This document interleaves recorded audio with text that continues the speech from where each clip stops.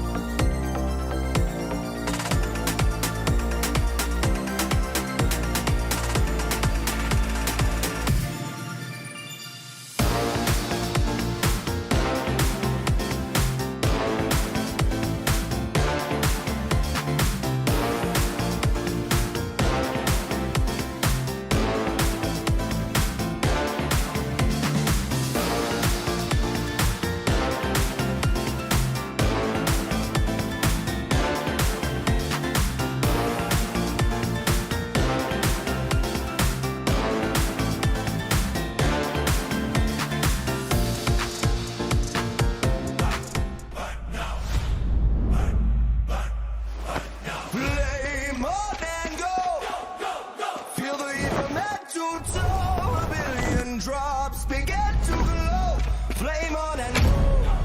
The soul is in our control.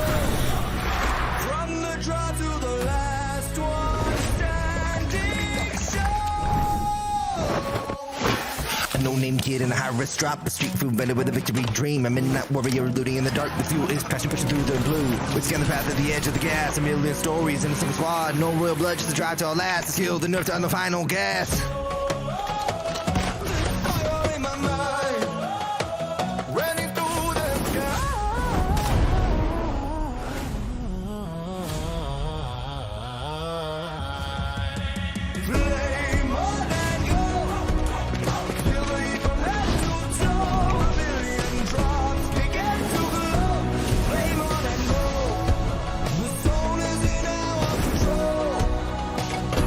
Flame on and go.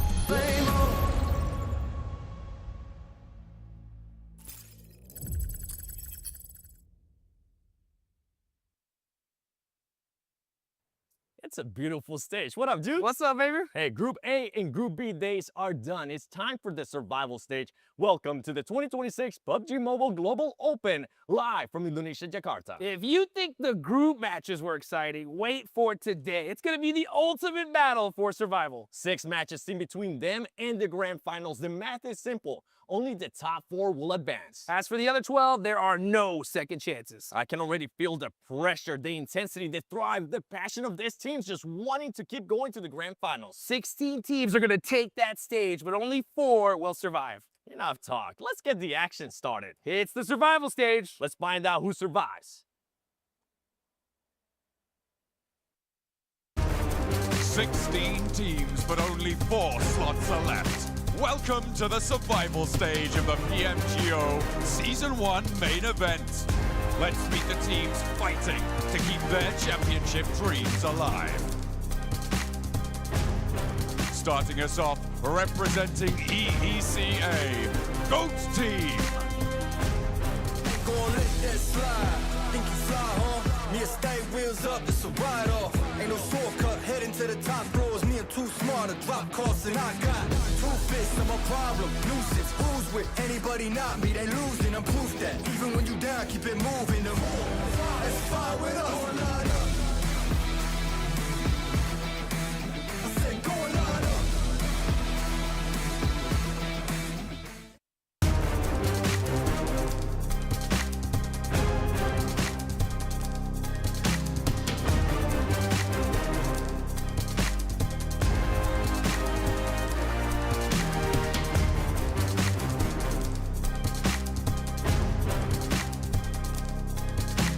Hailing from Romania, the Vicious.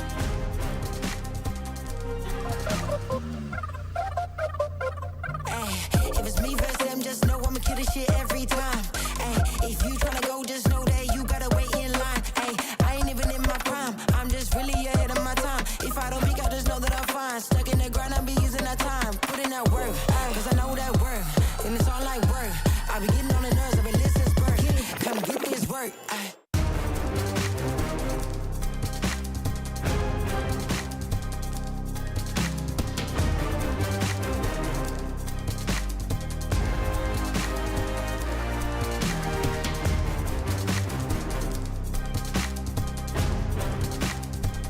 From Turkey, Ida Esports.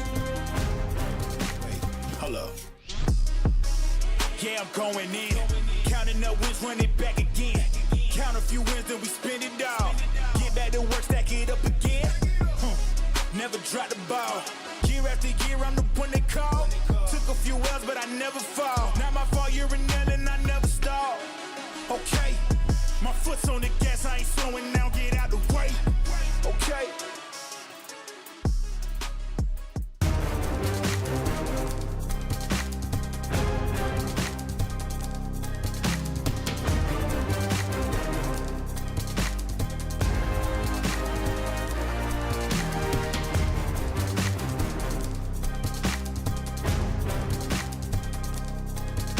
Representing South Africa and the champions of the Africa Finals, X-Force Rejects.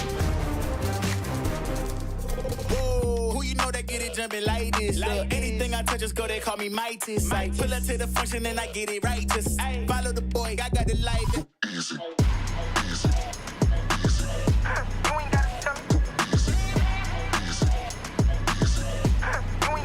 For the drop. Yeah. Get me on the next one. Easy. Get me on the next one. Easy.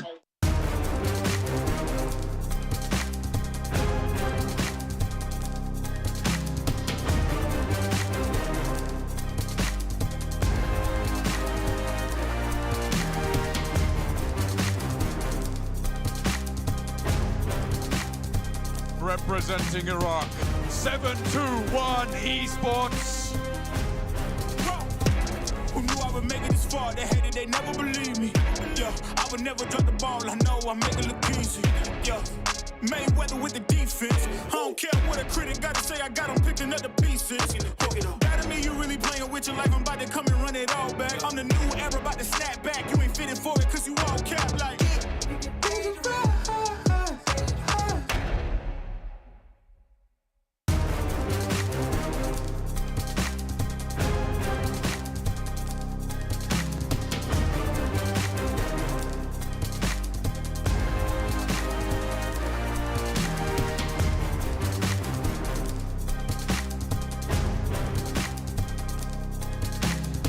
From Nepal, T2K Esports.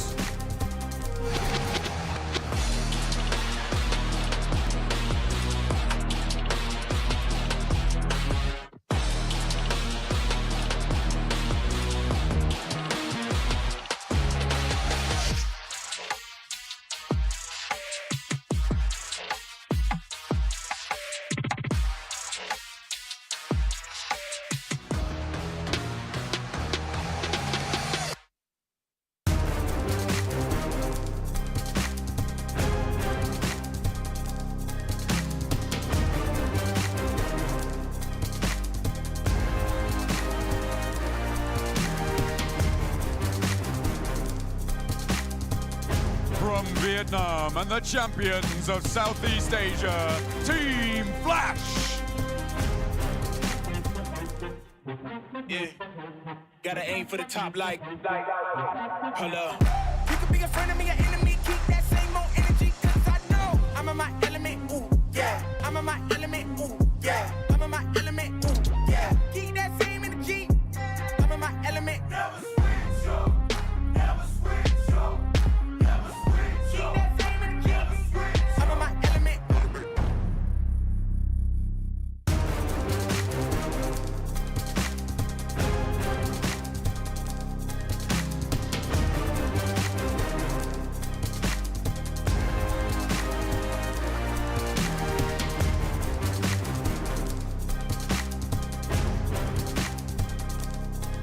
From Brazil, Loops Esports. Yeah, get into it. Yeah, I'm the whole package. Yeah, get into it.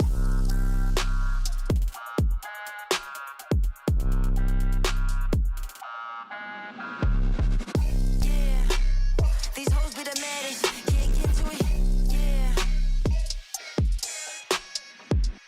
yeah, I'm the whole package. Yeah, get into it.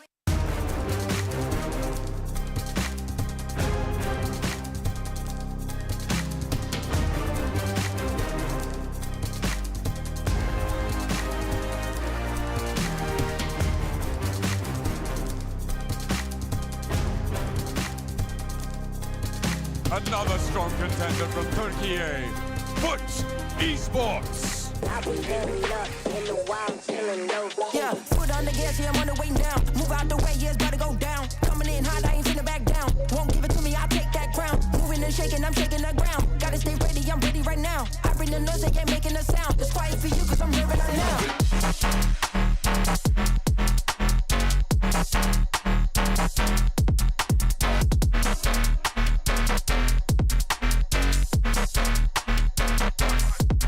Move it.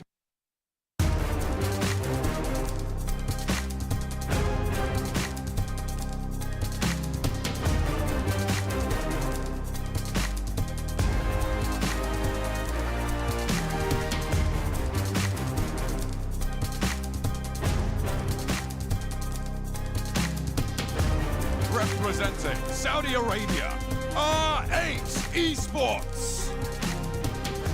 Let's party. Let's party. Let's party.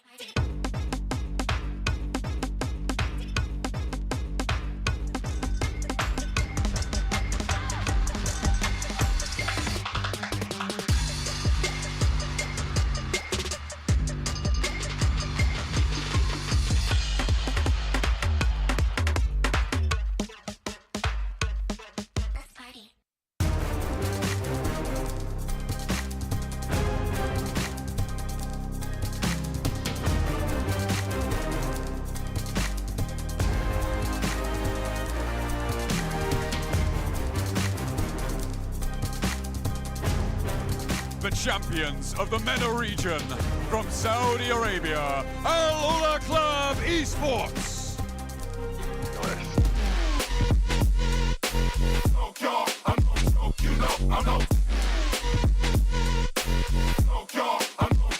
Ridiculous.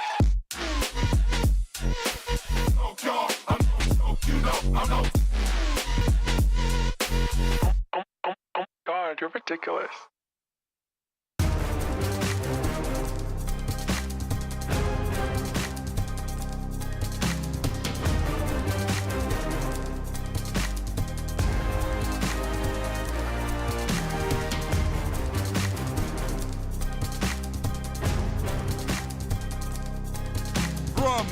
Spain, Nigma Galaxy.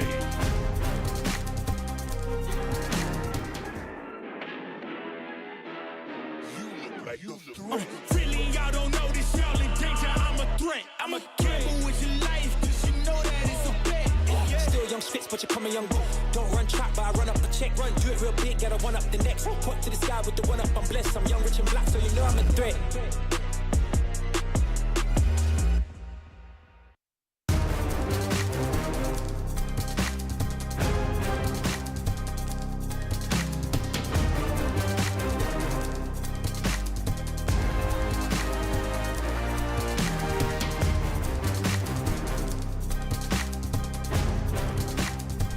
Representing Pakistan and the champions of South Asia, Forthright Esports.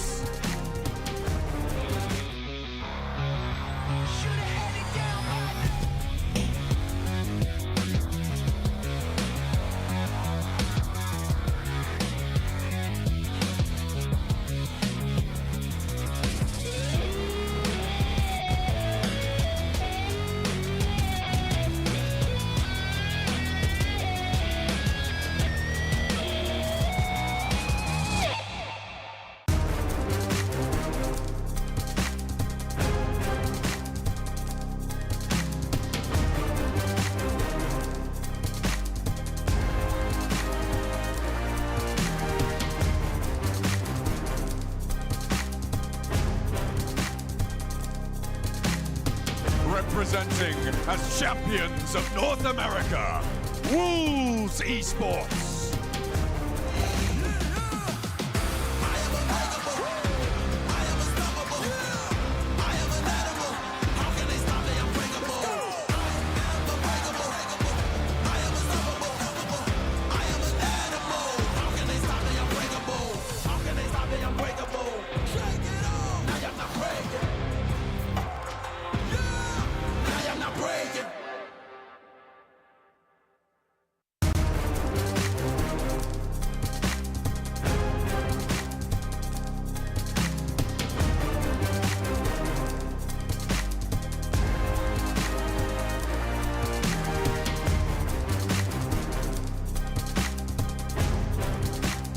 From Indonesia, Boy Chaikri.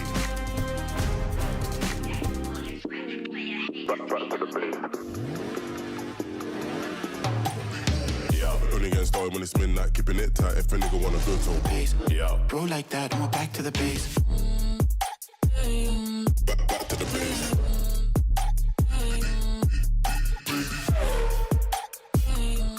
Back to the base.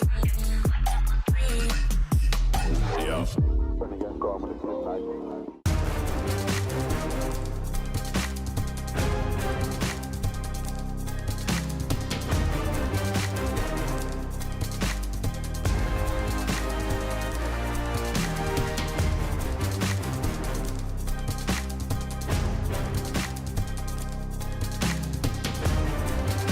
Finally, hailing from France, Boars Gaming.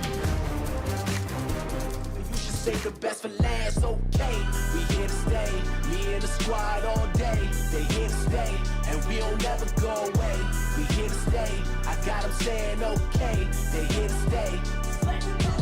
I'ma stay right where I'm at. Tell me what's better than that. What's better than I'ma stay right where I'm at. Tell me what's better than that. Yo.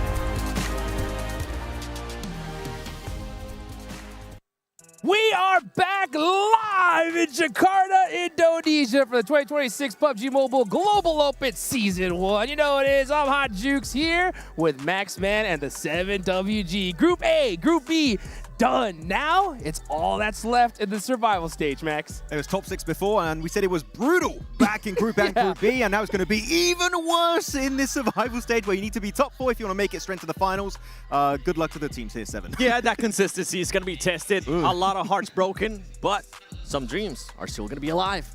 Yep, there's going to be some, and only 4 actually, right? So before we get into that, let's of course give a big thank you to the Infinix GT50 Pro, baby, with that real liquid cooling. You guys want a game at 120 FPS? That's the device to do it on. So man, guys, top 4, that is it. 6 matches, and we're gonna have a whole bunch of teams going home here at the end of the day. Yeah, I mean, we've been talking, the two of us, right, with a lot of teams in the backstage, so many iterations to the drop locations, the overall mindset is going to be happening, so who knows what's going to be happening in today's 6 games. You can see it right here, guys. This is that format. We're in that survival stage. Tomorrow, we take a little bit of a break, 1 day off, and then we're going straight into the grand final 7. And I'm kind of happy that we do have that day off. It allows some teams to maybe go back, VOD review, the ones that are going to make it to the grand finals, and just try to come up with a backup plan. If for some reason or Saturday or Sunday things don't end up working out, you need to have that backup plan, Max. Yeah, you definitely got to get ready for what's coming your way. But here are your participating 16 teams. Half of those going to be from Group A and the other half from Group B. And a few names here that I really thought would be maybe able to eke their way through in the top 6 here for their respective groups. And Bo in particular, I was a little bit sad because they were so close. So Groups, close! but yet so far in that final Miramar. That's right. We're going to take a look at the 2 basically top performing teams that didn't quite make it, right? And that is going to be Boars, like you mentioned, and Team Vicious. Yeah, we already talked about Boars a little bit, but Vicious, you're looking at their stats like, oh, no, they're getting a few points down there. They got 1 chicken dinner, 10 placement points total, showing to me, you take that chicken dinner away, they're nowhere near the top 6 in their respective groups. So Vicious here, a team that has just so much potential. We need to see a step up from them. Keep in mind also, we might have a little bit of change of player. Redox in instead of Novalo. How is that going to change their pacing? Like that. Well, let's go ahead and hear from the Vicious and see what they just had to say after not being able to qualify.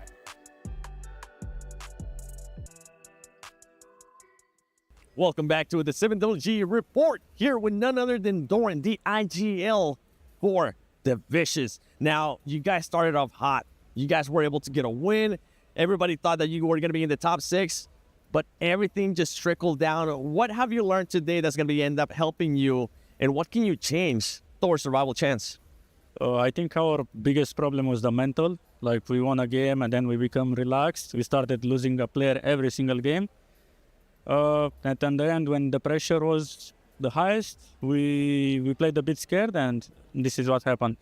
Fair enough. And I'm glad that you're aware of what's actually going on. Now, going into survival chance, you know which teams are going to be there. Is there any team that might actually end up hindering your performance? I don't think so. I think we are our biggest opponent. I think if we're going to play good and follow what we practice, we're going to qualify 100%. Well, hopefully that's going to be the case. I can't wait to see what's going to be happening with the Vicious. He said it. Qualify 100%. 7, you think he's going to do it? Yes. Yes. All right. Hopefully we see it. I definitely want to. That's for sure. You know what I also want to see, though, is I want to look at some of the individual player stats that were going into this, right? So let's take a look at none other than Falak versus Koa. Yeah, why not? Let's keep it with the player of the Vicious because they did end up having a good rondo. And when you go to the opposite side with Falak, that squad needs to have a good rondo today to actually just boost their performance. If for some reason they don't end up doing that, I think it might be a bad day. But I think they have been able to adjust. And I think Fort Drives is going to do just what they need to do, Jukes. Well, let's hear from them as well. I want to hear from Falak and the rest of the squad. Welcome back to a report here with the 7WG, and I'm here with the Pride of Pakistan, Fort Thrives. But to be honest, you guys didn't really have the best of days. At one point, you were almost going to be eliminated and going home like Alpha 7. What happened at the beginning of the day? I think we lost our momentum because of Rondo. Our Rondo is really good. After Rondo match, like, we lost our momentum. And if you look at our next matches, we continuously was losing fights. But still, we had chance to qualify through last game, but we missed that chance as well. What's one of the mistakes that you need to make sure you fix before survival chance? I think we were losing main advantage. That was the main reason we were losing fights. All right. Well, I'm hoping that's going to be fixing it because you guys need to make it to the grand finals. Hopefully they do.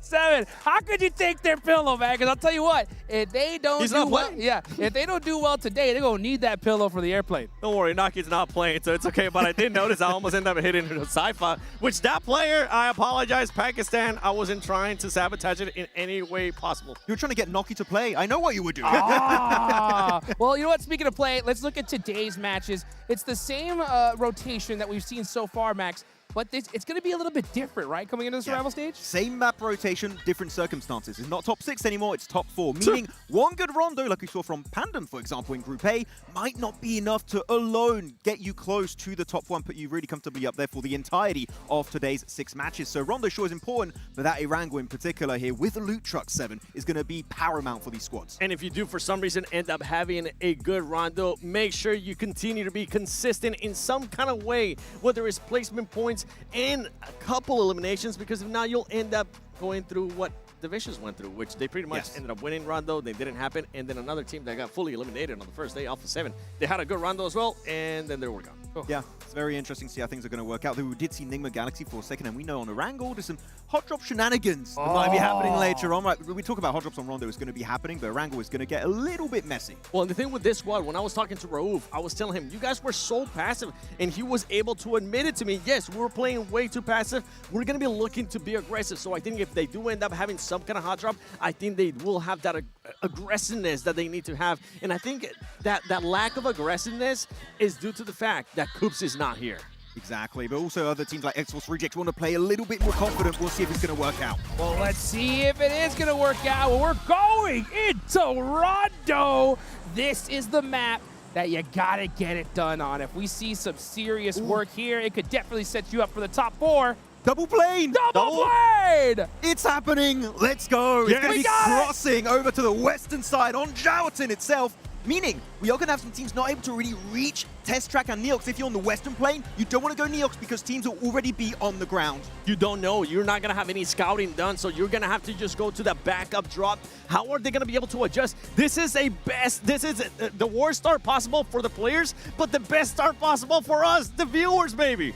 Let's get it going here, guys. We're about to see some legendary action. It's going to get hot quick, so why don't we throw it to our legendary casters, John Allen and Blake.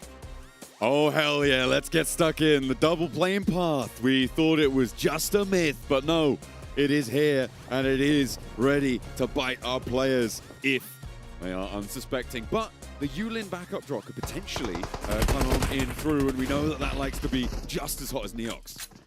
Can be starting off strong here from RA over towards Foot, which is not the best start here for Turkey, but obviously RA is down with one player.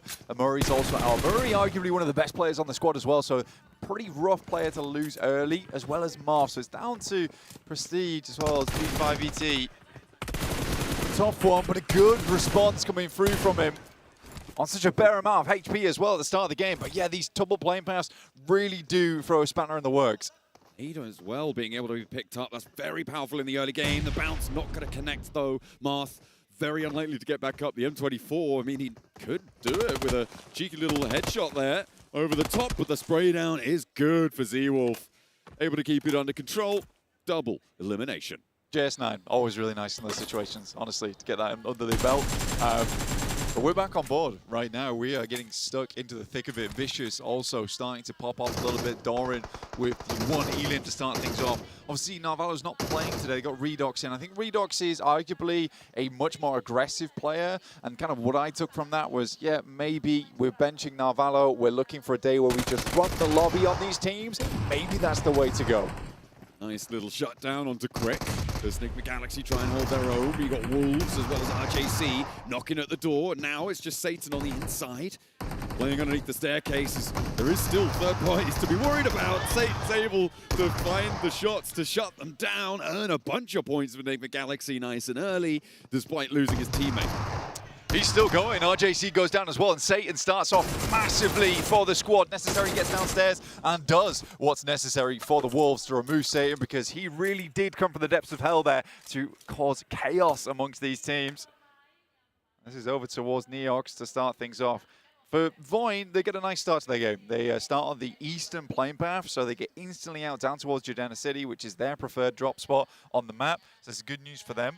They don't have to worry about Alula, who are over towards their north side, Younggu. So it's just one of the situations where you sort of have to wait things out if you do play Jordana City at the start, or you can wrap south.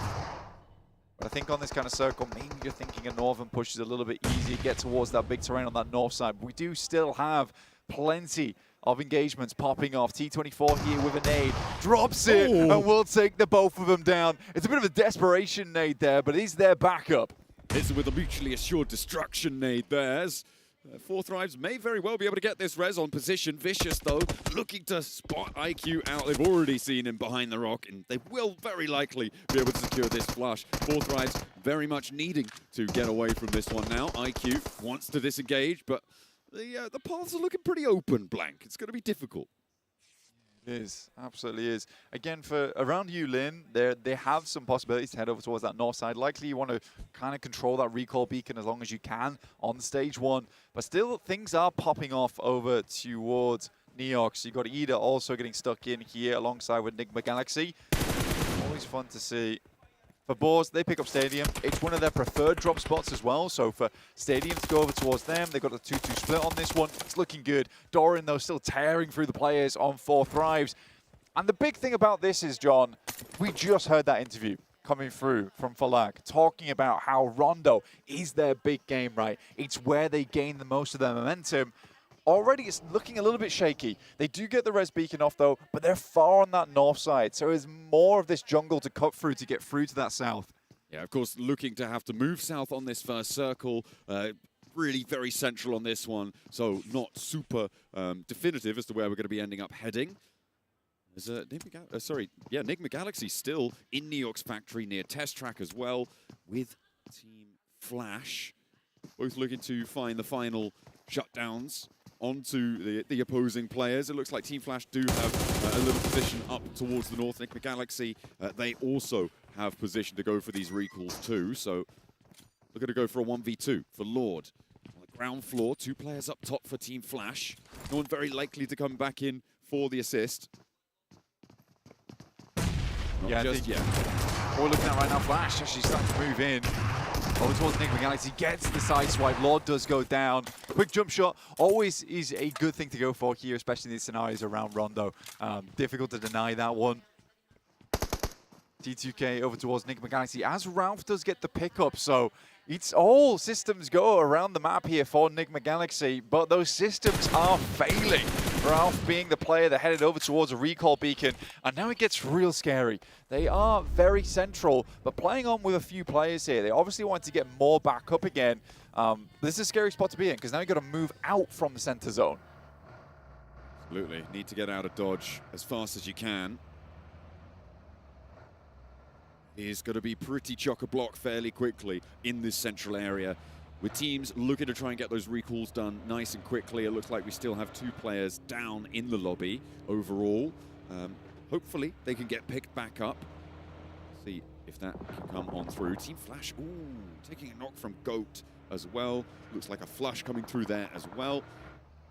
And once more, going to have to try and pick themselves back up to 4. You do not want to be going into stage 2 with only 3 players. Talking to, I think we were speaking to Hustler Crew yesterday. I think it was one of the desks that was able to catch them, basically saying that it's such a different lobby for us. Like, teams are moving so incredibly fast towards our center. You can really get a feel of that right here, right now, where teams are just getting stuck in, trying to find a place to position, trying to find a place to stay. And we are in sort of that center meta at the moment, but no one's been really able to capitalize on playing edge at the moment. So many times they really struggle to get in because there's so many sight lines already set up towards that center of the circle. Now, one thing I am slightly worried about. Ooh. Take a moment. Take a moment here. We'll park that. Potato with a challenge here against Enigma Galaxy.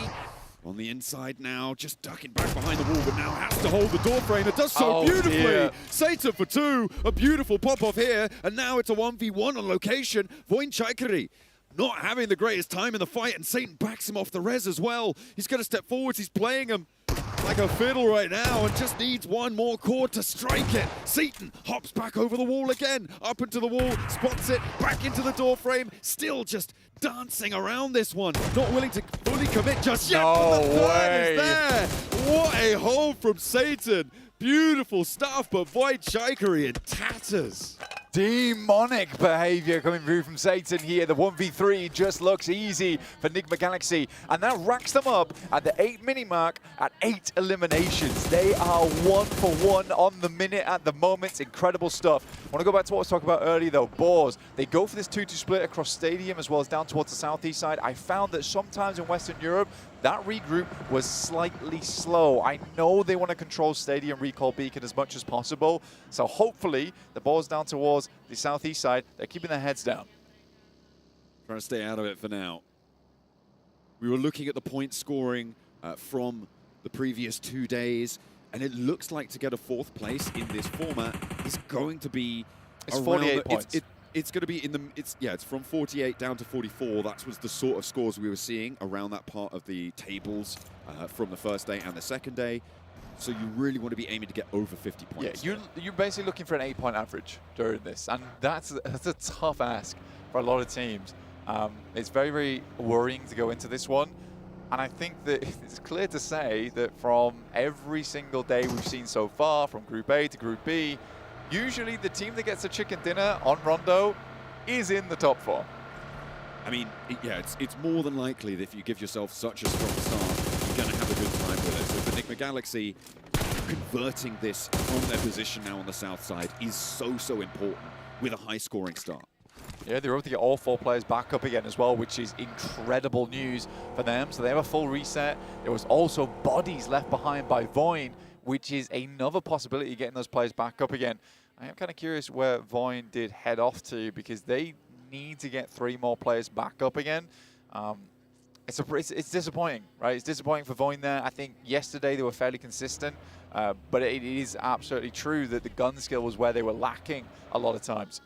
Looks like they actually recalled almost all the way down towards Jadina on the southeast side, and they are still very much in the blue zone, Blank. So a long way to trudge into this next zone.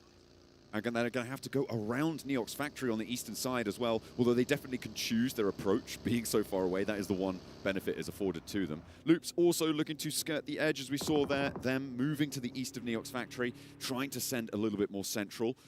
And then we hop on over to RJC, who are on the western side, around Stadium, and actually, with Terminus still in Stadium, he's very split from the rest of the boars.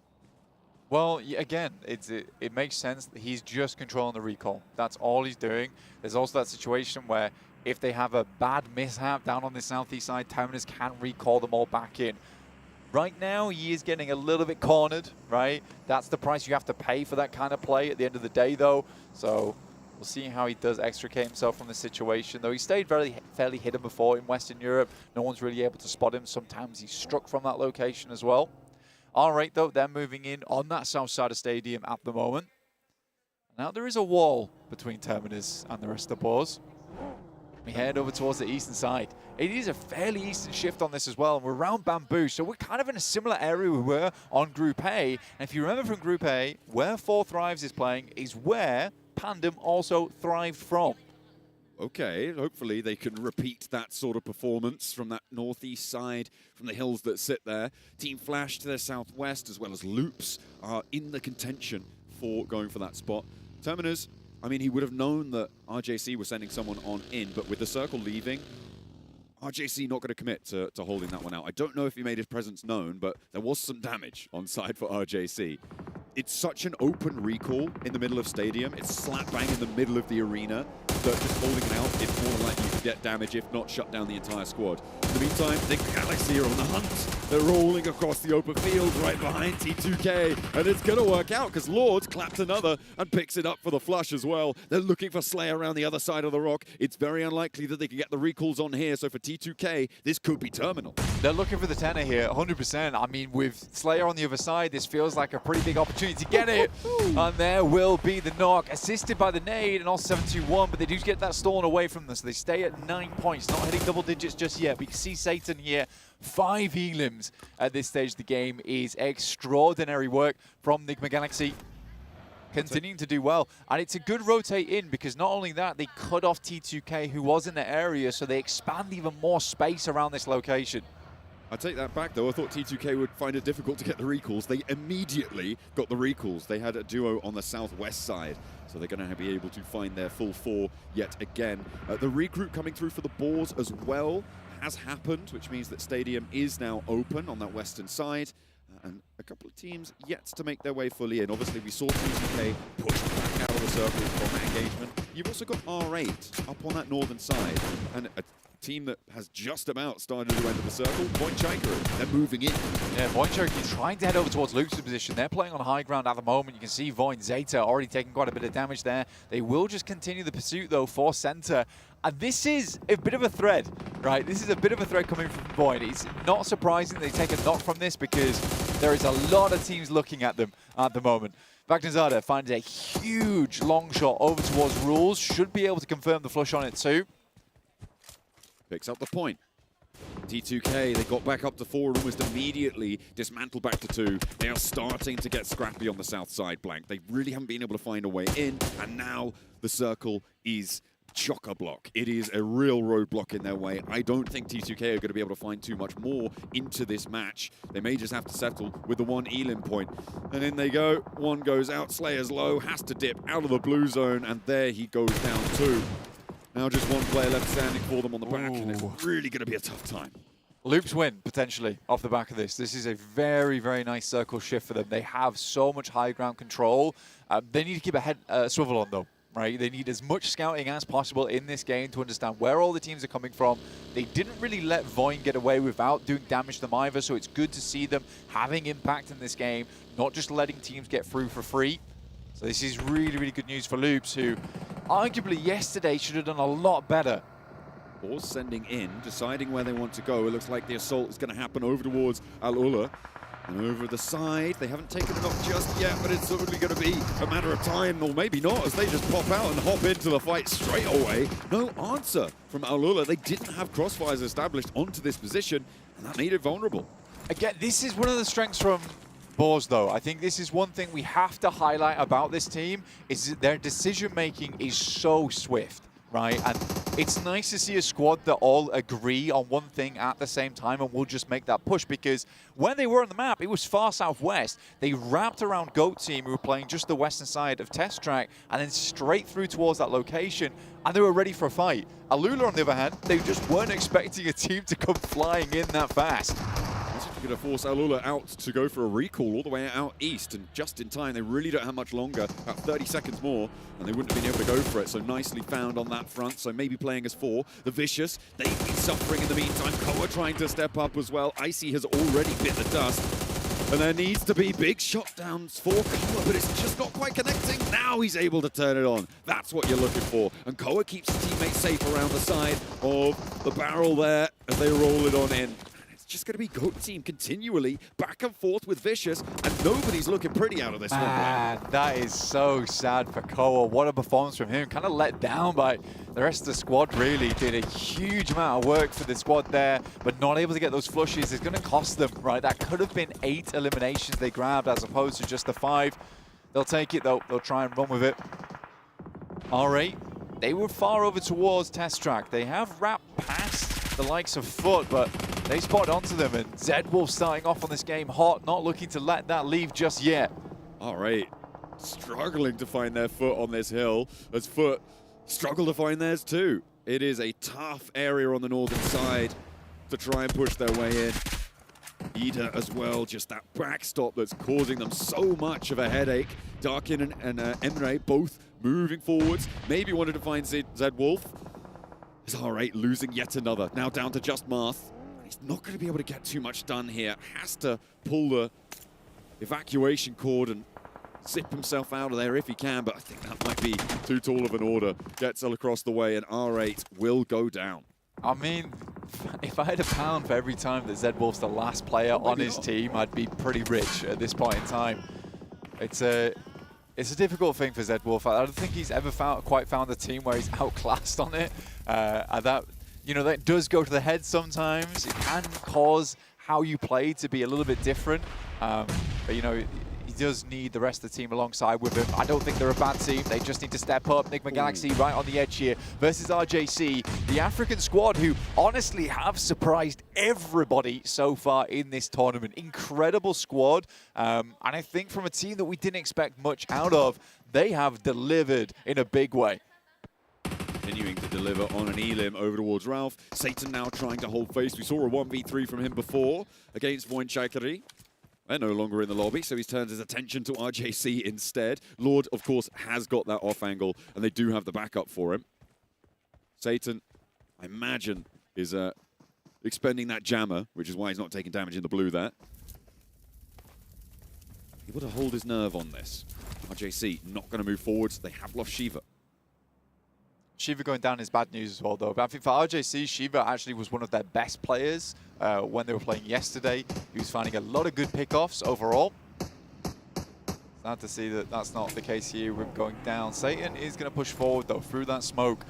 Do have Goat down towards that southeast side, but I am kind of more looking at 4Fries right now. Like we said before, this game is what they said a lot of their momentum on the day rides on.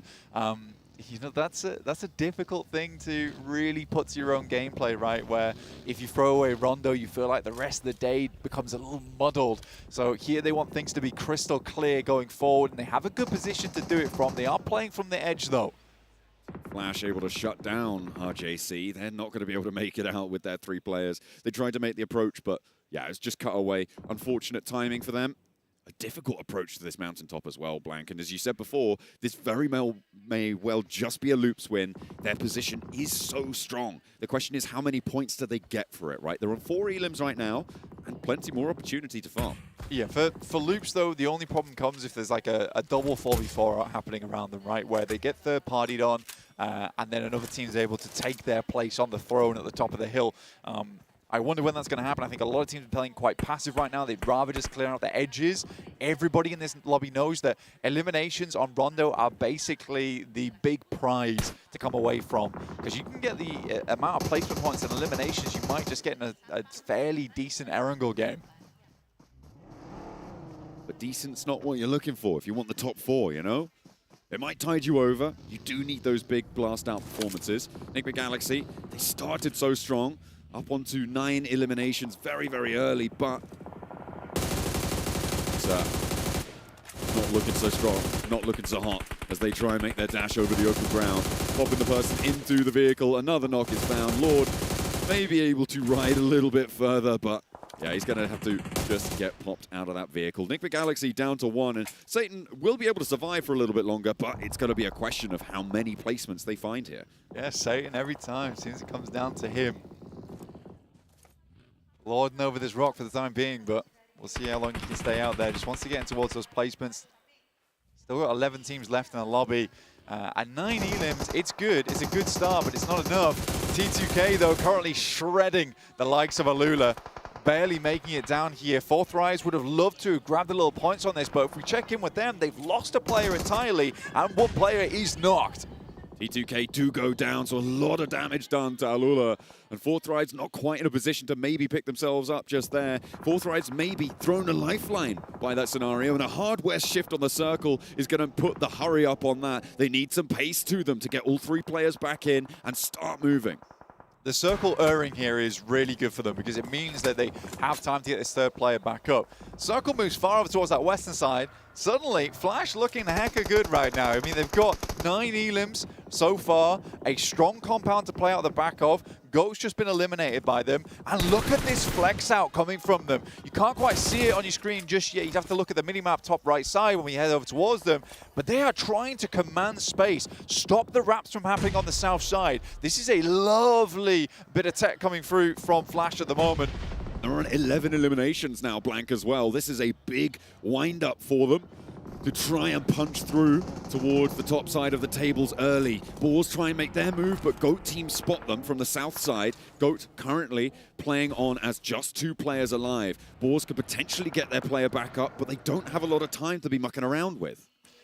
Yeah, Boars basically know they need to get rid of Goat here on the south side and then start potentially wrapping towards that north. They should know that it's locked down on that southern edge. Good shots coming through from Loops over towards 4 Thrives, who are now very much suffering at the hands of all the teams inside the lobby. Ida going for a mad dash, mad spray, but it's not happening. And Wolves will grab themselves some more points off the back of this one. They are on the hunt for Turkey as Ida goes down to the Wolves on the approach. Looks like Team Flash are getting stuck in over towards Goat as well on the far side, who do get eliminated. That allows the Boars back up to 4, and they're making their approach against 4 Thrives and Loops. This is really good. Loops are currently distracted. Terminus winding up the nade. In fact, the entire team is winding up nades, but they're not quite far enough. And now they've revealed position. That's a little bit scary for them at the moment. Huzaifa does not have angles over towards them. Rafinha has to move across, sends one of his own, does quite a bit of damage over towards the players on Boars. But his position's now known. You can see immediately a nade sent back to tickle his health bar. Oh, looks that's pretty good on Terminus. Doesn't quite get the knock. Just about Huzaifa, though. Oh, okay. A big opener. Loops lose 2 to a big nade from Huzaifa. 4 Thrives still not out of it just yet. 8 eliminations and 1 player, but they've got a dream. Let's see if they can fulfill it. Moving up the hillside. In the meantime, the Boars are going to keep the pressure up over towards Loops, and all of a sudden they're on 1. Just Rafinha's there as 4 Thrives steps forwards. Last legs will be able to find a little bit more on the points tally. A nice pick up there. Once more as well. The explosion's not going to bother him. And Rafinha's down. The Boars now have an opening and 4 Thrives survive. And 4 Thrives, they confirm on so many eliminations there. Boars get a lot of them taken off them. The big thing is, though, is that because of this big old bit of unplayable space, the pillar in front of them, it has isolated that fight away from a lot of teams. So Boars not really under threat there. I think Boars are able to get their 4th player back up again. But Huzaifa is a bit of a scary prospect at the moment. But Flash, incredible. They've got the lineup on the south side. This should be an unlosable game for them at this point. It is an incredible spot for them. Boars, yeah, they did lose SnowX in that engagement. Really unfortunate stuff. I think that might have been... I don't actually know who was able to pick that one up, but they are going to play as 3 nonetheless. But it is a powerful 3. They still got Vagnazada online. They got Robs online. These 2 have been such a brutal powerhouse for the roster. Huzaifa, he got a big double nade over towards Loops. Let's see if he's got a repeat in that right arm of his. He's got 4 nades, and we've seen crazier happen yesterday. First nade looking to line up. Down goes the emergency cover flare, but they've spotted him. That's big news for Boars. The fact they know his location is a really big deal, but finding Robs to start things off is tough. But the location is exposed now. Vagnazada sending up. Has a Molotov, pops it down. The nade is in hand, looking to send around the side, and Terminus will finish it off, which leaves Boars up with Robs, which is great news. They should be able to get the res off. But for 4 Thrives, a really, really nice finish there for them. The fact they're on 2 players confirms so many of the players on Loops as well. That's a great salvage. Zeus with the nade over towards Terminus. He moved out. He flexed through for Team Flash. And the Boars are not getting Terminus back up there. Robs does get back to his feet. But now this north side has not concluded. And the Boars are losing 1. Team Flash are not missing a beat here, Blank. They have been violent on these third-party flex outs. Still 2v2, though. The rest of Flash are still playing on that south side at the moment. Is good news. Also, the nades are looking quite difficult to hit, considering the amount of cover flares that were dropped down. This does keep Boars in a much better position, finding shots over towards 7-2-1 in the meantime. Robs has still got the eyes on the prize at the moment, looking for more teams inside the lobby, and that will get them into a top 4. 5 elims, not quite enough to satisfy the hunger for the Boars. They want to add more. Finds another. Rob's able to tally that one up to 6 now. And on the north side, they still have the Wolves to worry. 3rd place guaranteed, but the Wolves more maybe preoccupied with Team Flash. Not really anywhere to go, though, for the Boars, and they have to step into the firing line. Yeah, Boars should absolutely be going down here in 3rd place. There's no real possibility for them to get further into the circle. It's such a tough task ahead of them. One will go down, the other is prone, Robs is out. The best thing they can hope for here is a 2nd place, but for Flash, what a game it's been. 15 elims. This is the type of game that secures you into the top 4 of survival. Team Flash looking to lay down a gauntlet for the rest of our teams in match number 1. This is how you do it. Another knock for win, and Wolves on 2, hiding in amongst the trees in the forests. They try to go back to their primal roots here, Blank, but I think they might just be rooted out by Team Flash. The Wolves just keeping it very safe, but throughout the entire game, Flash has been in control. There's been not a moment where their flex out, their rotation hasn't not made sense, and it is just a matter of time here for the Flash, looking to rack up to 18 elims on the game and finish it off with the drive-by. It looks nasty. Flash take the first game of the day and set a foundation that's going to be difficult to break. The flash fire from the south side. They flex out brutally against everybody in their sights blank. Nobody was safe from Team Flash. They were third partying, they were controlling, they were dominant. This is who we did not see on day one, back in the group stages. They only just snuck through the door there, but they have blasted it wide open here for game number one. There's a lot to talk about that. I mean, for Fourth Rise, incredible salvage at the end. Really incredible salvage. It looked like it was going pear-shaped, but if they need that momentum, it's going to come from that one. They will feel very deserving in the amount of elims they're able to get. Boards as well.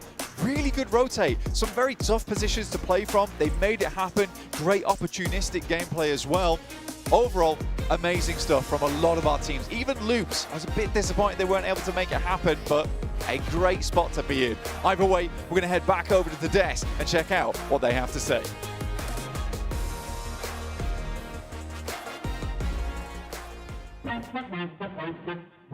Yeah, gotta aim for the top like, hold up. You could be a friend of me, an enemy, keep that same old energy, cause I know I'm in my element, ooh, yeah. I'm in my element, ooh, yeah. I'm in my element, ooh, yeah. Keep that same energy, I'm in my element. Never switch up, never switch up, never switch up. Keep that same energy, never switch up. I'm in my element. If you want to survive the survival stage, you gotta turn up the heat. And Team Flash looking like a solar flare on that first one. That is how you get started. They all looked so good, but you're smiting down the entire lobby on that compound to the western side. Oh my goodness. So many teams, right, Seven, looking to try and take that position away. Initially, it was the side of X-Force Reject. Then it was Nigma Galaxy, and that was just not enough to take down Team Flash. And even towards the end, the way that they were just able to take control of the full circle, especially towards the south, they were taking some fights that were a bit questionable there, but that's just full confidence when they were sending just one player. But they realized that they should have sent backup, and they did just that. I think they were like, Ball's looking kind of strong. Let's maybe solidify that defense against them. And even then, it was just enough to get rid of all of those teams. You had that Solo 4 Thrives, you had Ball, 721 Wolves. They were just getting bullied out of position by the oppressive force of Flash. And this is a team that has a lot of hype since PMGC of last year, right? Sure, finals didn't go great, but man, oh man, did they show up on match one. And how about this first match in Rondo for everybody at survival stage? The aggression is there. I was asking for aggression from Nigma Galaxy. Boy, did they give me that and some. Today, I got a chance to talk, before all the matches, I got a chance to talk to Satan. I was like, how many eliminations are you gonna get? He's like, 20. I was like, okay, but how about we come back to reality? Boy, I think he was in line because he was able to get some nasty, and I mean nasty engagements. A 3v1, a 1 versus 3 against Void. Yeah, and that's what you love to see. Before they was on to Reject, yep. Right? So you got two massive clutches back-to-back. So Satan looking absolutely fantastic. We're looking at the entire lineup of Flash. I mean, almost double-digit eliminations for Zeus. And, of course, looking at the spread, everyone put some work. But I especially want to look at that damage taken. 51 damage taken by Win. Tops only taking, what, 0 damage, no damage taken. So all the fights they were taking were just so damn one-sided. Oh, just straight domination in match number one. And you're talking about that circle control, right? Well, I'll tell you one thing. Team Flash definitely did their homework here, Max, because that zone looked pretty similar to day one. They were watching that game of Pandem on a group headline. It's kind of similar. Oh. Let's play that similar area for ourselves. And they played it really well. And I feel like a lot of people, because they dropped there, are like, oh, they were gifted the game. No, they were so oppressive in that lobby. So whoever says in the chat they were gifted that chicken dinner, you're completely wrong. This is an insane step up. And Zeus, not really surprised this 7 will be our game MVP. In regards to that, they didn't really have to move much. yeah, for the people that are saying that, yes, but they were actually doing a lot with what was given to them. They were spreading out, they were gatekeeping like you were mentioning, Max, and they were willing to make sure that they control everything. They weren't being passive, which is something that we were used to seeing in the past, and that's what I love to see. By the way, with this performance right here, this squad already has way more points than what they were able to get during the group stage, because in the group stage, they ended up in 14th place with 21 points. So congratulations, Flash. You got 28 points now. 28 points. Are you kidding me? That is how you start this off. I mean, it's only 4 slots available, and with a performance like that, as long as they just kind of continue on here, they should be rock solid for the finals. Yeah, I mean, just before the stream started, I think all of us, even John and Blank, were talking about what's possibly going to be the point threshold to be in top 4. I think we kind of all went around 50, you know, possibly.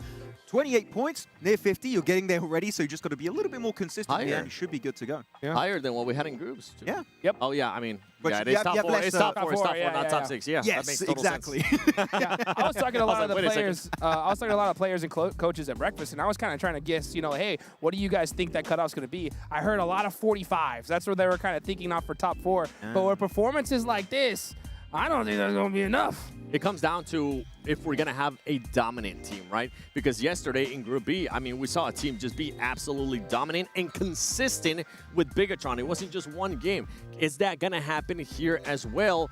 And if they do, are they just going to be, our team's going to be able to just keep pace with that kind of aggression, keep pace with that kind of consistency? Yeah, hopefully try and maintain that momentum a little bit, though. We're looking at the map rotation now. Yep. It's back to back to back Erangel. And I want to bring up something Blank told me earlier, actually. It was very interesting. Apparently, Al-Ula want to drop in Northern George Pole. Oh! Take it away from Alpha 7, though, of course, as you know, got eliminated bottom 2 of Group A.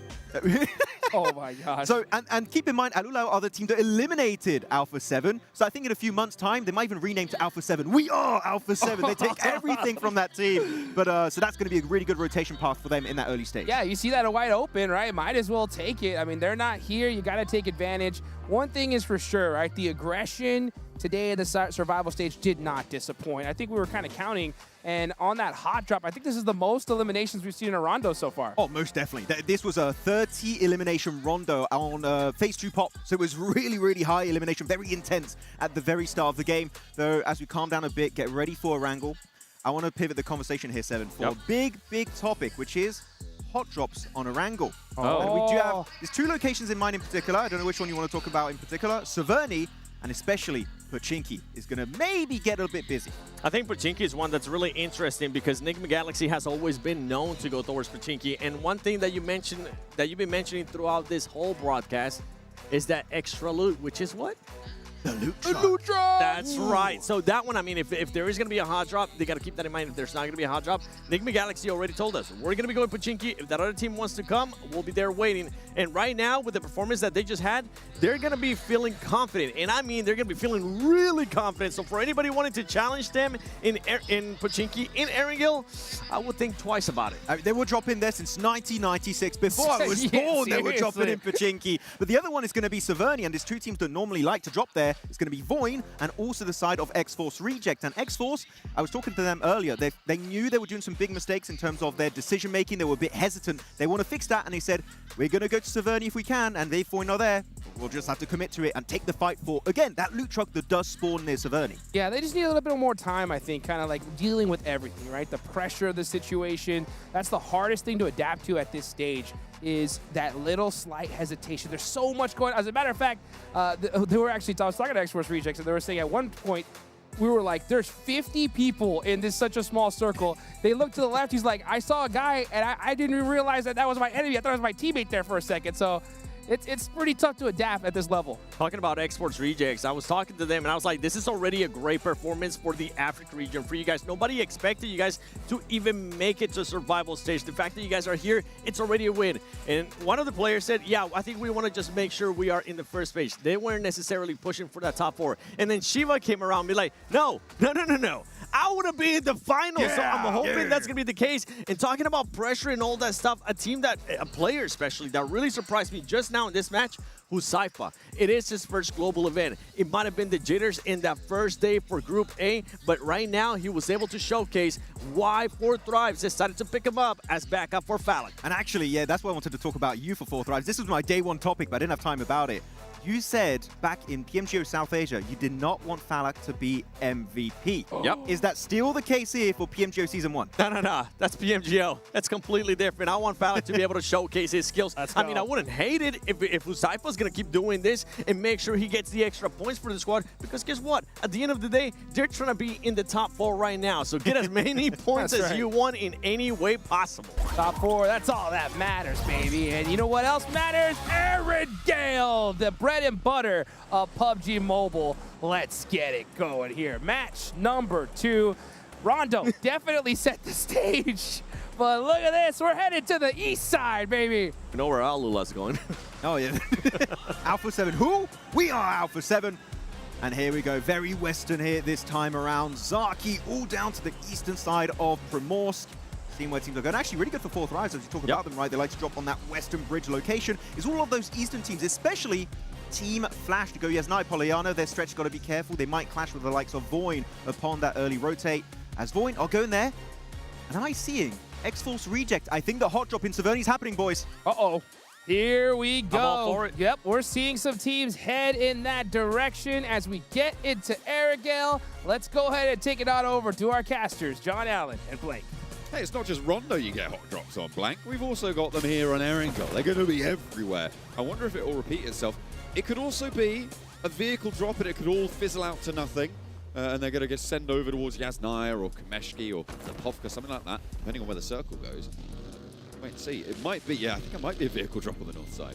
Well, this is the thing, though, is that we were discussing with the players earlier on for X-Force Rejects as well as Voin in terms of where they want to go. And it's between Primorsk as well as Severny, and I think Voin would quite like to have Severny, but this circle, they're one of the furthest teams out towards the eastern side. They're on the southern edge of Severny. They have the vehicles, so they can just make their way on over. But this is a very difficult playing path, followed up by an eastern circle. Difficult premise to work with at the moment. So luckily, like you say, it does sort of fizzle out. It does fizzle out. The circle is kind of, I think, deceptively nasty as well. Because it's so far south, I mean, it looks like there's a lot of landmass in this one, sure, with the military island taking up so much of it. But do you go to the military island on a circle like this? I don't think so, right? You're looking at maybe like a 10 to 15% chance that it ends up there.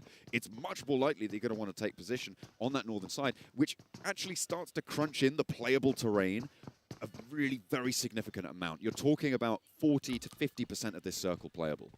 Yeah, if you're on that southern side of the map, right, if you're playing Sosnovka, maybe you stick around here for a little while longer. You maybe try and hold the bridge out. If any teams want to make that southern wrap, which they might do, that's a possibility. So for the likes of the Vicious as well as Goat, they can definitely go for something like this. Voin has headed out over towards Stalbo Way. Likely going to wrap underneath, most likely. They should know that they're one of the first teams to drop on this eastern side. And there's a lot of nice little bits of high ground you can play. They could even wrap around the south side of Prison, play something like that, or get one of the mansion compounds, even play Heaven if they so wished. See where they end up drawing short. I think they have stopped on the top of Stalba, so maybe a stop off there. Pit stop to resupply. Team Flash, who just came off of a cracking win. 18 eliminations, not often you see that. But they will be at the top on Yasnaya. Looking to move down south, I imagine, not in the too distant future, you'd hope. Those Yaz fields, with how the circle is going to be so over-condensed for what it appears to be, getting past Yaz fields nice and early, probably going to be quite important for them. Yeah, not only that, the loot truck as well is there, so they can pick up a lot from that, which would be nice. Alula moving out early from North George, get themselves over towards that eastern side of the map. A lot of teams realize they need to get moving now. Robs is already scouting out from Boars over towards the eastern side. Wolves find themselves neatly spotted across Farm and the southern coast.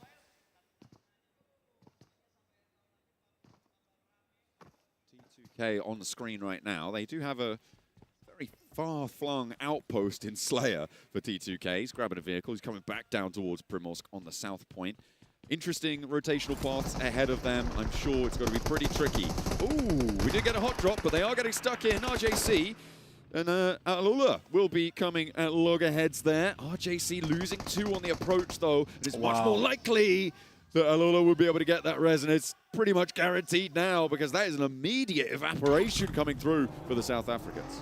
I think this is just a macro disadvantage, right? I think this team just hasn't had enough time on the global stage, haven't had enough time studying these rotations, and particularly on a playing path like that, it does throw things into disarray. You're relying a lot of past experiences to make these kind of games work, because a lot of times you're studying your rotation based off a fairly even playing path. For this one, you sort of need to realize that if you're going to head down towards that south side, you've got to be cautious on your approach, because it's likely that either South George or North George teams are also rotating on the North Island. I think genuinely for X-Force Rejects, they just did not expect anyone to be there and that they would get gas station for free. Fortunately, you do just constantly have to be checking your assumptions on circles like this, and you don't spot one that you've made and it starts glaring out at you. Things like this can happen. It's beautiful that they can get a clean wipe as well for Laola, right? They are now on 4 elims on the game. The loot truck as well. Loot is potentially going to be passed over to them. They make their way south of Yasnaya. They're across that river. Team Flash yet to fully... Oh no, they have sent 2 of their players down towards the west point of prison, and it's likely that that east side of Yasnaya will regroup for them, but they are still on a 2-2 split. Could get severed by Alula or loops beyond them. Greedy Boars will be going for a 2-2 split at the moment, just on the eastern side, west side of Shelter, and then they've got over towards the Snaking Roads. They've got a position there as well. Makes sense, you know, you're trying to set yourself up for stage 2 here. I don't disagree with it. They had the opportunity, they had the time, they started in school and apartments, they had a ton of loot to work with, so Robs could get out nice and early and send down towards that southeast side. I do think you can have a lot of teams coming in from the west though, so Bagnazada is going to be under a little bit of pressure here. But currently near them, so are Loops. About 200 meters out right now. Where they're going to try and post up. Robs and Terminus, as you said, in this southeast point. Taking a look at our top 5 Elim tallies. At the moment, it's looking pretty flat, Blank. We have had some blast outs, and I think this, this must include previous stages of the tournament. Because otherwise Boss would not be on 11 points. What's going on there? But yeah, fantastic stuff. Obviously, some fairly evenly matched players in this lobby in terms of that firepower. Although most of the it was notable that there was a player from Team Flash, Zeus, on that tally, given that they only just about qualified at the bottom of the tables. Yeah, they just barely got in. I mean, Zeus, obviously last game 9 elims, almost hitting the 10er, which is crazy. On a game where they got more points than just that as well. Like, he was finding a lot of stuff in there. Here's that rotation. Like I said, like it was a, I don't want to call it a lazy rotating, but you could see that it was a leisurely drive for them, and they were not expecting opposition. They were down early as well for Alula. They were able to get on the road nice and quickly and intercept that rotate. And as I said before, brilliant to get it done cleanly as well without losing a player at all. The crossings from the South Island seem to have gone off without a hitch, but the scraps that result from it may not be so pretty. Goat currently trying to blast their way through with the Wolves just up to their north. More players beyond that as well in 7-2-1. Nigma Galaxy further out west, although they are very split right now, Blank. Nigma Galaxy on a 2-1-1, and very interspersed with all these other teams. Yeah, for Nigma Galaxy, they're also being quite greedy. They got Milter, they're playing around Sharkfin as well on that southern side. We're about to get that stage 2 coming in. Necessary dealing with Goat team. Force heading himself up the stairs. Quick shot with the S12K, does a lot of damage, and he's looking to send it in. There is an off angle too. Great shots through the window. And the circle heads far northeast on this one, John. Elementrix keeping his teammates safe on the top floor there, and the backup has arrived. The cavalry comes into play. 1 player, 2 player looking pretty low for Goat team. Necessary still holding his nerve on the top side. Elementrix peppering through the windows there. And in comes the rest of the team. Now they can control this ground floor. Goat team not in a position to really do too much, but that's a big nade out the window coming through. And that's going to be a brilliant answer to it. But it's a 1-for-1 trade. And with a numbers disadvantage, Goat are going to have a bad time with this one. Necessary drops down to the bottom floor and looks to take the staircase back into control. Oh, a bounce on the nade takes his teammate out of it. Now, Justiato wanting to get any points on this match and not leave Goats with a goose egg. I mean, for Wolves, that's sort of frustrating. Having that nade go through, couldn't confirm the elimination themselves, at least, but One more player to go down. Ayato tries to get the nade out. It's a little bit too far. The first is good, but he's on a very slimmest portion of HP. Oh, he's still holding the door frame with the DBS. He steps out. How did that spray not connect? Necessary, just about able to get that one done. Goodness me. They did manage to pick up all 4 of those points as well. So the Wolves will not be denied the points there. Nice find. Did they lose one? Or was that just a really low HP player for the Wolves? I think they did lose one. Yeah, I think they're down to just 3 players now, which is frustrating during that fight because it's quite clean up until that point. A lot of times, though, when Necessary gets pushed like that by a team like GO, they usually go down. So it's some fantastic backup coming through from Elementrix. Some really, really difficult windows to hit those shots through, so he had to be quick on the trigger. Ida passing by on the eastern side. Is around crates. Very, very typical spot to play when these circles do go far east, but for the time being, this is not ideal in terms of information gain. So you're going to head over towards Lumberyard, which is a very good spot for it. Sadly, Alula is already there. You know, if you're not fast enough, you lose the spot. I want to check back in with our greedy teams, right? Nigma Galaxy and Boars, they were on those big splits. Boars on a 2-2, Nigma Galaxy on an interspersed 2-1-1. Both of those 2 teams have now regrouped as a full 4, which is great news, I think, moving in towards the latter half of Stage 2.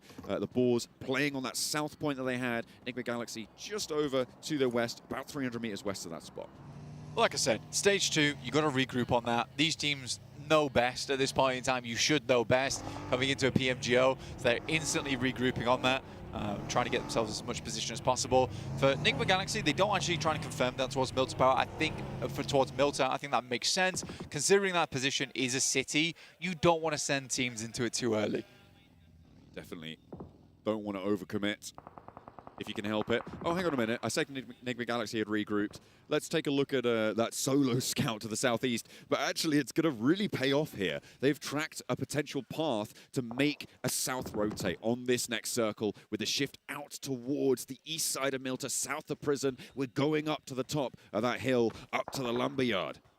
Makes a lot of sense. I mean, for Foot as well as Boars, and Flash potentially here, the main job is just trying to clear out this western side, but a lot of teams are going to send towards that northern edge, just because there is a slope down towards that road on the eastern side of Prison. You can use that to lose a lot of those sight lines that might be looking towards you in this mid-game. But a lot of teams having very similar ideas. That's 4 Thrives, R8, The Vicious, as well as T2K.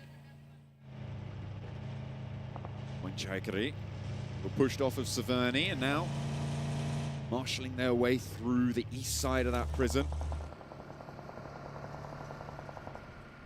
Making their way on in. A nice little holdout for them as well. Potentially looking to get stuck into a fight to teams up towards their north. They've got 3 teams potentially looking to push past that. You've got Vicious, you've got T2K, as well as 4 Thrives, who are all maybe wanting to make that eastern rotate. But for Void Jaikari, if they stick too close to Prison, they're not going to have a say in this rotate. T2K are taking advantage of that.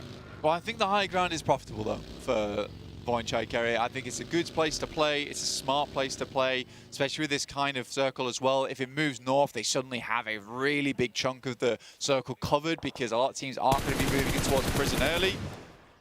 Igneous, just try and go for the shots over towards Void Jaikari on the top side. If he hit that, they might have considered going a little bit more crazy on this one, but I don't know if there's certain fishes in front of them just yet. Just poking back and forth, trading that aggression. Not really pulling the trigger fully on that fight just yet. 4 Thrives making their move. It looks like they're wrapping back around to the west side, instead of trying to push in behind the Vicious and T2K. But R8 are littered around that area as well, Blank, on that northwest side. Both teams a little bit slower to get in towards these circles. Prestige has been spotted, and IQ's not going to let that one go. A cheeky little swap onto the back seat there, and that will be an easy little knock to come on through, and runs him down to add insult to injury. R8 diminished a player now. They're going to be behind 4 Thrives at the back of the queue. I mean, 4 Thrives also a similar boat here, though, on 3 players. Hazaifa being down. I actually kind of liked how Hazaifa played on the first day. I was quite a big fan of it. I think Hazaifa played really well as this anchor. I think there was a lot of times where 4 Thrives got a little bit too aggressive, and I think Hazaifa was playing this backstop and was sort of wondering why he had to go make these really big savior plays. Now 4 Thrives down to 2. Again, for them, this game would have been a nice spot to cement their position over towards that top side. But man, another Eastern shift on the circle is so brutal. It's over towards the Deadwoods as well. Ida just has the pick of the litter right now. They've got the compound that sits on the southeast side of that hill. They've got mini Milter compound on the northwest. So much space to play. I think that I would try and confirm over towards the dips that sit just in the Deadwoods. PMGO also similarly going for a very samey approach to this one. But 4-5 is coming in from that north side. I'm always a little bit worried about that compound that currently Swain is sitting in for Ida on that southeast side of the hill blank. It feels like those sort of 3 lined up buildings are so prone to misplays and throwing things away. More often than not, I feel like the mistakes that I see are so glaring in that position. It's a really difficult spot to play with so many sightlines, trapping you into a very linear fight, so you need to get away from you. That's the name of the game, and that's exactly what Emery's going to want to do, and knock over towards 4 tries, leaving them now just down to 1 player on that north side of this next circle.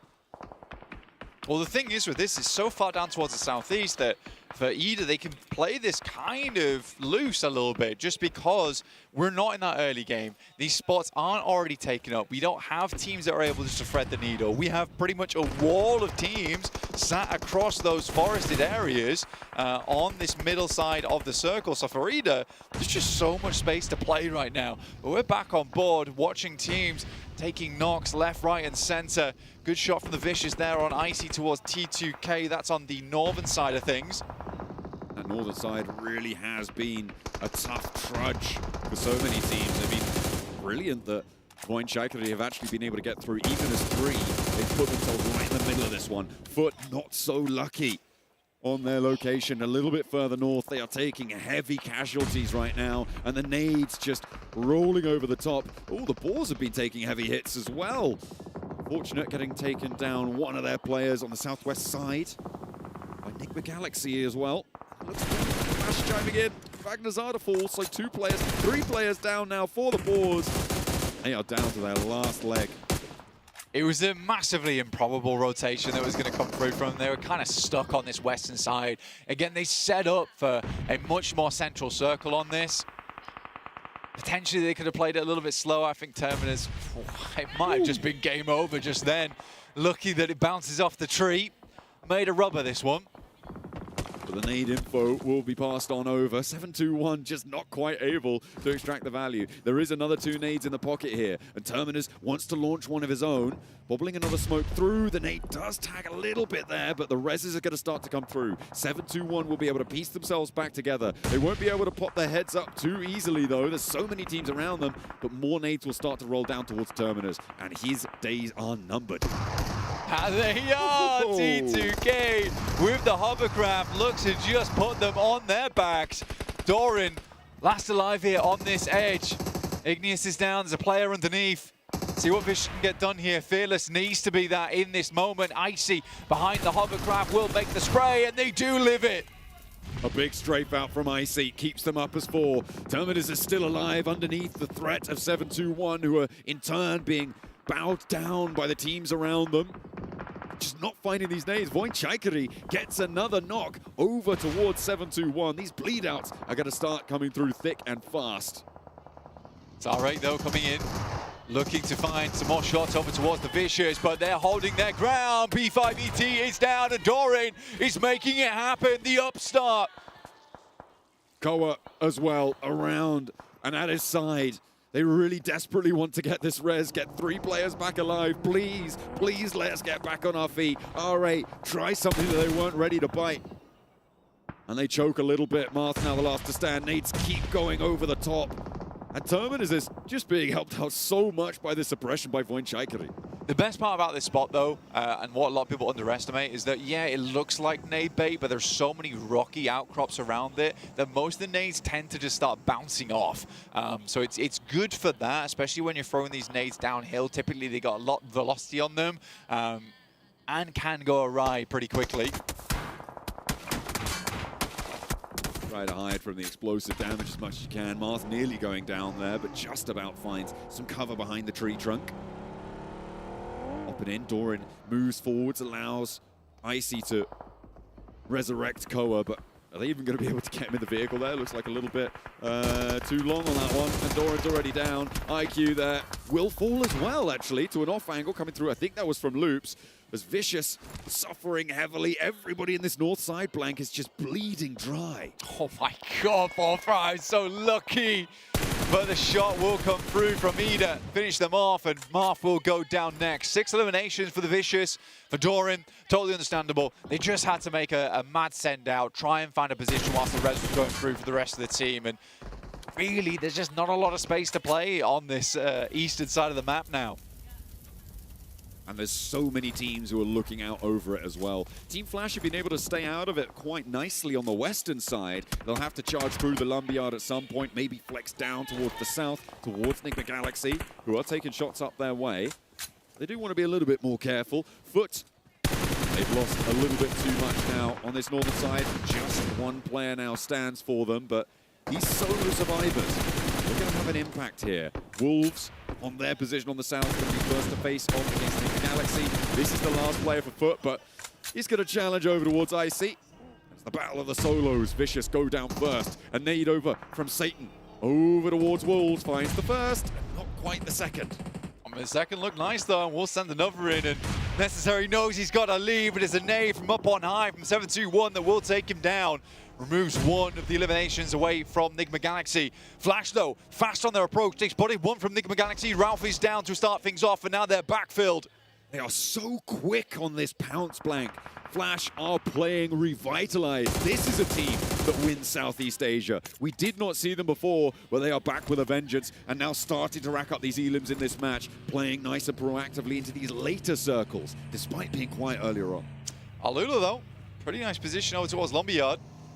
We'll hold that out, but what a crazy spot to finish then. You've got this slope that sits all the way down towards our eastern side. Then you've got Lumberyard up top, which is a bit of a TDM ground of play to make yourself into. It's going to be all about the angles, all about the reflexes.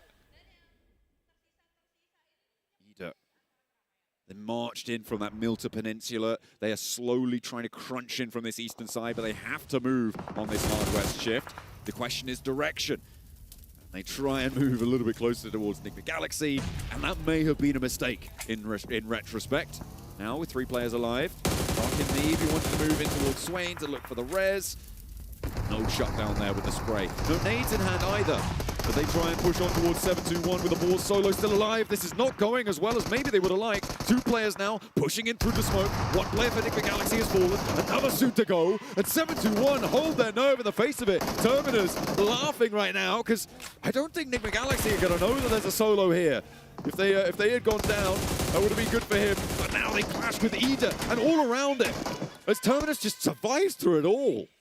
Yeah, and we're just waiting for one more team to go down, and suddenly we're in top 8, and Terminus starts earning points, but I don't know how long he lives here. No nades. It's a very, very difficult prospect to go up against. Ida. Ado's still alive for the time being, but that is great news for Boars at least. The team that was chasing them for so long finally does go down, but it is 7-2-1 to overlap them. But at least this middle pack is still open for a lot of squads, Loops included, who have 4 players. Oh, and Terminus is down. Finally going to be punched out. As the balls go down with 0 elims, dropping down a little bit lower on the tables. Enigma Galaxy able to just about push past them, as was 7-2-1 with their 6 elims. Holding off against Enigma Galaxy is a great result for them. Team Flash, they lost 1, I think, during all of that. So now it looks like, yeah, Loops, Alula, Point, Chaikari as well, with the 4-player rosters now stepping on forwards. Swain getting knocked, leaves Rita alone.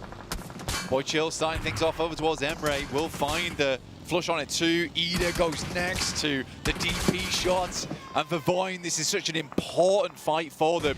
They're right at the bottom of the tables right now. Any more points that they can get to put themselves back in a position to break into that top 4 is good. Because remember, this is no longer a case of anyone else going through. Top 4 is all it is. You need to be pushing up towards those 50 points. That's what you need to do. Team Flash doing beautifully on that mark, by the way, Blank. They're now up to 30. 20 more points over the next 4 matches, I think, is doable, plus whatever else they're able to earn here. Alula playing in the center area now, up to 8 eliminations. A beautiful pickup for them, but 721 are going to trade off and pick up these knocks before they can find them. I mean, the thing for 721 though is I don't know how wise taking that shot was over towards Voinchai because not only does this happen, you also have a situation where you alert a lot of the teams around you when you're one of the teams that was primed to move. Needed to sort of wait for this next circle to hit before making any decisions like that. Loop tries to make their way in, but Alula is holding their ground. Loop's really struggling to get through on this one. Alula rallying around their position. Voinchai yet to step forwards though. No third party. They don't want to go fast onto it. Could potentially have tried to capitalize on the chaos, but they allow a potential stabilization to come through from Alula on all 4 of their players alive. Getting back up to full HP might make them just nigh on unassailable. Mainly at the moment for Voinchai on this northeast side, they got to wait for Alula to get embroiled in with the flash before they make any moves. They've also got to deal with 721 on their south side, but either way, this is a good game for Voinchai. A good reset as well, remember. It is that sort of re-injection of power that you want to be finding after a slightly shoddy game when you're down at the bottom of the tables.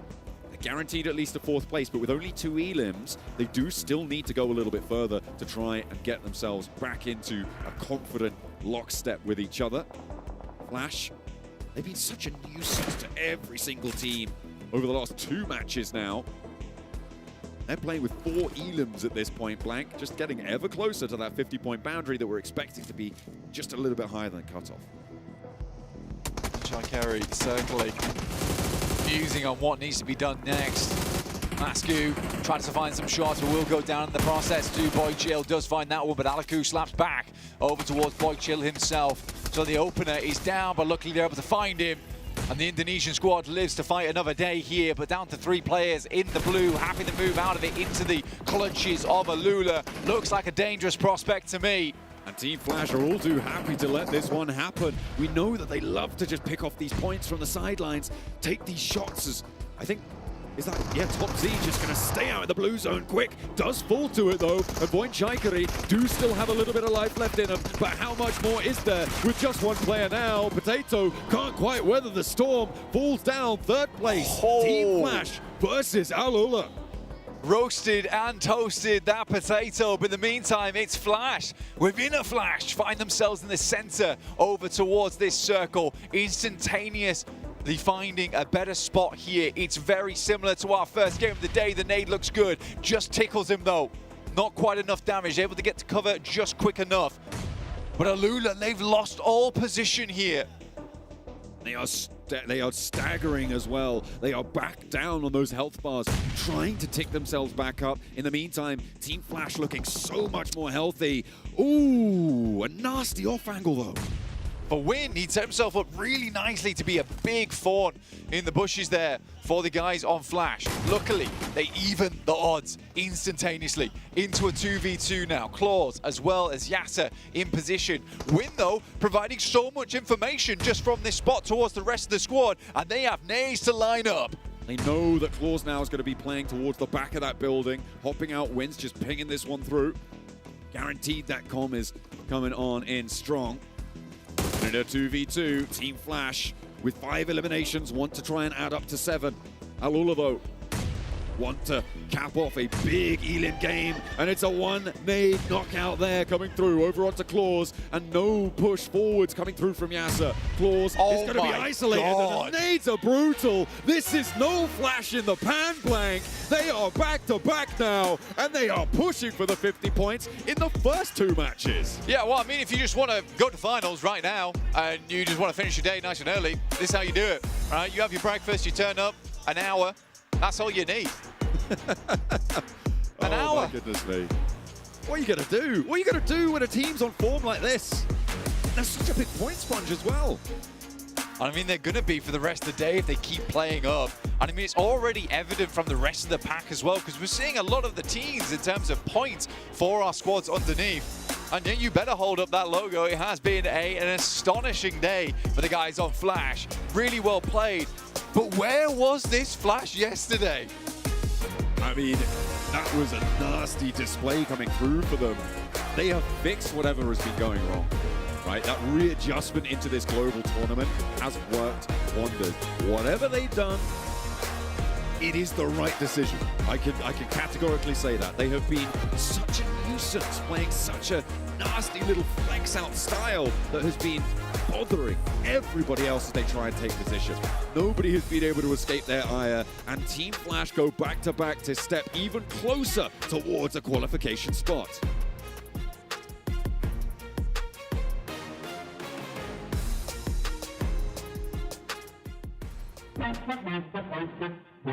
Yeah, gotta aim for the top like, hold up.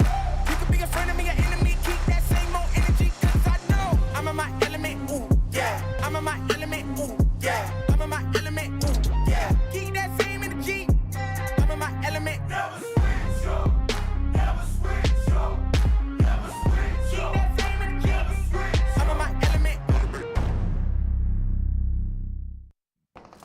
And just like that, Team Flash, welcome to the grand finals. If that didn't lock them in already, I don't know what does. That is how you start it off. 3 spots remaining, boys. I mean, pretty much, right? One team was able to do it in Group A, but at the end of the day with S2G, this time, Team Flash was like, you know what? We want to make sure we secure our spot within the first 2 matches, just controlling and being great aware. I love the macro that they were doing in this game. I was a little bit sad initially before this event. I'm like, oh, the players of the Xavier, they're all retiring. We don't have Parajin, we don't have Levi's. Vietnam, are they going to step up again? But yes, Flash are doing it with 2 chicken dinners right back to back. One Rondo, 1 Orangle here to kick it off. And especially their spreads.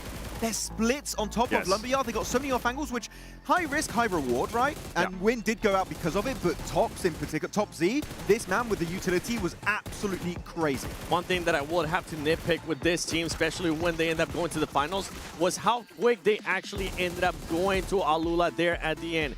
You and I were both unhappy on just how slow they were to actually go up to Alula. I wish that reaction would have been a little bit faster for my liking. Ngồi tấp dịch đi vô hướng trời, vô chân trời. Phải phải kìa, phải đừng qua phải luôn, phải kìa, làm kìa, phải kìa. Đợi ra, xét quyền có tâm lên trong nhìn đi là sẽ thấy. Đâu thấy? Hướng 15, đó là hướng đó đó. Đánh đi nha, đánh đi. Đó chụp cái ra nè. Kìa, anh. Sao đây đứng cái này. Được rồi, biết rồi. Đây nghiêng kìa. Kìa, từ sau đây qua tao nha. Đá là bố á. Qua tao nha, từ qua tao nha. Đá rồi vậy nha. Tao đứng trường này. Chạy qua đi, chạy đá luôn. Chạy qua kia luôn, chạy qua sân á, chạy một phải á. Còn sao? Dạ sau nó đứng y chang nó sao cái chốc đó.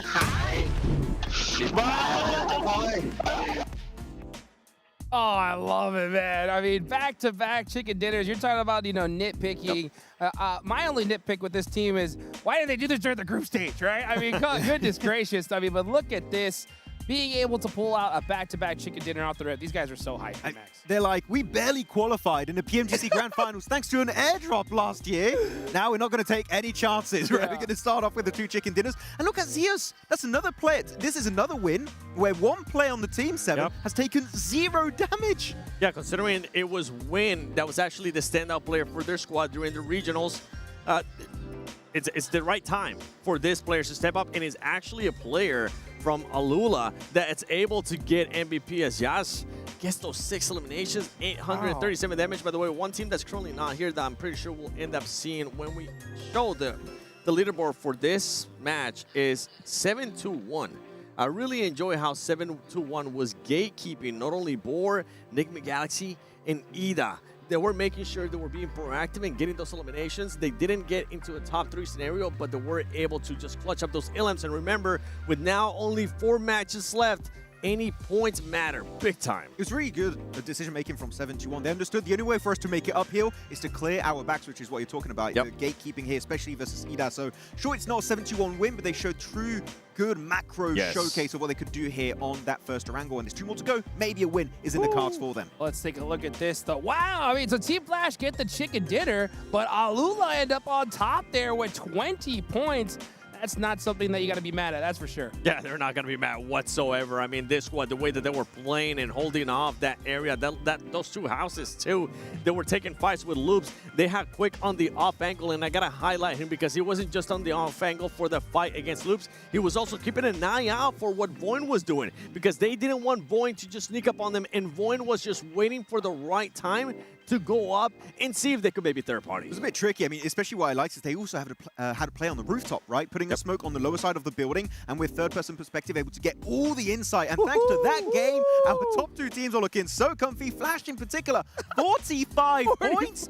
It's crazy. They might qualify by getting 0 points on the rest of today. I'll tell you, that's why I'm like, hey, welcome to the grand finals. Like I said, I was talking to all these players and coaches, and that was the number I kept hearing. It's like, hey, 45 points. If we get that, we're for sure making it. And just like that, in 2 games, they knocked it down. Now, looking a little bit further down the leaderboards, I'm looking at that 5th place cutoff, 7, and that's going to be 4 Thrives. What do you think about them so far? You go from having a great Rondo to this squad. I'm not really sure what happened, if it was maybe the way that the circle was, if they were just caught with a slow rotation at one point, but they were just being silly with some of the splits that they were doing, Max. They had a 1-1-1 split because they had already lost a player, but it was in a situation where they really didn't need to do that. Yeah, initial rotation, no scouting, clash with R8, lose a player, then go to Museum, 3-man split as you're talking about, and then they start to just rotate without really knowing where to go, and they find a slight hiding spot, which gets them naded eventually. I have not seen the confidence we saw from 4 Thrives back in PMGO South Asia. I want to see that a little bit because, as you said, the Rondo was great. They were looking so strong, so confident, especially Huzaifa. But here, that wide northern rotation was just putting them, maybe making them overthink the overall game scheme. And I'm hoping that they don't get into their mind because that's usually the biggest factor for this squad, getting into their mind after a bad game. Snap out of it and make sure you do end up being decisive. That's going to be the big one, Jukes. Decisiveness for 4 Thrives. That's what it's all about. You got to be decisive, especially when we only had 2 matches and the same winner in both right here. So we're going into another match of Erangel. Man, what do you think? I mean, as far as teams that are pretty low on the leaderboards, right?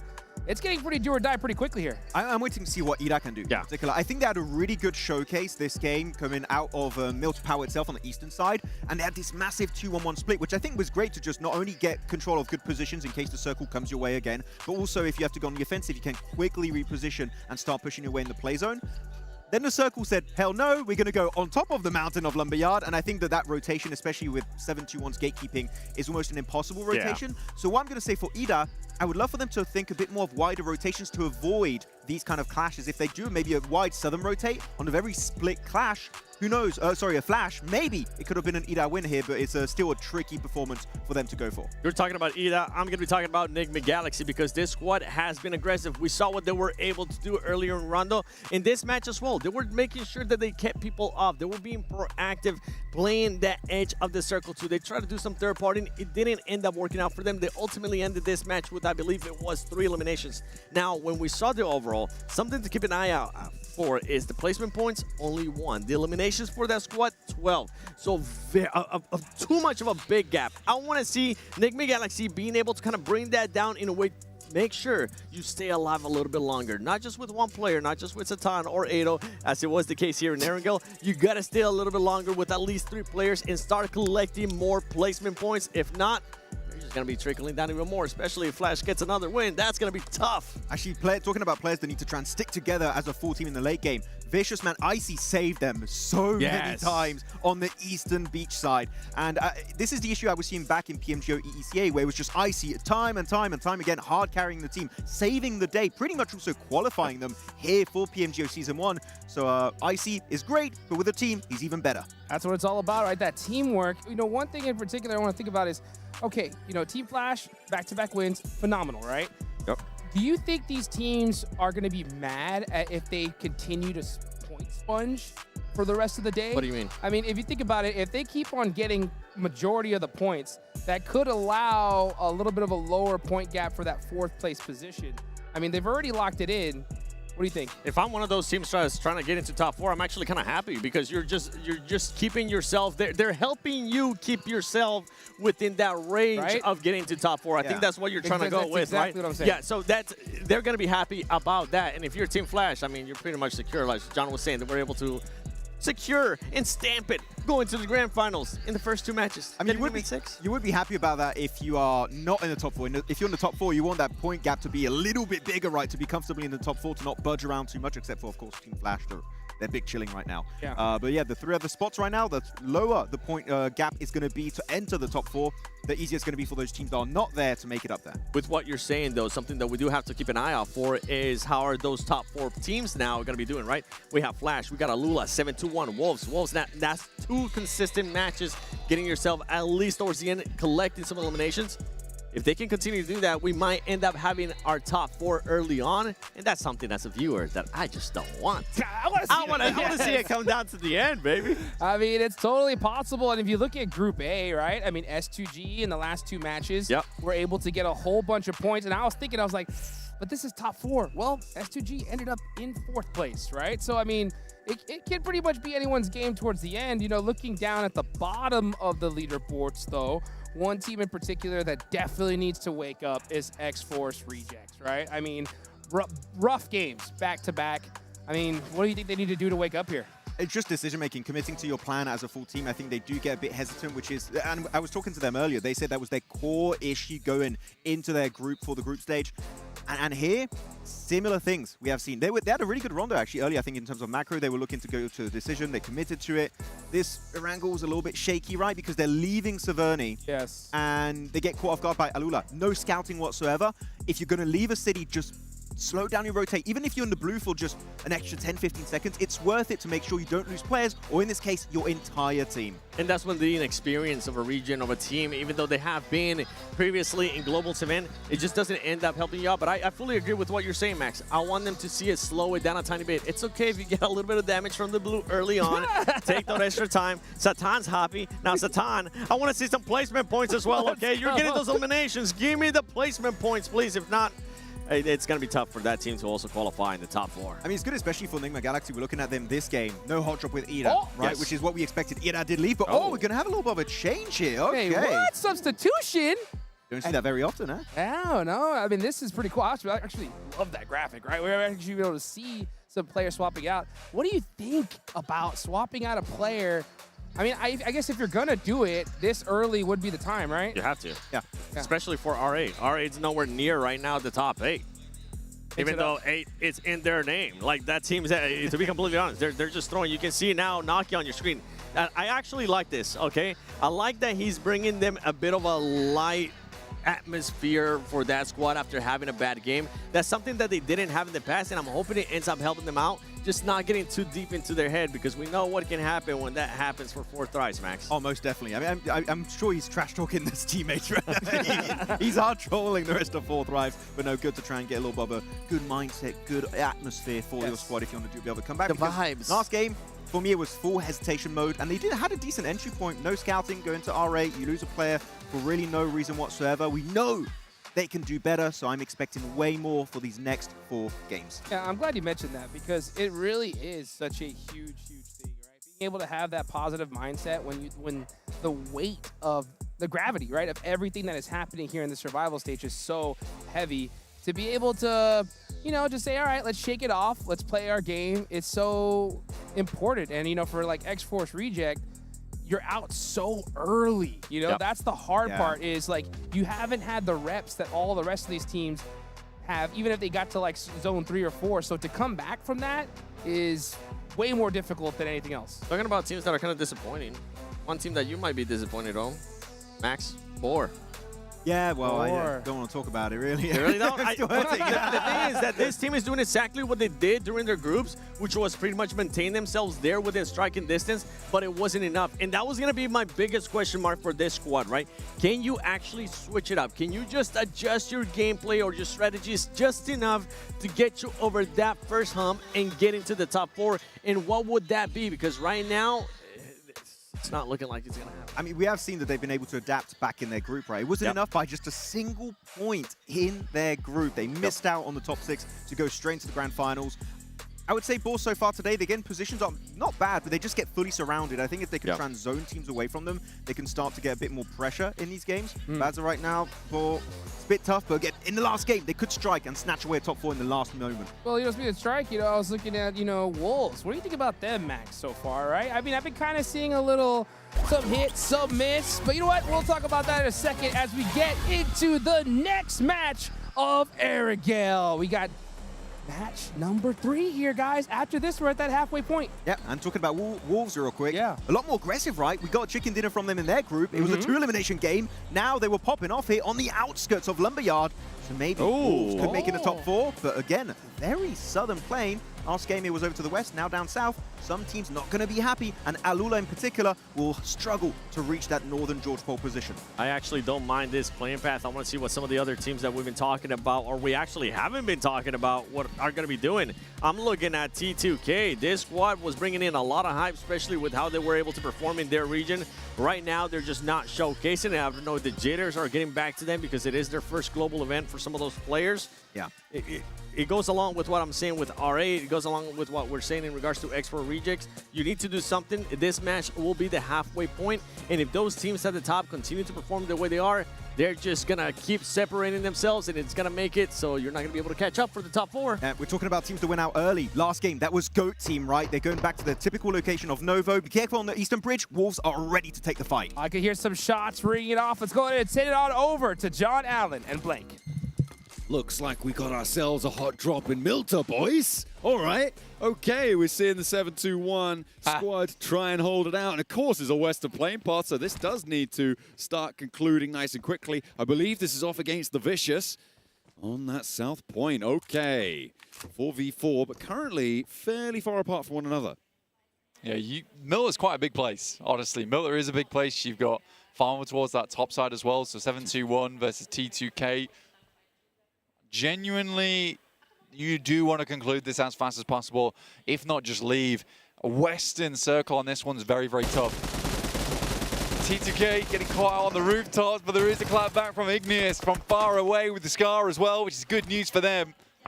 A 1-for-1 trade, an open knock on a rooftop, though, is always difficult. Need to make sure that you can envelop that one. T2K wanting to try and surround it. Seven said he was going to try and look at it. Uh-oh. Uh-oh. I don't like the look of that. So we might be getting ourselves a little remake here. Honestly, I don't think the players are going to be too unhappy about that one, but we're going to send back over to the desk in the meantime.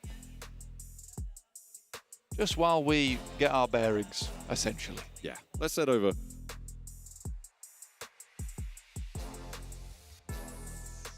Yeah, bring it on back. Got a little bit of a rehost action. And you know what? That gives us a little bit more time to chat it up before we get into this one. Max, I see you got something on your mind. I just wanted to cancel the game because I wanted to talk more about what happened. You know? Yes. Let's extend the podcast you gotta get your minutes in. You know, a little bit of a reset. I think some teams might enjoy the fact we don't get that southern plane pass. Zalula, no X-Force reject in particular, might be enjoying this one a little bit more. Even likes of Voin. But Voin actually could. Actually, no, they can't go to their secondary drop location of Promorse because T2K are going there. So that's going to be a potential other thing to keep in mind later on. But at least Milta is not happening. Another team that's going to be happy and that we did end up getting that rehost is 7-2-1 because 7-2-1 ended up getting knocked by T2K. In Milta, yeah. And that's just not a fight you want to get. I honestly, we always talk about this hot drops, and we can actually take some time to just touch up on that again. You don't want to end up hot dropping right now. Maybe if it was a 3-day tournament, we would allow one hot drop. But right now, halfway point, this will be the halfway point. You don't want to take the risk for it. If you're T2K, they got absolutely nothing to lose, so I can see them going for that. But if you're of the likes of 7-2-1, we were just praising you. You're in the top 4. Avoid that. I really like that you say that because usually in tournaments, we're like, oh, the first hot drop, you got a Joker. Yeah. Right? You got a Joker, it's fine. All is forgiven. For this tournament, because of the especially short format, your homework needs to be done tenfold. You need to know every drop, every early phase 1, phase 2 rotation to avoid those skirmishes because one bad game could be instantly kicking you out of not just that phase, but the entire bloody tournament. It's just completely different preparation too when it comes to this type of tournaments, right? You're used to preparing for more of a marathon with those 3 days, and this one is a sprint. You have to make sure you have no downtime. You can't slip up at all, and you're right. I mean, a hot drop in a 6-match tournament, you know, pretty much a whole stage, like that's such a gamble. It really, really is, because you go out, there's no guarantee that you're gonna get that 20-point game to make up for it, especially with how desperate these teams are gonna get every game as we get on here, right? So I mean, you know, this little time is good for, you know, a team like Team Flash, because they can kind of schedule out what kind of fun they're going to have tomorrow, because, you know, they're going to have a day off and can do whatever the heck they want. They know that for sure. But the rest of these teams, you can see the pressure's on. I mean, the pressure's on for, of course, every team wanted to make in top 4, except for Flash. But Loops, man, we keep talking about Loops. That was the biggest storyline going into Group B, which is Alpha 7 eliminated, massive surprise, unexpected in Group A, the Group of Death. And here, they're in 6th position, 14 points. Decent eliminations. They got 6 elims in the first game on Rondo. Then on the second game on Arango, it was 3 eliminations in a 5th place finish. But they're not looking super hungry for a team that literally could kick out the world champions of PMWC. They need to make it up there. Alpha 7, I know, are watching. Maybe not on the plane. I think they're home now. But they're watching it from home, hoping Loops just don't make it to secure their spot at the Esports World Cup. And with the way that squad's currently playing, I don't think they're going to make it. And I think the biggest question mark for this squad, even when we end up seeing them in groups, is those eliminations. They're just honestly non-existent. Even if we went back to groups, they ended up getting 4, 2, 0, 1, 5. That's just not going to be able to cut. It's super low end, and you have good fragging power. I mean, I was hyping up Diego, how he's usually able to perform. I don't know what's going on with the roster. I don't know if it's maybe that they've been together for not that long of a time. They maybe needed a little bit extra time, but we need to start seeing them being able to win those fights. And early on, we didn't see them win those fights. Frozen is camera shy.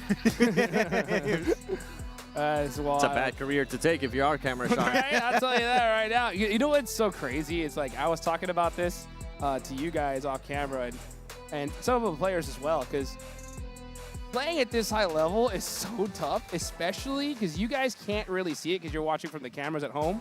But the second a team is looking like they're about to go out, all the cameramen just rush towards them. So you got all of a sudden, imagine you're playing and you're like, oh, I'm in deep trouble, and you see a bunch of cameras just start coming to your face, and then right there, you're like, oh man, this is gonna be much more intense. But you know what? You gotta be able to overcome it. It's called the pressure of being at a global event, the pressure of actually being good enough to make it to the 1% of the best lobbies in the world when you come to PMGO. I mean, over 1 million teams signed up, right? 1 million players joined up here for PMGO, and we're down now to very soon what is going to be the last 16 teams, the best teams in the world out of all the regions that could participate, and it's getting crazy intense right now. Oh, yes, it is. And you know what? We were talking about Loops, right? Obviously, that's one of the major storylines, because, you know, if they do end up getting top 6 in the finals, we're not going to see Alpha 7 at EWC.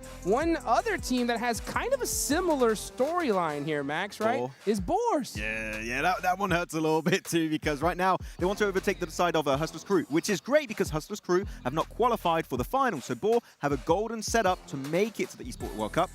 But if they go into the finals, it's not just qualifying for the finals, right? No, when it gets a bit tricky, you need to be top 6 if you want to make it to the Esports World Cup. So also, Boar here, they had a good first game. Third place, 6 eliminations, then the Circle kind of messed around with them, and they were really struggling to send it into both Wolves and Flash.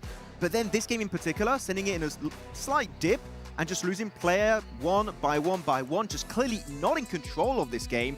They need to try and get it back in their control if they want to be in that top 4. If I had to pick one of the two, Hustler Crew, Boar, I want Boar to be there. Because Hustler Crew, you were able to dominate in your region. But I don't know. I have no idea what you were up to. I didn't see that kind of gameplay here when you came to a global event. So I'm hoping that Boar is able to adjust. I mean, we know Snow Weeks. We've seen him for a long time. Robs as well.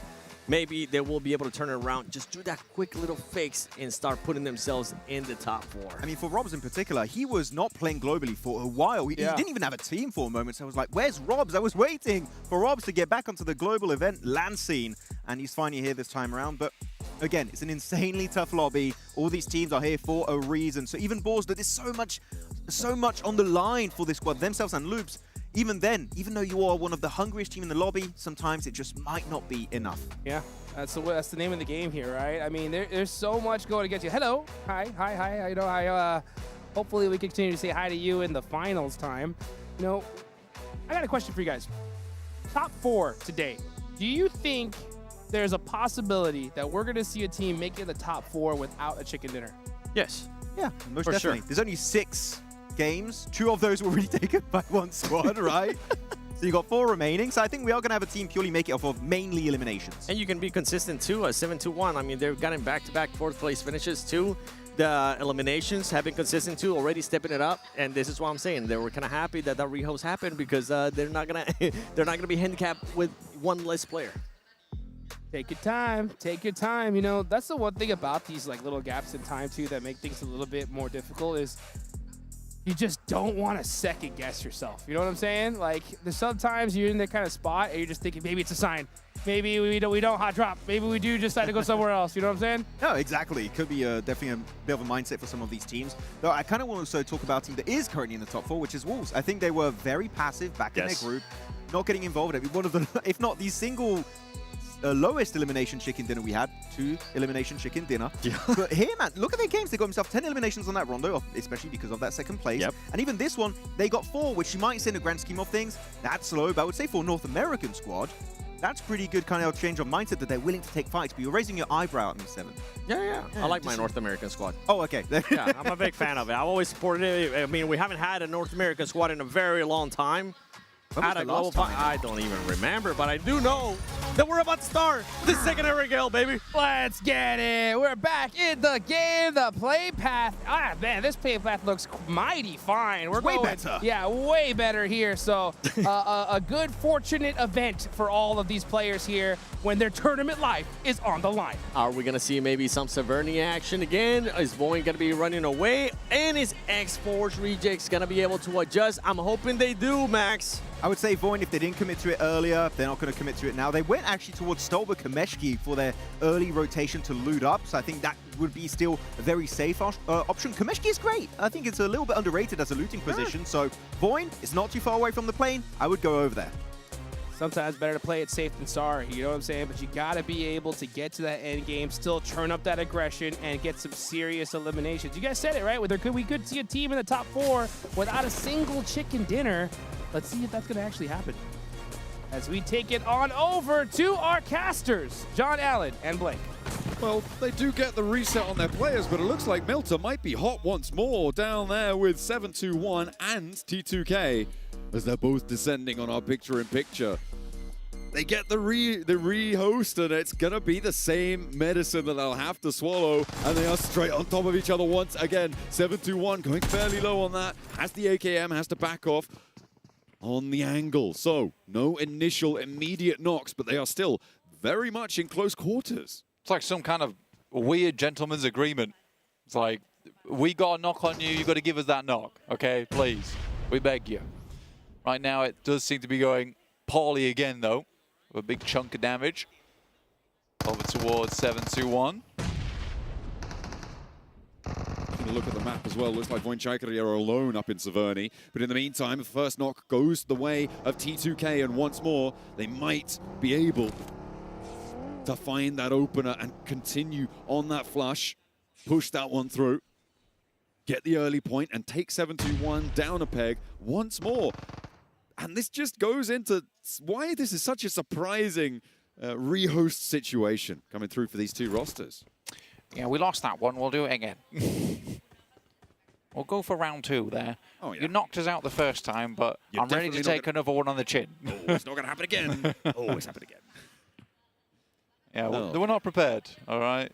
Head was sent on a 360, but they're locked in for another one, which is okay. Malik on the sidelines here from 721. Now, I'm gonna go ahead, right, just whilst this fight is going on, disagree with Mr. 7, because I think for Boars and multiple other teams, I don't think those 2 first games are too indicative of what was going on for a lot of other squads. Just because even that last game was East shift after East shift after East shift. Like a lot of the teams, like Enigma Galaxy, for instance, had set themselves up very nicely for a central finish. Boards had set themselves up very nicely for a central finish. You even had Loops getting involved there. But when it moves East over and over again, you've already got these setups going. suddenly you're left high and dry compared to the teams that are already set up in vehicles ready to move because they're in open ground. And I think that a lot of times comes down to the difficulty of it. So I do think those first 2 matches, difficult to say right now for a lot of our squads of who's doing poorly, who's doing well. Obviously, there's one team that we can clearly say is absolutely smashing the lobby, and that is the Flash. But Alula being in second place, I'm not hating on Alula here, right? I think they've had a big turnaround. But for them to be in second place, I think that implies that maybe things have been going a little bit wonky inside the circles and the shifts. Yeah, I mean, 20 of their 23 points came from that one match that we just saw, right? Yeah. They pulled out all the stops to be able to find that 23-point mark right now. So, I mean, it is a short match set. And if you're getting 20-point matches, that is huge for you, right? But there is a question mark there in terms of consistency, being able to move further forwards on this one. The circle being quite far down south, it gives us kind of a nasty circle again. A similar situation to the first one. I still think you'd be happier with this circle, though. And again, I think the players are super happy, you know, that we had an issue, honestly, because I don't think they wanted to play that last game. Like, that's a very rough playing path to work with, very rough circle to then have to rotate into. You want something more fair when you're in a 6-game set, and this is probably it.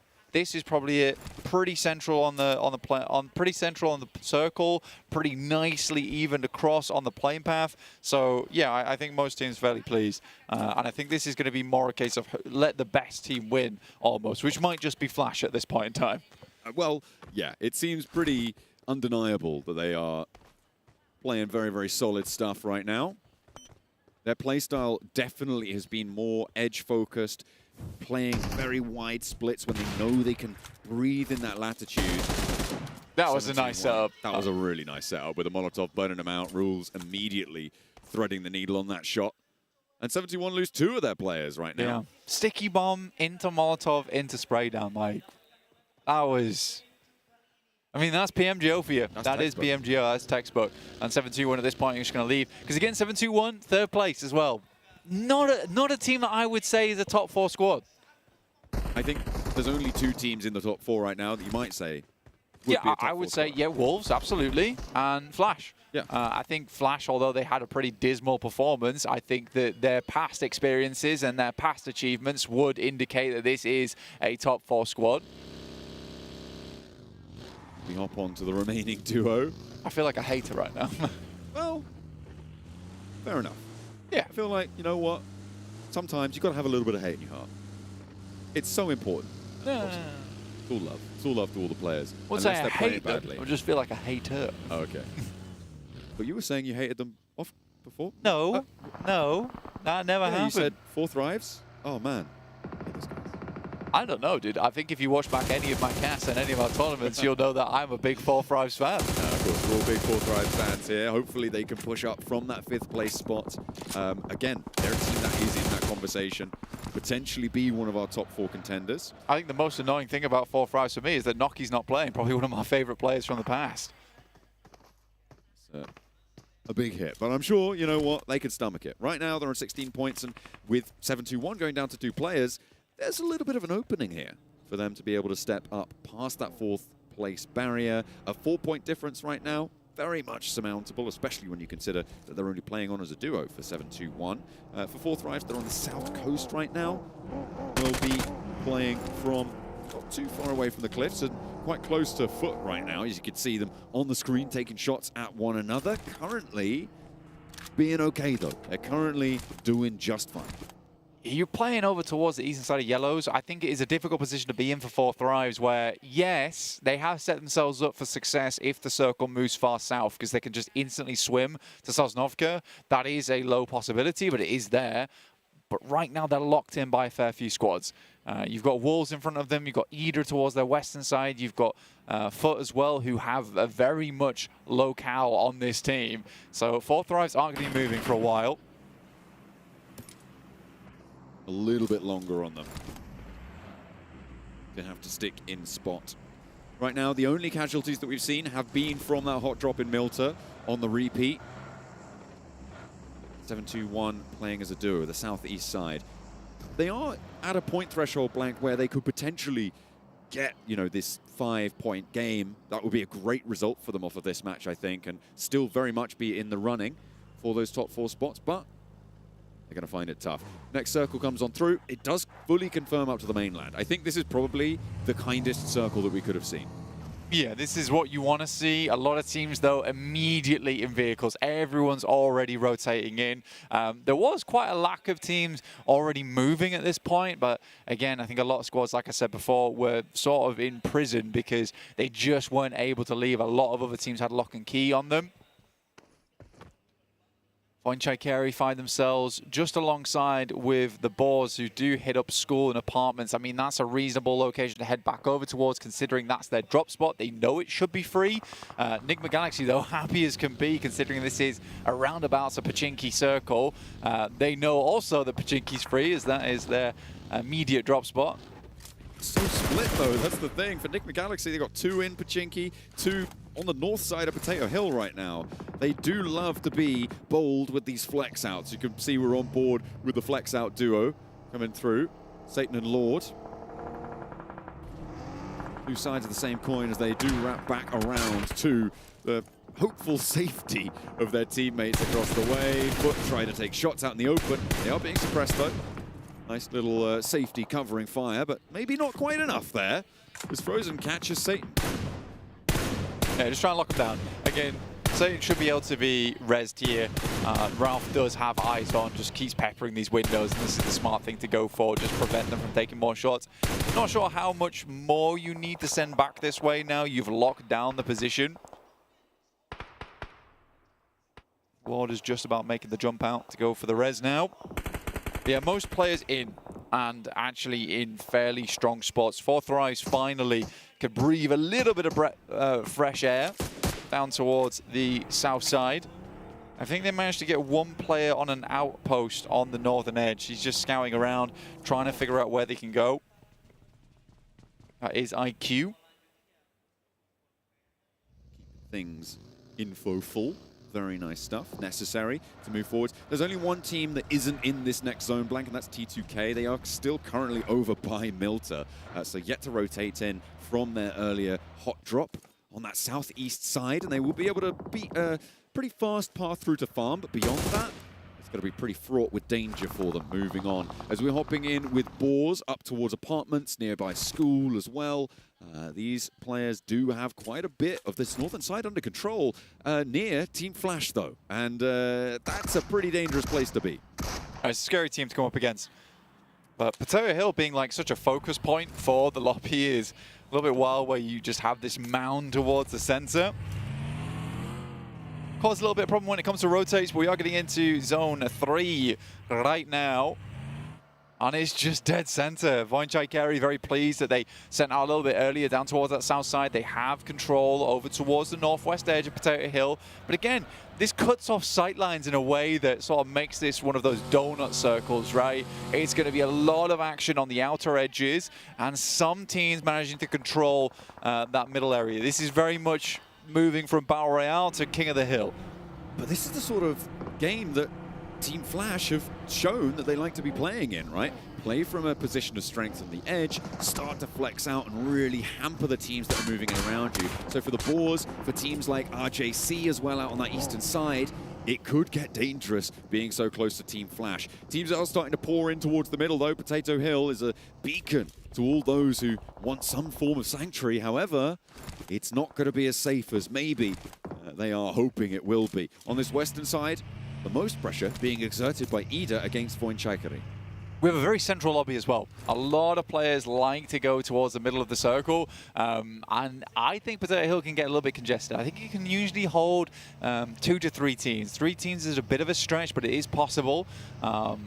Right now with Voinchai holding east and Ida holding west, that's doable. I mean, that's very sustainable over the long run, as long as teams just realize, look, let's keep our distance from one another, we'll hold each side, and then we may need to do battle in the end game, but for the time being, this is more profitable for both of us, just to hold position.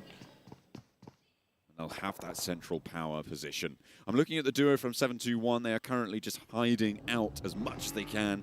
Found a little bit of cover on that south side and trying to maintain that 3rd place spot as best as they can, but The Wolves are just south of them, and just south of them on the tables as well. And Alula on the northwest side, actually, they probably have a pretty tricky rotate ahead of them. Either go through Pachinki or wrap past the fields, and nobody's going to let them do that for free. It's a hard push. I think for 7-2-1, they locked down a nice compound, at least. I think it's livable there. The problem will come when the team wants to crash that spot, and how possible is it for a two-man to hold versus a squad like that? We have seen so many unbelievable clutches so far this PMGO that I sometimes forget that, you know, a 2v4 is actually a very, very big deal. But you're right, Alula having a tough approach on this one. Where do they go? How do they go about it? Right now, they were looking to head over towards that north side of the map. Unfortunately, RA is positioned there, and now he's on a lineup looking for more shots over towards Alula. I don't know how possible it is for Alula to live this one. They are under a lot of pressure. RJC as well, we're on board with them and their T2K embroilment. A little bit further towards the east side of the circle. RJC, they're just going to give up the ghost and send away from that one. Not even going to try and get any sort of retribution there. And okay, Alula, they flexed back out. I think they did manage to get the res there, Blank, but a hard east shift makes it all the harder for them to make this move. I mean, this is great news for the teams out on the east side, and 7-2-1, whilst they're okay about it now, as you said before, that threat of a team crashing you just skyrocketed. Either way, they've been thrown a Tyrannosaurus Rex-sized bone here. A little lifeline. A little lifeline for them. Hopefully not looking to go extinct in this match. A little lifeline for the boys, which is great news for them. And I think for 7-2-1, they do need to worry about that crash, though. Like, that is the biggest deal for the guys over inside this building, because someone's going to want it at some point. This is a great spot to play in. It's a very safe spot as well. How have Enigma Galaxy managed this rotate through? I thought Fourth Rise would have had it completely on lock. But they've just snaked their way through one by one, and now they're crashing over towards Goat Team. Enigma Galaxy, yeah, they have a lot of these opportunities coming their way where they are very, very aggressive, and they're looking to send in. I mean, this is a good spot to take. They realize that going over towards the eastern side, very, very difficult maneuver for them, so they're just going to try and clear out this southeast edge. It's a bold maneuver, but I think they were assuming that teams are already trying to scout further over towards that northwest, so they've caught Go off guard here, which is great news.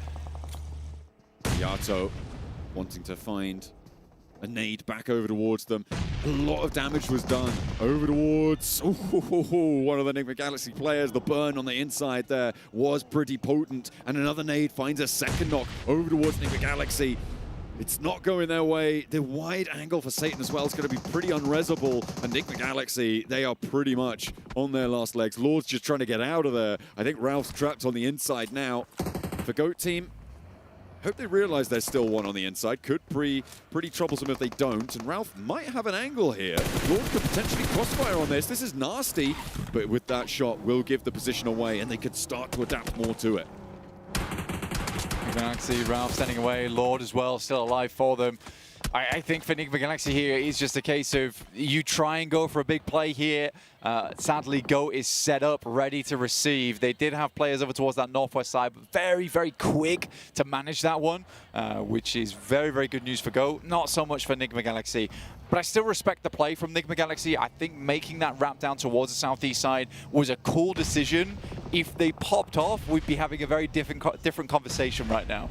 I'm glad we swapped over towards this north side of Potato Hill, because Ida, R8, Boars further off to the north, and Point Chaikari down to the south, holding the top of Potato Hill, is a big linchpin of this next circle. You always have to worry about Team Flash getting stuck into this one as well, Blake. They're on the east point of Potato Hill, and Boars are starting to make their move. Point Chaikari, though, have spotted it and immediately taking a shot, getting that flush going as well. Terminus left on the back door, will not be able to find it, but there's an answer. Magnazada opening up as these nades just go back and forth between these two teams, and none of them really landing. It's Boars pushing into Point Chaikari that seems to be more action-packed. Absolutely, I think Boars are now in a very tricky position to play out. Ida, though, getting themselves a nade over towards SK Ton. Prestige also doing his best, jumping in the hovercraft for a little bit more cover in the time being. Amori, one of the best players on the squad, looks to move up, looks to get the job done, but it's not happening. Marth is down. Now it's all up to Amori. Ida with 3 foot beneath them as well. He's caught between the two teams. Can he weather it? No, he cannot. R8 down, but that was a lot of damage he was able to do there. And Ida go down as well. Down from the hill come Alula, and everybody wants a piece of the pie. Foot evaporate under the pressure from Alula, and this is how you want to keep hold of that second place spot. Alula, though, under pressure from Boars. Another team's jumping on into the fight. This is about 6 or 7 teams, who knows? And now 4 Thrives are here to party. They want to sweep all the way through. The Boars are down. Alula are going to be next. Is there no team that doesn't want to move in? Void Chaikari are going to sit there and wonder what the hell has just happened. And you know what's happening now, Blank? It's a flash fire from the north. Moving straight in on this one, and I mean, to be honest with you, there was not a lot of places to go, which is why you saw so many third parties. Boars waited out for quite a bit of time, moved in on that, thought they would be the last to take the tussle with those squads, but no, not meant to be, as 4 Thrives sends their way in. They were so confused, thought it was a teammate, and Hazaifa gives him the backhand. 4 Thrives with 4 players alive, 4 eliminations as well, now leading the lobby with Alula going down. They did have 1 more, but you take being alive with 4 over going down with 5 elims. Really nice stuff, but now Flash have put themselves on that northern side. I thought they were going to be moving in a little bit faster, but I mean, all of that concluded so quickly. About 5 teams getting eliminated on spot. It was brutal stuff. Flash maybe missed the boat on getting stuck into that engagement. Well, I don't think so. I think for Flash, they're playing a very different game right now. They don't need to suffer a third party. They don't need to risk going for something like that. They need a slow game. They need placement points. For them, they are 5 points away from basically never dropping out. So I think you do adapt your playstyle to where you are inside the lobby. It's just funny that at game 3, Flash is on 45 points. What an aid from Void Chaikari to kick things off here. And now 4 Thrives are playing as 3. Valak wants to launch that nade first. Void Chaikari not pushing forwards, not getting too aggressive with it. And I feel like this is a bit of a character that we're starting to see develop from this team. They do take a little bit too long and they lose a player. Meanwhile, Ralph is still going for Nick Galaxy, but not for much longer. He falls and RJC will outlast them. Almost made it happen. Almost made it happen, dude. But not meant to be. For Ralph there, it's probably one of the most aggressive plays I've seen from him from at least a year now. It's cool to see. I don't mind it. Void Chaikari taking their time with this one, though. Sadly. Looking to get too stuck into it, giving a lot of time to get T2 fall back up. IQ takes a hefty hit. Getting the res on just yet, but again, this is what I'm not really seeing from Void Chaikari, and actually Team Flash are going to exploit that. They are not being aggressive enough when they have an advantage there. I feel like they could have peeked over a little bit more and pushed that pressure on, but now Falak with a big nade steals the knock away and adds the point to their tally, as well as finding another knock, and Void Chaikari crumble. There is just nothing left on that tank. They held the top of the Potato Hill for so long, but what have they got to show for it? They've got 1 Elin. I mean, between the fingers of 4 Thrives, Void Chaikari looking like a meringue, because like you said, they just crumbled to dust there. Unfortunate stuff for Void Chaikari from such a dominant position on that north side, but 4 Thrives is running with high emotions this game. 7-2-1 though, they're living this one out. They're into top 8 from that position on the southwest side. They are living life in a big way. And right now, it is the Flash looking to secure their position in the grand finals. Getting a flush, adding a placement point, that might just be enough, but they have started to take a little bit of a tickle to the health bars. 1 knock sent over their way, but they're keeping it on lockdown. T2K try and step forwards, but he's rebuffed almost immediately. Bozy able to do that. The backstop now under pressure as well, though, coming through from 4 Thrives, who have been on a bit of a tear, and there's Bozy going down, stepping forwards towards the last player of T2K as their backlines get evaporated. It's Team Flash looking to try and keep it under control, but they've only got 2 players left standing, and there's another shot that's going to shut them down. 2 eliminations, and now just 2 players left in action. Team Flash, they could go a little bit further, but how much more have they got? Nice. Topsy finds another knock, finds another flush. They're done. And they might just be over that threshold already.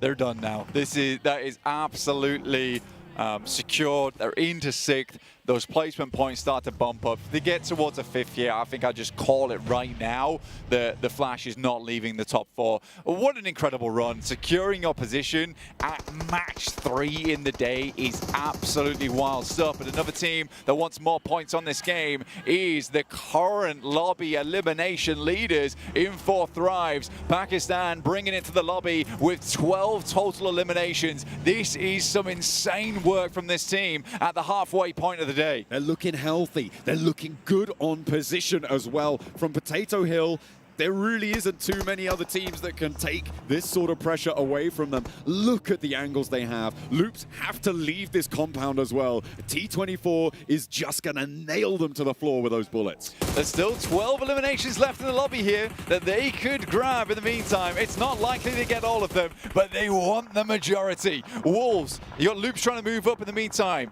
over on this side of the map, but the Vicious currently battling them back. 721 still alive, by the way. I don't know if we talked about that a little bit anymore. IQ finds the knock over onto Doran, and Vicious are struggling here to keep their backstop alive. Loops are putting pressure on all the time, but the smoke train that they laid out is starting to fade. They need to utilize it about 10 seconds before it's gone completely, and there goes the crash. Immediately, Koa sprays for 1, sprays for 2, steps out for more, and a 3rd falls to the spray down from Koa. Now up to the rest of the team as he does get knocked in response. Is there a 3rd party coming through from 721? Loops are swept aside. Where are RJC as well? They are right next door to 721, so a lot of angles over towards the Vicious, and it's going to leave them with only 1 player alive. In the meantime, 13 elims for 4 Thrives. This is a banger match from 4 Thrives, and they're only going to go higher. I don't see the chicken dinner to going to anybody else other than 4 Thrives this game. They're just looking to secure it now. One thing I do want to quickly mention is that the Vicious without Koa at this point in time, I doubt they'd be in survival stage, and I doubt they'd have these small redemption gains without him. He has been such a massive boon to the lobby, starting from a couple of years ago, this guy, and then just continuing to have performance after performance, moving to the global stage. So cool to see this guy rise.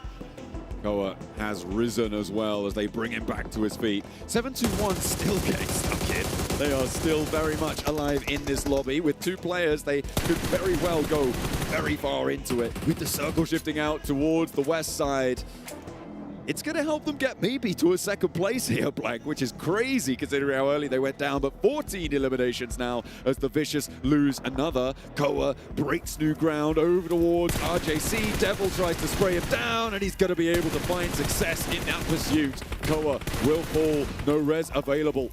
And the flush comes on out. RJC on 3. The heart of Pakistan is thumping here.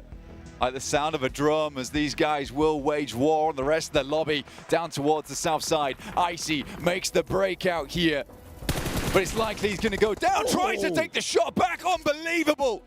Okay, before he goes out, a parting gift sent back down towards RJC. Another point added to the tally for the Vicious, which is pretty sorely needed, but now a victory lap potentially coming on through for 4 Thrives. 721, they do make it to 2nd place, Blank, after going down so early on to 2 players. That's a big opener. Okay. Malik gets 1, and now 3 players alive for 4 Thrives. You can't let it slip away from you. It can go pear-shaped very quickly if you're not careful. For 721, they were in the top 4 at the start of this game. Like, this is a great salvage, and it's going to make it even harder to get themselves back up again. Malik will manage to find Falak, which is a huge pick-off. This guy has had a lot of talk about him as one of the best players in the world, looking to continue that onwards, but it's Huzaifa. New guy up to the plate here, looking to make his team proud. The circle is not on top of any of them. 4 Thrives have to move forwards, but it's going to be 721 moving first. The nade pin pulled around the corner. I wonder if 4 Thrives have any nades left. Smokes out the door to maybe cover an approach that they can make. A 2 versus 3 is possible. The Molotov there for Malik as well. Covers them on the near side of that fence line. IQ, though, I mean, with IQ's position, this should be done and dusted. Yeah, IQ whipping down towards that south side. He was playing on the north, but this is a way better angle to take. T24 opens up 2-1. Now looks to finish the job. T24 now sending shots around the corner. So much damage done, and it's ended. 4 Thrives get themselves a chicken dinner and secure an unbelievably good position off a high Elim game here on Erangel. I think there was 16 eliminations right at the end there. Blank adding those final 2 to their tally. It is a huge game coming through for 4 Thrives. Pakistan is singing their praises right now. They are going to be so happy with their countrymen. What a performance coming through from Potato Hill. What a chaotic fight on the north side of that, and they came out smelling of roses. I mean, 4 Thrives, they delayed, and finally they stabbed the dagger in. Still so funny to me watching the balls flail around, wondering, I thought our 4th member died. There's another guy here. But yeah, really, really cool stuff. I mean, 4 Thrives played that perfectly from there onwards. But this is a team that lives and dies off the back of momentum. And I think as soon as you get that big win there on Potato Hill, it's very evident to me that the pressure was just all off. It was a bit of a sigh of relief, and then they could just play the game that they're used to. They were right next to that top 4 as well before this match. They are looking to solidify their spot as well. After that match, they were in the mid-teens. I can't remember exactly what their point score was, but with that, they are now starting to put pressure on towards those top 4, leaving only 2 maybe spots in flux.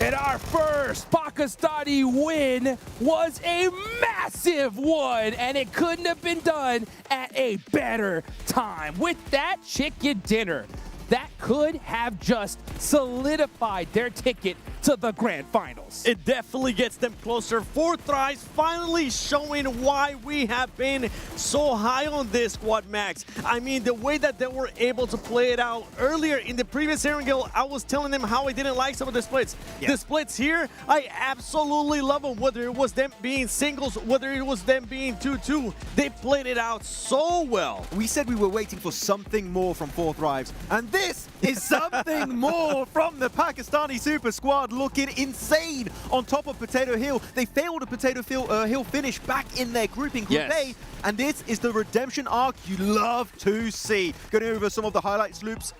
Good try sitting onto the Harry Potter Tower core, though. Successful defense. But look at the setup at the end of that play, man. It was just a thing of absolute beauty. And I think we just have to rewind it. When we saw maybe one of the craziest plays, not by just one squad. I think it was maybe like 5 squads. Who was it again, Max? It was Do you remember who was fighting who? It was too many. We had R8 with Ida, with Loops, and actually with Foot. Then it was going to be Al-Ula, then Bo, and then 4 Thrives, all fighting on the western side of bloody Potato Hill. But for 4 Thrives to just have that awareness to actually go for the third party, this is something that we didn't see out of them in groups. They were just being too passive. You're looking at the stats here. It wasn't just Falak. It wasn't just Husaifa. It was the whole squad putting up good numbers. IQ with 4, the IGL, T24 as well, 5 for Falak, and then Husaifa with 3. I mean, especially what's interesting, the damage they've taken is insanely low, meaning every fight they took was so decisive, committed to. And this was our big point of contention, Seven, on the past few games for 4 Thrives, that hesitation. These stats alone show they were not hesitant. They had an idea in mind, and bloody hell, they committed. Absolute zero hesitation, and this is something that you love to see if you are in 4 Thrives too. You love seeing your IGL as the MVP for this kind of match. We're used to seeing Falak, we're used to seeing Husaifa, sometimes T24 as well in the past. Naki, that's not the case anymore. Everybody's fragging out, and something that Blank pointed out that's really, that's super true with this squad is they do tend to carry momentum. That is one of the biggest factors for this squad, and I think is going to be coming into their favor. You know what, IQ? Because you're the MVP, I allow IQ to call me Panotti whenever he wants. He gets 1 joker. That's what I'm talking about. Look at that, top 4 players, such even across the board. That is how you get it done. And you know, like I said, they didn't hesitate at all in that, what was that, like 4, 5, 6 party play. But one thing I loved is that once it was all done, they ejected from it like perfectly. That was awesome. I would say this is as close to a perfect game you can really get in that scenario that was thrown the way of 4th. And actually, perfect timing here. We're going to check out exactly how they rotated throughout the entirety of this one. Western Bridge, typical drop location for the Pakistani team. And here, they go for this interesting spread 7 that we were discussing here, where they have the area next to the cliffside, and they send players over the mountain, and especially one off-angle player down in the ditches in Pachinki Fields. Yeah, and right here, they ended up having some single splits. I was actually fine with it because they already had players in the past that had it scouted and were giving intel to those other players coming up. And then you can see them just going up towards the north, taking that potato hill. And the scouting, it's honestly what won this game for this squad. The scouting and the awareness to know where all those teams were going to be and where they could possibly get crashed on or get a fight from. That was some 10 out of 10 terrain knowledge on Potato Hill. Yes. Using those plateaus, I think Yumi Hodgins, like the plateau usage was getting the dub, and they did not disappoint. This is what you have to do here, folks. If you're looking to make it all the way to the top, when you get an opportunity to get the win, you got to do it in extreme fashion. And with 16 eliminations, 26 points total, that's how you do it. And I got to give some props to some of the other squads here, too, because we did have some good performances. The 7-1, I'm not happy about them going for that hot drop once again. Somehow it ends up working out in their favor with 12 points. And Vicious and Rejects Force, I mean, we were talking, X-Force Rejects, we were talking about wanting to see a bit of a reaction from this squads, and they're able to do that by putting up a 3rd place and a 4th place finish. Sorry, just go back to the hot drop. I was mad. Yeah, you were pissed. I was pissed. I was hating. Like, you literally have a second chance to not hot drop because of the reset, and they're like, oh no, round 2, Electric Boogaloo. But here we go for the overall rankings, and oh boy, that's good to see the Pakistani flag over in 2nd place. Woo! I mean, they're up there in a major way, guys, because look at the difference, right? That 4th place is that cutoff with only 28 points. Prior to this game, Wolves were in 4th place, right? They put up 0 points in this game, and now they've been regulated all the way down to 6 here, 7. And keep in mind, too, Boar, I mean, in 8th place with 14 points, away from top 4 with 14 points. You have to make sure you continue to have good performance here, Boar. If not, after next match, it might be just all said and done for you. Exactly. Though, first time also, we do see Wolves getting pushed out of the top 4, so that's going to get a little bit tricky for the North American team to make it work out. And we did see also a little bit of a jump up from Vicious, which actually had the Harry Potter Tower, held off loops, and Koa was just saving the day for that roster. So really good to see some presence on Erangel, because keep in mind, yesterday for them, they only got that big game on Rondo and then just disappeared on the grassy pastures. Oh man, I mean, this isn't over yet, guys. We are now officially at that halfway point, but it's getting pretty scary here because I think those slots that are available are starting to dwindle down majorly. I mean, if you look at that 28-point cutoff, I mean, these teams at the 2nd page here, I mean, it's really time to get a chicken dinner right here, right now in this next match. They really are. You got to look at Ida. You got to look at Voin, T2K. I mean, Reject, even with the good performance there, they're still in 14th place. Is not going to be good enough. You also got Nigma, which continues to just get into interesting situations that I'm just honestly not happy with. Nigma Galaxy, what is that one placement play I'm checking right now? 13 eliminations. Elimination-wise, they're looking really good, but you're not going to qualify off of eliminations alone, right? We're not going to pull an IHC in this kind of a lobby. One placement point. I need to see just more late game finishes, them surviving as more than just a duo or sometimes even a solo at the end of these games. I thought about it. What was the difference for 4 Thrives today in comparison to the group day? And I think I know what it is. What is it? What is it? IQ did his hair. Oh, okay. Hair buff. He actually told me. Okay, to be fair, he actually told me at the beginning of the day, he's like, I was like, actually, you did your hair this time? He's like, yeah, it was actually a good luck charm. He literally said it word for word. That's crazy. So. Imagine he dyes it red, like OG top, or the buff would be insane. If he wins it, you know what? We got to go convince him. Green. So. Hey, there you go. Ooh. Pakistani flag. Hey, yo. Hey. Now you're cooking. That show. You got to do something at this point. You got to pull out all the stops here because, man, I mean, with 4 positions, right? I mean, that's the end of the day. That's what it's all about. You know, we were talking about, the group stages earlier. We were looking at bottom 2. Now we're just looking straight up at that first page. When it comes to this last Erangel match, obviously teams got to perform. On that second page, though, we do have 2 Miramars coming down the line, right? Do you have any hope for a squad that you think is going to be able to turn things around there at the last second? I do. Foot Esport, I think, had a really good third party on Potato Hill. The main issue is you had a third party on the third party and then a third party after that one. So it was a great idea for them, but then you have 5, 6 teams converging in like a small radius on the same circle. So of course that's not going to work out. So good idea, but unfortunately a lot of teams had the exact same idea at that moment. Wait, but if I understand it right, you think that Foot can actually come back? Yes. And be in top 4? Yes. Max, I just want to remind you, Foot is currently in 16th place with 7 points. S2G, they're from Turkey. Don't worry, Miramar's coming up, I believe. All right, guys. Well, make sure you guys are ready, locked and loaded to go. Get your drinks, get your popcorn, because we're going to be right back real soon, right after this short break.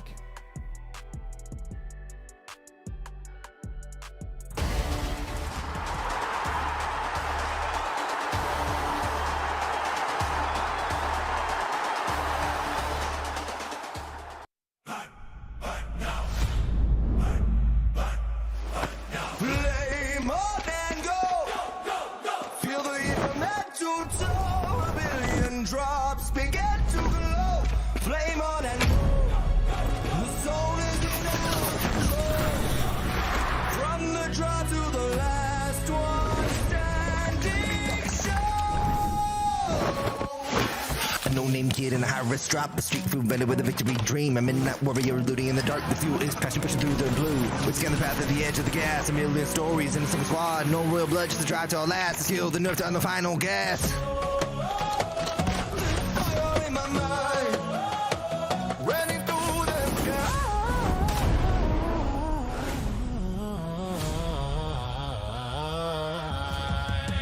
Flame on and go. Feel the heat from head to toe. A billion drops begin to glow. Flame on and go. The soul is in our control. Flame on and go.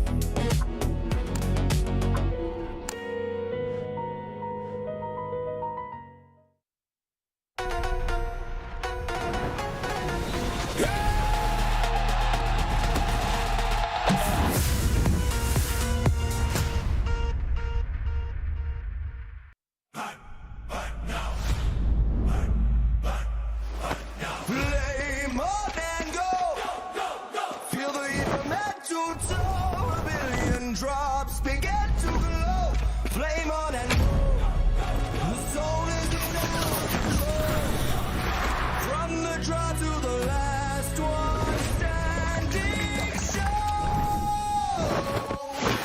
A no-name kid in a high-risk drop, a street food belly with a victory dream. A midnight warrior looting in the dark. The fuel is passion pushing through the blue. We scan the path at the edge of the gas. A million stories in a single squad. No royal blood, just a drive to our last. The skill, the nerve to on the final gas. Fire in my mind, running through the sky.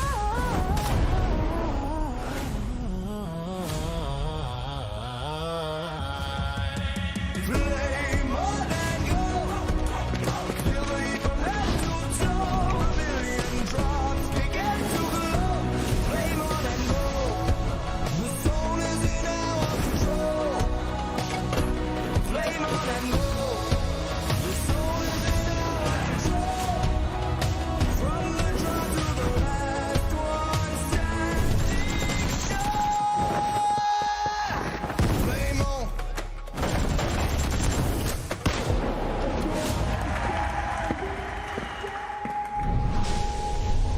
Flame on.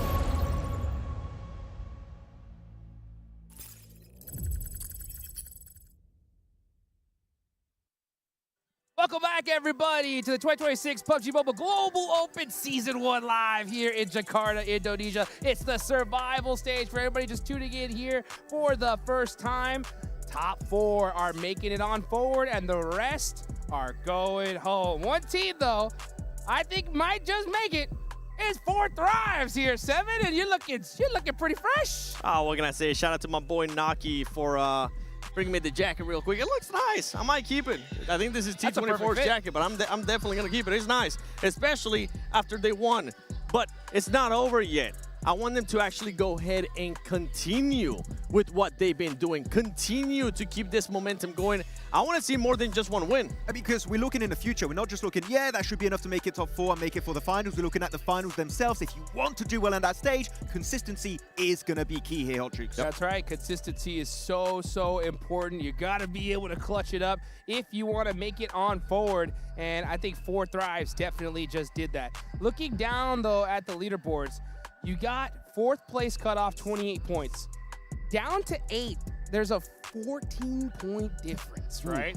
That's already a pretty major gap here, guys. I think this last Erangel is going to be so crucial for these squads. It really is going to pretty much set up the last 2 games. Are you technically in reach of top 4, or is that going to be falling apart?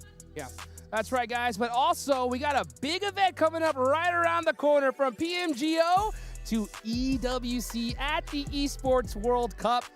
Every single match matters. Teams aren't just battling for trophies. They're battling for EWC Club Championship points, global prestige, so that way they can put their name at the pinnacle of PUBG Mobile esports. Guys, mark your calendars. It's going to be from August 6th to the 16th in Paris. So, guys, I hope you guys are ready for that. It is going to be one awesome event. Oh, I can't wait to see, especially, I'm just hoping Boars can make it, because you'd have a French representative teams at the EWC. So, Boars, I know I'm asking a lot, but please make it happen. My dream needs to come true. They're just 14 points away right now. They need to have a good match. Yeah. I feel like, will we say that this is going to be the cutoff match for them?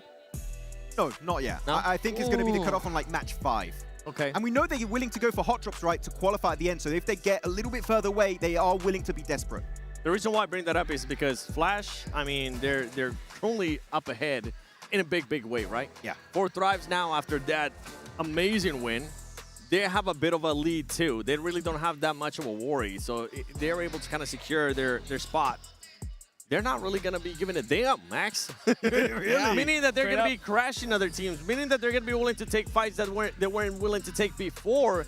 And that gets me a little bit worried for some of those other teams, like Board, that might be 14 points away. Yeah. This is why I'm hoping that they close that gap to those top 4. If they don't close that gap is just going to keep increasing more and more and more. And you can see right there, Falak with those eliminations. He seems a little happy now. I don't know why. That's a nice looking jacket. Yeah, Hey. Maybe we should get one. Wait a minute. Hold on. Yeah.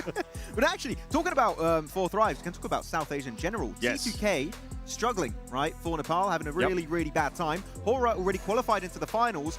if they qualify in top 4, it is 100% assured that we're going to have both Wara and also 4Thrives make it to EWC. Yeah.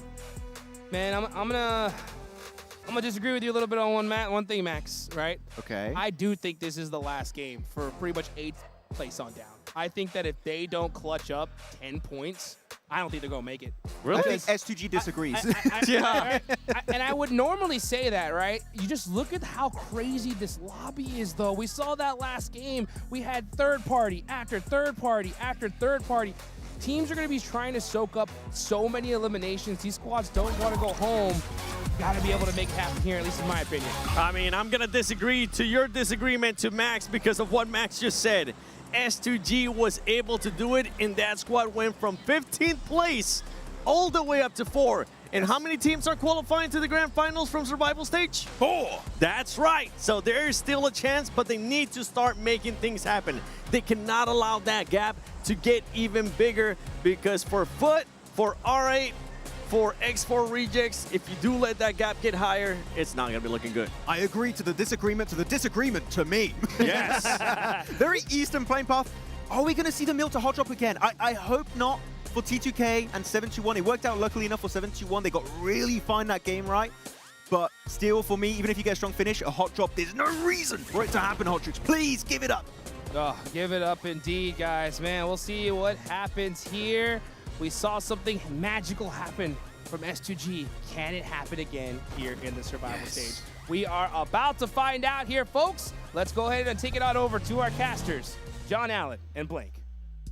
Thank you very much for the agreeing, the disagreeing, and all of the deep analysis that we had from the desk there. Of course, we are stepping into this match with the thoughts running through, certainly my mind, that it's only 2 spots now that are in flux coming through from that last match. 4Thrives pushed themselves so far over that boundary. They're on 42 points now.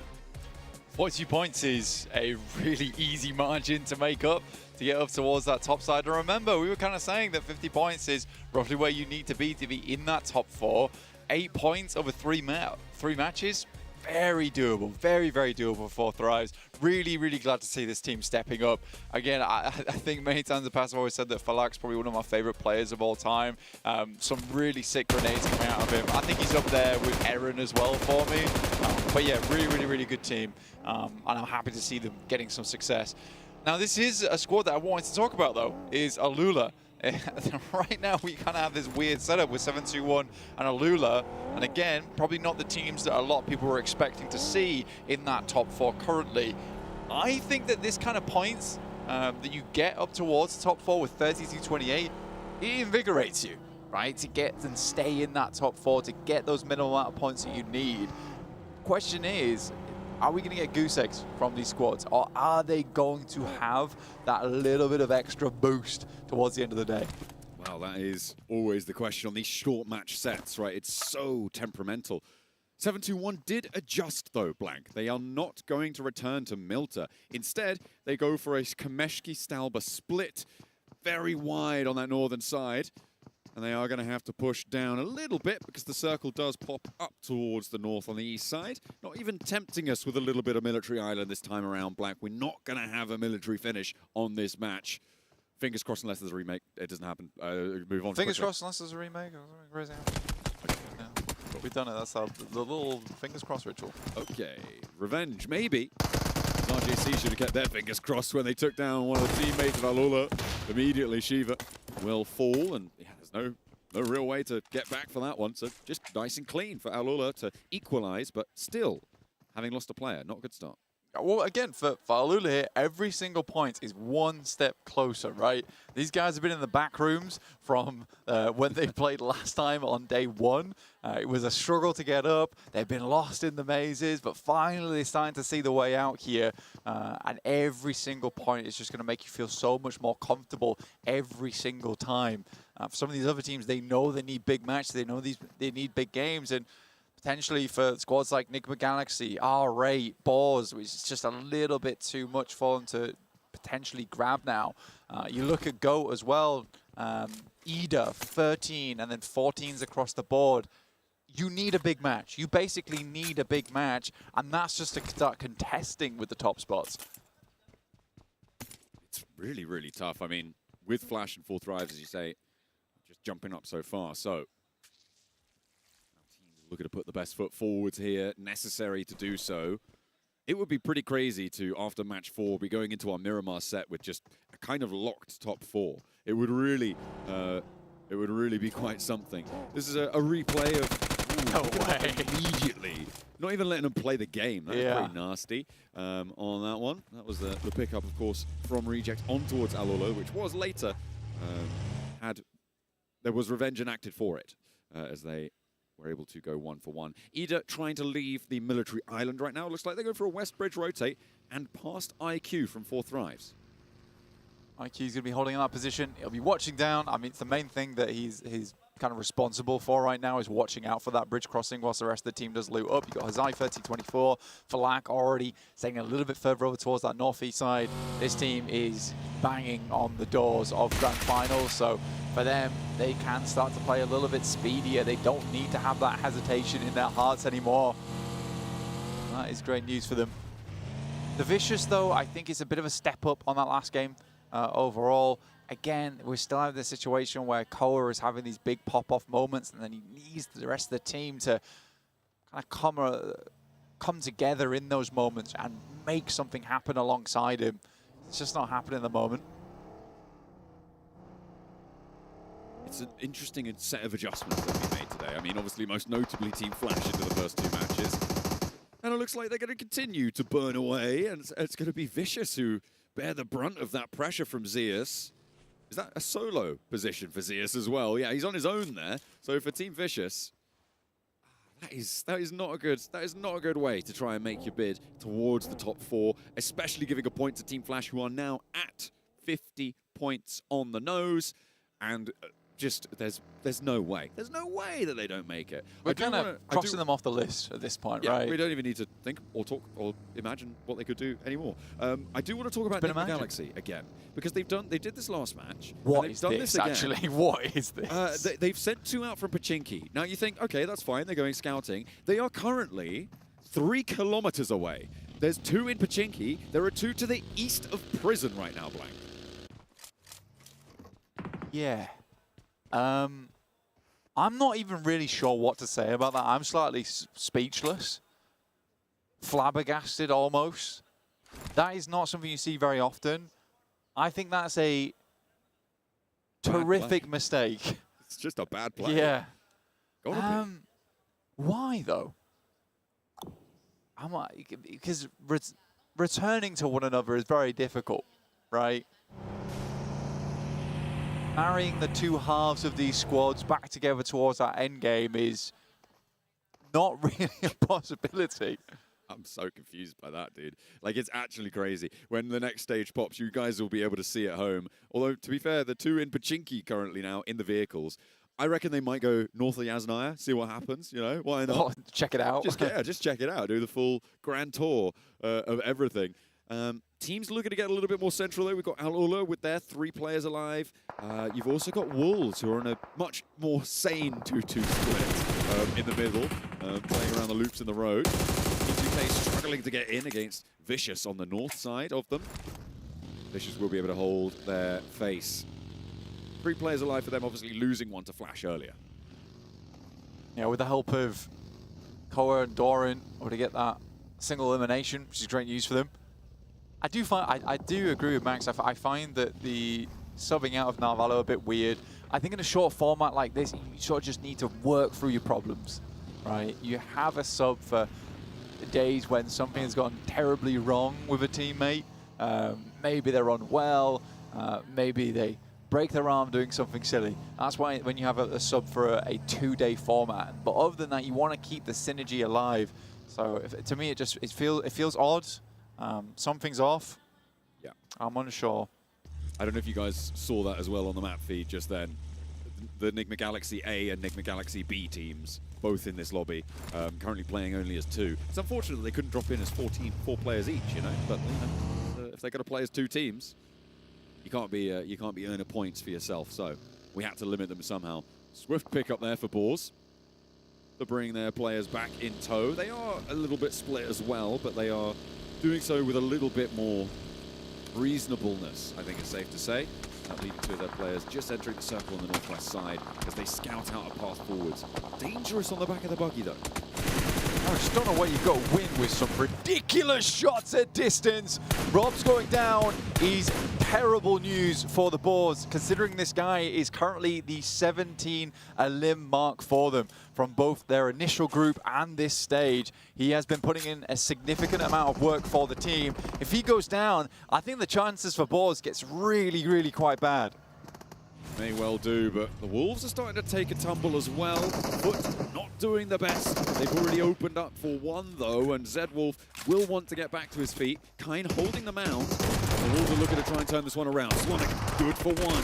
Turns his attention to the second. Kine falls. It is a 1-for-1 trade there, and the Wolves have two to play with. Foot playing only with the one, but Elementrix fumbles on the spray down, and Swain immediate with the flush. A 1 versus 1. Swain around the corner. Can't stop his teammate from going down, but will stop his team from falling out. I mean, it's mutual destruction for both squads. Foot and Wolves, both favorites in this one, struggling.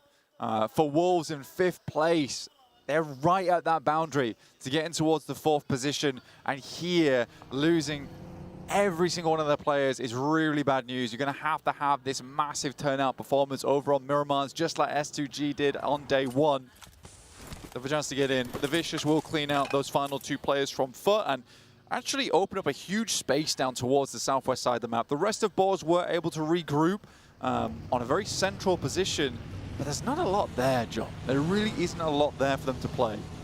Gonna have to try and survive this one out, try and outlast the shrink of the next circle, see where it takes them. I'm looking at 721 as well, who are, again, looking to defend that 3rd place spot. They're playing on the mansion area, playing in some of the compounds there. Really nice split that they have, but might struggle to defend the north flank of that compound against Boyne Chaikari as Loops defend the staircase, apparently. He's taking shots up the stairs. Back and forth with T2K over on the east side of the mansion area. Diego is down already. Loops playing against 2 downstairs right now. Maybe need to be a little bit more fearless with it as the circle shifts up towards the northeast side. Diego, very much resible unless that nade finds him. No, it doesn't. And now there's a really, really big engagement going on in the middle of the map. Boars were able to just quickly slip on through past the guys from 721 to the top portion of Mansion. Now looking to hold this out versus Ida. It's a really important part of the lobby to take a look at, but we're on board with Loops for the time being, just slowly clearing these buildings. Do find one. T2K goes down, and Loops continue to get those shots in. They're up to 20 points now. Loops have been fairly quiet today, but it has been consistent. They've managed to be racking up these points quietly, as you say, and they are within striking distance. The last player for T2K now trying to batten down the hatches. Fearless has nades pouring in through every single window, trying to stay alive, and so far, protecting himself nicely. In the meantime, Boars haven't taken any knocks, neither have Ida. It looks like they may have settled a little bit, or they're just biding their time. Have to wait and see. Fearless still holding on the staircase. Yeah, it was sort of strange that 721 have all just confirmed over towards the southeast building. I understand that it's way easier to get out of, but I feel like if you have 4 players, you can quite easily control the majority of Mansion. Instead, they just let a lot of teams in, which I found fairly strange. Maybe they just didn't want to get too involved, go early, and scupper their chances of making it further in this lobby. Chasing teams are taken down by 1. Wolves obviously now out of this match blank. You've got Vicious playing as 3, Boars playing as 3, Loops playing as 4. And I think that is a pretty important position to be in.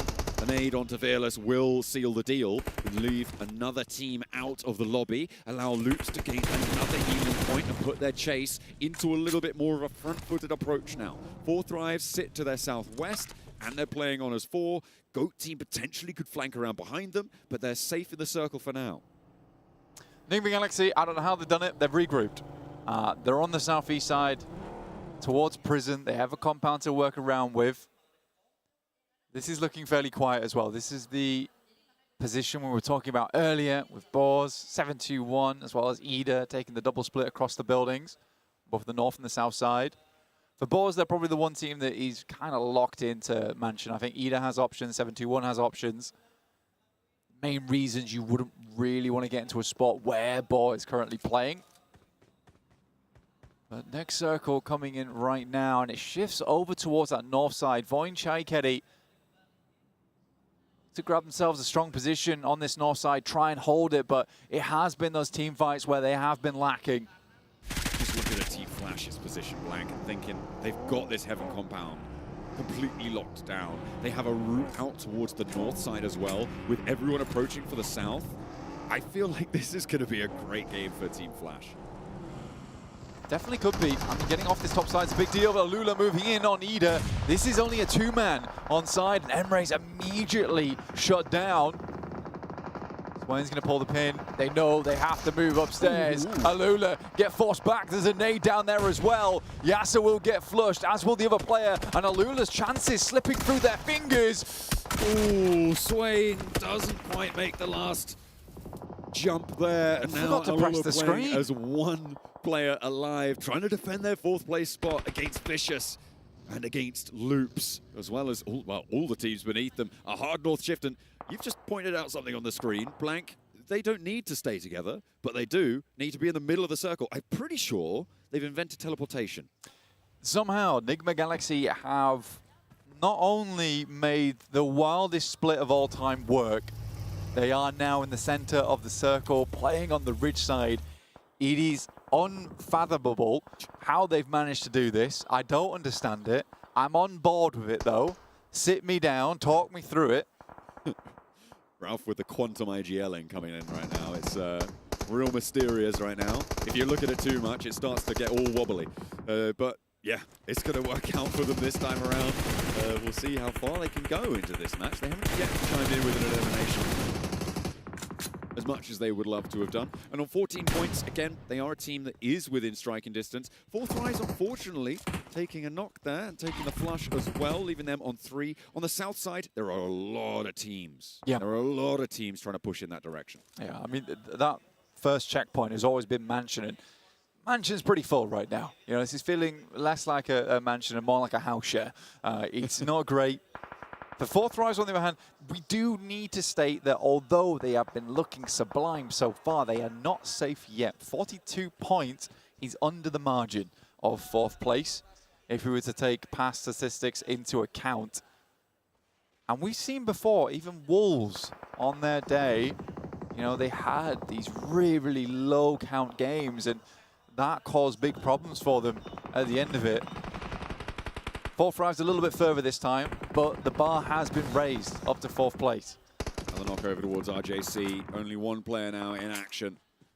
You're talking about Fourth Rise, and I mean, we spoke about it being a momentum-based team. The desk has spoken them, feeling like they are a momentum-based team. They're coming off strong from a big game. If they stumble now, I think that's going to be a massive blow to the mental. It's a killer. Stops you dead in your tracks a lot of times. So I think for Fourth Rise, we've got to try and figure out how they want to make this approach. Coming in with 3 players, so your team fighting ability is severely diminished here as well. Black is going to head over towards that northeast side, start scouting over towards Loops, and the circle moves north, which cuts out 7-2-1, cuts out Alula. It's on Team Flash as well. You saw their Team Flash characteristics spread around the edge of the circle there. But they're going to, I imagine, rotate up towards the north. Top Z has been scouting this for quite a while, playing on this north side, potentially put more pressure on towards R8. There is a real inroad for them there. And have to fight against Goat Team on the northern side, but leave everyone else on the south to party on their own. They don't need to get stuck in. They don't need big elim games. Another knock and flush, though, onto Falak from Fourth Rise. Their south approach is starting to falter. It's incredibly tough. Good shots from 7-2-1 over towards T24. A lot of shots going over towards that direction, but it is Masku to pick it up. And 7-2-1 are racking up these points in a big way. They have to move too, though. We must remember this. They can't stay there forever, but they do have 4 players alive. With 2 elims already, they are still chugging on up the leaderboards. Time goes on. Nigma Galaxy, who miraculously sent it into the middle. Okay, Team Flash. I thought they were going to go rotate up north, but no, they want to get stuck in closer to the middle here. They do have a lot of Defilade to be playing around. Nigma Galaxy don't have to put pressure on them, but they are within nade range. And it's it's this south side that Team Flash can now start to put pressure on towards. Vicious, feeling the brunt of it for now. Again from Zeus, spraying down, not quite fully connecting. Goes for another mag. A very rocky area of the map it is where Enigma Galaxy and Flash currently are playing. Easy to avoid one another here. Hazaifa goes down and almost a 0-point game there for 4th Thrives. Just a 1-point gained. But that is 1 point just a little bit closer. Loops able to find some shots over towards the Vicious there as Icy goes down, leaving them just as 2 with 25 points. They are the closest now, but Loops on 4 looking to make a good bid on this game. Got a real chance here. A lot of 4-player rosters behind as well that could jump up towards that 30-point mark realistically, depending on performances. But you're going to really hate to have seen earlier on that Alula got 4 elims and 721 have found 2, and they've got 3 players left. But they're making their move now. And this is the big test, right? This rotation past this glut of teams. They're going to go straight on towards the Vicious. Koa has the hold. Doran's good for the first. They sprayed out for a second. Doran's just able to dismantle it, but no, where did that come from? How do they go up in smoke? I have no idea. It looks like they just found it from the back line. And 721 keep themselves together, and Loops want a piece of this as well. But Law bites off more than he can chew, and Loops need to send in the cavalry. Oh, I mean, for Loops, this is incredibly important to take down 721 right now. They do not want anyone in the top 4 to continue gaining momentum, to continue getting those points. Rafinha goes down to a nice nade from Vagnazada. Over towards Rita there. He's going to send one back. It looks good. It sends over towards him. Second nade, not quite as efficient. Immediately doubles back. The nade luckily will hit the fence, and it's a full reset for both teams. Trying to burn him out there. Unfortunately, he's already shimmied his way back towards Terminus. The blue zone, another present threat. The off angle, SnowX on the high ground on the rooftop will look to put more damage over towards Loops. Needs to be careful with this blue zone as it is. Drops down under cover. Nicely navigated there from SnowX. Looks for the other angle and will confirm that flush. Nicely manipulating the edge of the zone there. And SnowX allows his teammates to get back to their feet. Ida likely don't have too much more ordnance left, and Boars do need to make the cross now. They had to wait it out. They knew they were a team in a little bit of bother here. Looks like Util's run very dry for this squad too. They're desperately trying to look for any kind of utility that they can use in this upcoming fight. Quick M79 down in the front lines for Tino. Has a smoke out. Diego has one too. Diego, bit of a problematic player to come up against. The nade goes long. They're walking back into it though. And another one as well layered on top of it. No, Boars just sidestep it. Dude, great the stuff. cook's just not quite good enough there. Bozy taking it off from Team Flash in the meantime. Vagnazada trying to thread it around the edge, and these nades just not having an impact from Loops. They do need to be a little bit more on target. That one looks okay. It bursts right on top of SnowX's head and sends him packing. Vagnazada wants retribution, but steps too close to the fire and will get burned back. SnowX crawling forwards, trying to stay into cover.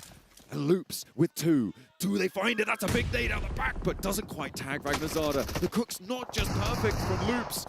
And now they're playing with the smoke. It's starting to fade. In they go for the fight, potentially to end the Boars, and it's looking good for them. They step forwards, and they manage to find the first, but they're backed off the angle, and with 1 player left, it's Vagnazada. Loops try to hold it down, but no. They're able to take their fight back into control. Ida! Fall almost immediately from a nade from Ida. Man, it's a rough push. It's a rough push, but great patience coming from Ida, waiting that one out to the very end before they sent in.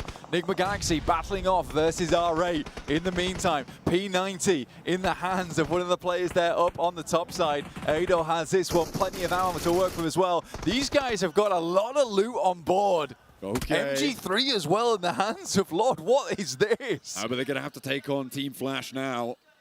And that is a big hurdle to try and cross. With 4 eliminations, Team Flash have 4 players alive. Enigma Galaxy are playing as 3. You can have as many weapons as you want. Generally, 4 sightlines are going to be better than 3 blank. You just need to make sure that they can all be played. And that is the difficulty for Team Flash right now. Because their position is fairly linear, you do need to be careful to go for those spray downs. A team that we haven't really talked about too much, but is in a beautiful position, is Voinchikery right now. They are in the only compound, slap bang in the middle, and it looks like maybe Goat Team are going to go for a push, or no, they're just going to try and bait out some shots. Voinchikery playing L block here. It's a good spot to play. There is some pretty nifty little positions you can head in there as well. There's the alleyways as well as the high ground play on the rooftops, play on the doors almost. Nigma Galaxy, Ralph though opens with a nade, finds the first. A lot of damage over towards BoZ. Another nade goes long, looks to be fairly on target. Bounces high, but above his head, the shrapnel will take him down. Now they've turned the numbers around, and it is a 3 versus 2. Another knock comes through, and they are just going to run through them, but they have found a challenge now. Win is up to bat. And Zeus as well, playing with a shotgun in the smoke, has the M4 in hand. One knock over towards Nigma Galaxy. 2 of them down the hill, looking for more damage, but Win now left last standing for Team Flash. Nigma Galaxy into a 1 versus 1. One Lord nade in the back line, that's the Molotov to burn him away. Will force him out, does tag the damage though. Lord steps back into it. What are you doing, Lord? No! He goes up in smoke, and Team Flash may have time to get the reset. They go up in smoke like a bonfire. Their chances are eradicated there. Goodness me, I thought the nade would do the trick, but the Molotov plays so perfectly, so nicely by Flash. And that's Nigma Galaxy running with basically all crate weapons as well. And that means Team Flash potentially running with all crate weapons in a moment, but they don't have a lot of time to be playing around with. The circle is slap bang on top of L block. Point check, Harry. This is it, right? This is it for this team. I don't know if they even have that many eliminations in this match. I haven't really been checking. But if it's down to 0, yeah, they do have 0. They have 0 eliminations. They need the chicken dinner. By proxy, those eliminations will come through from that chicken dinner, but that is the first step and only step. Team Flash are a difficult team to take down, even as 3. They drop it down. Rita not quite able to thread the needle on that shot. The last player alive. Oh, sorry, no, they do have 2 players alive for Ida, but one of them's just been knocked. A lot of damage sent through. Just about tags the final shot to get the knock onto Zeus. Now 2 players alive for Team Flash. Very unlikely they get that res, and down they go. Point Chikery having to hold off against Goat Team now. This is the big battle for the L block, and Point Chikery seem to be crumbling. They've already lost 1, and now they're looking to lose more as well, as Goat Team encircle them, envelop them, and choke the life out of this hold. It is just not happening for Point Chikery. They're on 0 eliminations blank. A 4th place is not good enough. Point Chikery just flaking like pastry here, trying to get away from Goat. Not a single knock on the approach, no smokes required, no util needed. The MG3 on the front lines of Point Chikery was not able to make it happen, and they go down with naught but a whimper here. Goat Team get a 4-player hold in the God compound now. This L block, I mean, the king in the castle may have changed, but they are going to build it up towards a potential chicken dinner here, which is a great result for Goat Team. They're looking to put the screws on towards the teams towards the top 4. Team Flash, though, still in action. They might only have 2 players, but they're looking to just keep pace and steal all of these points from the rest of the lobby. Focus already securing center spot. It makes sense. The difficulty is here is that from that rotation, from that position, no one has vehicles. No one's got movement. I mean, a lot of teams would be desperate for Flash to get the chicken dinner here. They want them to sponge those points away. But it's going to get incredibly tight on the rankings towards the last 2 matches. Goat Team with a potential to jump up really far on this. With 6 elims that they found so far. Potentially get 3 more into this game, leaving them on a 19-point chicken dinner. Put them up on 29 points to end this match. The double at 33, that is within striking distance, but BoZ's there to play a little bit with the heartstrings, and in they go. Team Flash not going to waste any time getting aggressive with it. If you're going to take a 1v4 and you've just got a knock, this is how you start it off, right? The nade over the top for Win.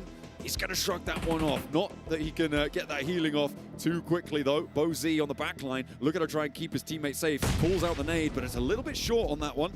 And his own nade, not quite. Nah, there's no way, there's no way! How does Win get across there? And now Focus maybe actually out in the open. BoZ has made it across. The res has come through for Goat Team. Yo, he's just running it. But he is going to run it down. BoZ in a 1 versus 1 on the off angle. This is crucial, and he wins the challenge. It's Win who gets that shot, and he will be able to find it through the garage window. This man is ethereal. He cannot be touched. Oh, Goat, you cannot lose this. This would be a tremendously sad result for them. But for the Flash, they have been on fire today. And they're not looking to stop anytime soon. The nade goes long once again. Another one sent far, but Win has so much utility on board. This was only made possible. I don't know how or where he found the coop, but that was so essential for him to get up towards the wall to allow BoZ to creep onwards. I mean, they took the tempo. I mean, immediately on that knock, he sent straight forwards. He knew that another sideline was going to get disparaged and taken away. It was his only chance, and he took it. Team Flash, so proactive in these crucial decision-making moments, getting across there with minimal utility as well. Win basically has to make the most out of these next 3 nades. As the circle starts to push in, he needs to get 1 or 2 knocks. 1 would even things up. Neither team currently has the center dot on this one. It's right in the middle of this courtyard. But I think Win is the one with the most util right now, surprisingly, with these 2 nades in hand. Force waiting for a little indication as to where a player is. I think he knows where BoZ is. That cook, though, it goes short. He doesn't get the lob on it. That's a waste of a nade now. Force does have 2 smokes. Another nade doesn't damage for so Win. close. Is it closing inside a building, though, Blank? I think it might just be shutting in, and that's why GOAT team have put so much stock into holding this central building on it. BoZ trying to layer down that sideline. Will look for the shots down the line as well. That alleyway needs to stay under control. He is still got an nade in the back pocket for Win, and there's another nade that they managed to dodge. Last Win nade. steps forwards. It's out the back, actually, Blank. It's going to shrink everybody out of this one. And BoZ still looking to charge forwards, out onto the roof. It's Ayato dropping down. No, not quite. He's a little bit slow with it. Are they ready for him? He's going to still just peek over the top, and they spray 1 down. They spray 2. It's jumping wide. Win's still there, but he's just about going to be going down. They gave us a little bit of a fright, but GOAT team do in the end close it down for a chicken dinner. For GOAT, that's the hardest win of their lives versus a 2-man. Oh my God. Cannot believe how much of a fight Flash was able to put up. If I'm GOAT, I am so stressed right now. I would love to have heart monitors on these players because it would be through the roof in this game.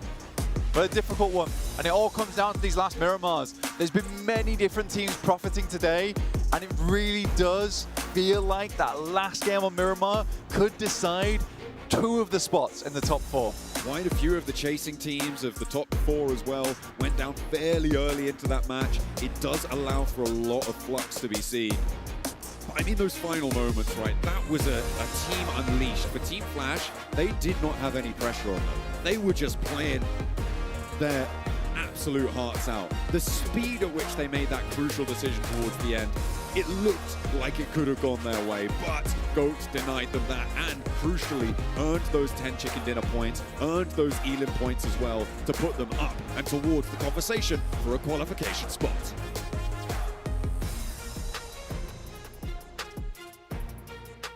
I ain't gonna let that slide. Think you fly, huh? Me and stay wheels up, it's a ride off. Ain't no shortcut, heading to the top floors. Me and too smart to drop costs, and I got 2 fists, I'm a problem. Nuisance, who's with anybody not me? They losing, I'm proof that. Even when you down, keep it moving. Let's fire with us.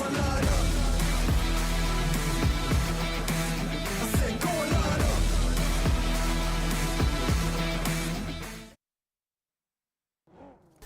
And it's GOAT to finally put a chicken dinner on the board here. They're still going to need a whole bunch more if they want to make it into that top 4, though, here, Max. A scary win, you know? Yeah. It was a 2v4, but it felt like a 4v4 with how intense it was at the very end. But BoZ and Win almost able to snatch it away from the grasp of the GOAT, even though I guess they don't have hands technically, but still a really good attempt. But GOAT, the crash onto Voin. Yes. Voin, Oh, a fumble, man. and GOAT, that crash alone secures them that win. 100%. The way that they were able to just execute the crash, and as you mentioned, Voin didn't seem ready whatsoever to be able to defend that crash. They were just all over the plate, but something that you did tell me while we were watching the game is you love the way that GOAT took about that crash. Sweeping motion, right? Yep. They go for the eastern side, they take it building by building, just clearing every single corner of those spots, and if it's free, move on to the next building, and then to the next building, and guess what? At the end, Voin were fully eliminated, so that was just a textbook play on how to breach a compound successfully, and GOAT did great at that moment. Yep. That's how you do it right there. Fortunately, Voin going out like that, it hurt my heart to just watch them hold that central position for so dang long and not get a single elimination point. 0. A big old donut. It's just a team that's not really being aggressive, not really being proactive whatsoever. Man. Парни, пушьте быстрее своего, пушьте. Убейте его, и все, у вас лес остался только. Я иду. Вместе, говорите. Ласт, все. Тут где-то чел должен быть. Я на крышу лезу. Давай, я пока давай. Антихае! Они постоянно угрожают. Сейчас будут выходить. Смотрите, парни, выходят. Еще один.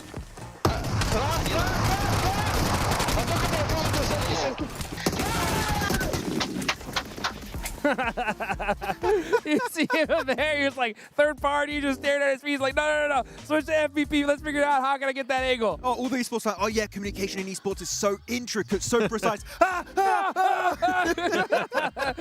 Hey, sometimes that's what you need to do, baby, right? To get that chicken dinner. And good for them. I'm glad they got it because these teams at the top are soaking up a ton of points. Well, with this win right here, they should be able to jump up even more because of what happened during that match. I think it was in Circle 6, we had second place all the way down to 7th or 8th place eliminated. Yes. So it should give them a big buffer to just jump up and close that gap to top 4. If not, maybe Massive be in top opportunity. 4. Yeah, massive opportunity for Boost here. As our game MVP, it's not going to be from Goat Team. No. It's going to be Win, which, to be honest, truly deserved. They went for a really good rotation. It's really interesting looking at the playstyle of Flash because sometimes it feels like they're making a mistake going for the wrong position, but they pivot so quickly. I think they were going for Northern Rotate. I was like, please don't go up there. It's not the right entry point. And they go up there, scout it. It's not worth it. Reposition and instead go to the ridgeline right next to Nigma Galaxy. So Flash, the IGLing for me is just absolutely S tier, deserving to be at this global event. It really is. The use of utility too, the timing of this squad, the way that they were able to get that close to go was insane. Now, something that I do want to notate here for top 4 players is we've finally seen some action from Loops, and it's none other than B-Team. We saw them being able to win some fights. They won the fight against T2K.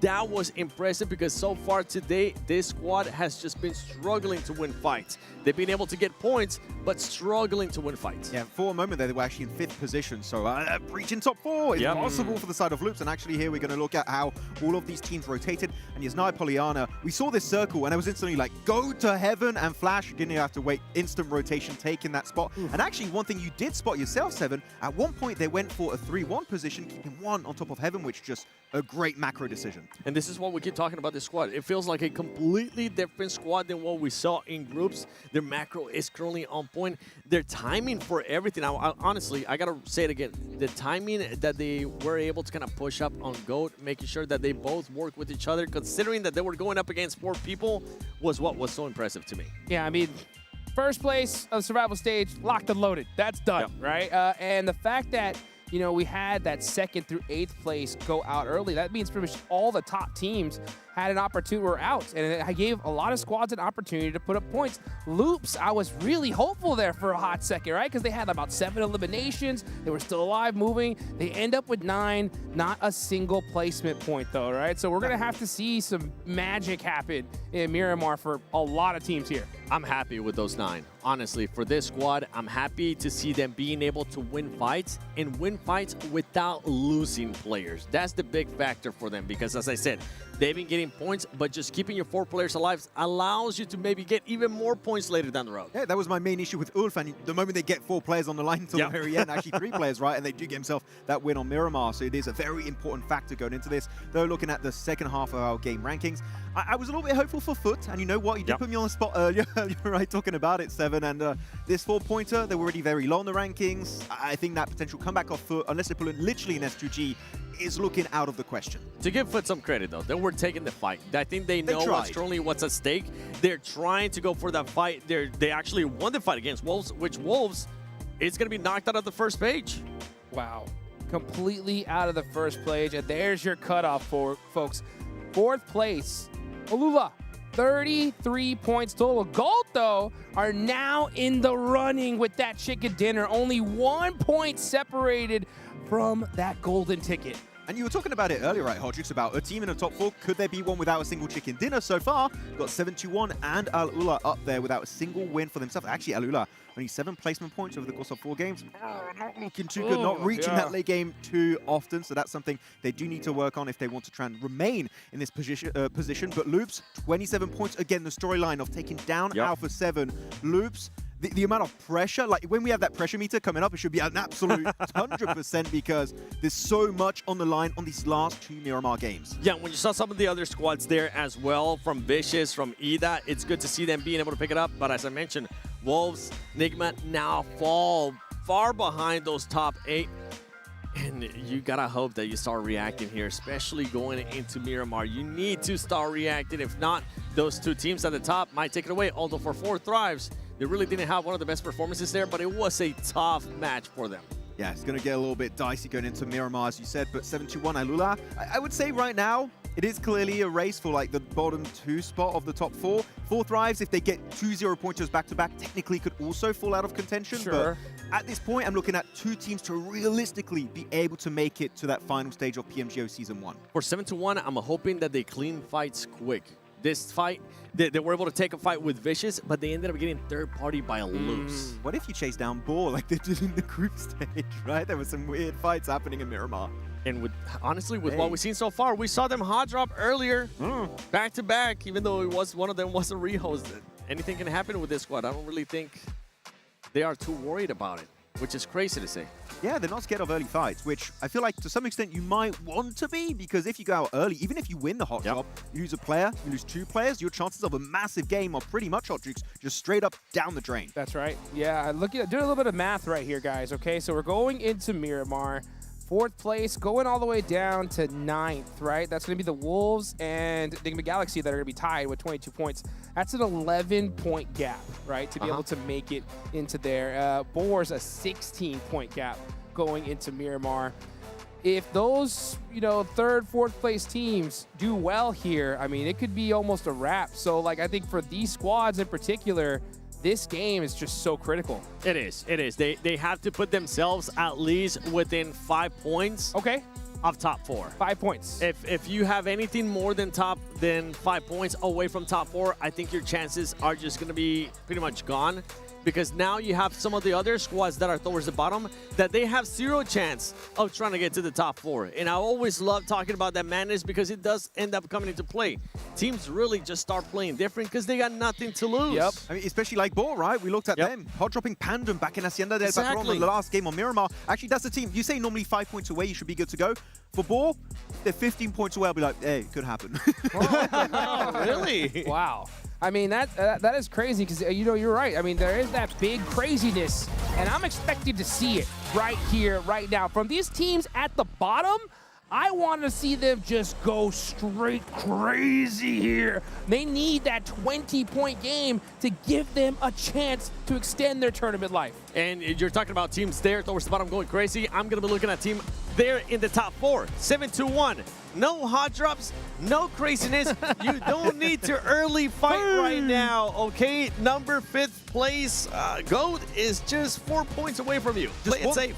Yeah, just one thing on the last game. We had so many airdrop weapons, P90s, MG3s. You also want to look at the loot trucks here. One team that loves to play with the loot truck is GOAT team. That's right. And they usually drop Puerto Pariso, and that's an instant spawn for loot truck. If they get another one of those airdrop weapons, man, GOAT can maybe make the back-to-back happen. Not only that, the confidence is going to be high.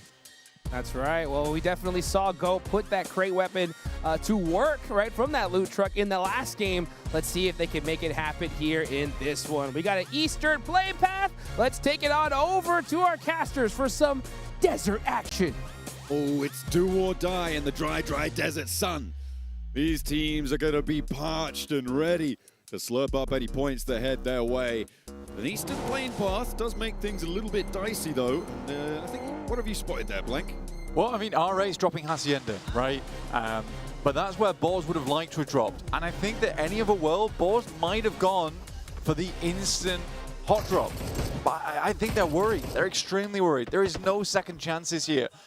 Nigma Galaxy Lord will be starting things off with first blood over towards Ida right at the start of the game.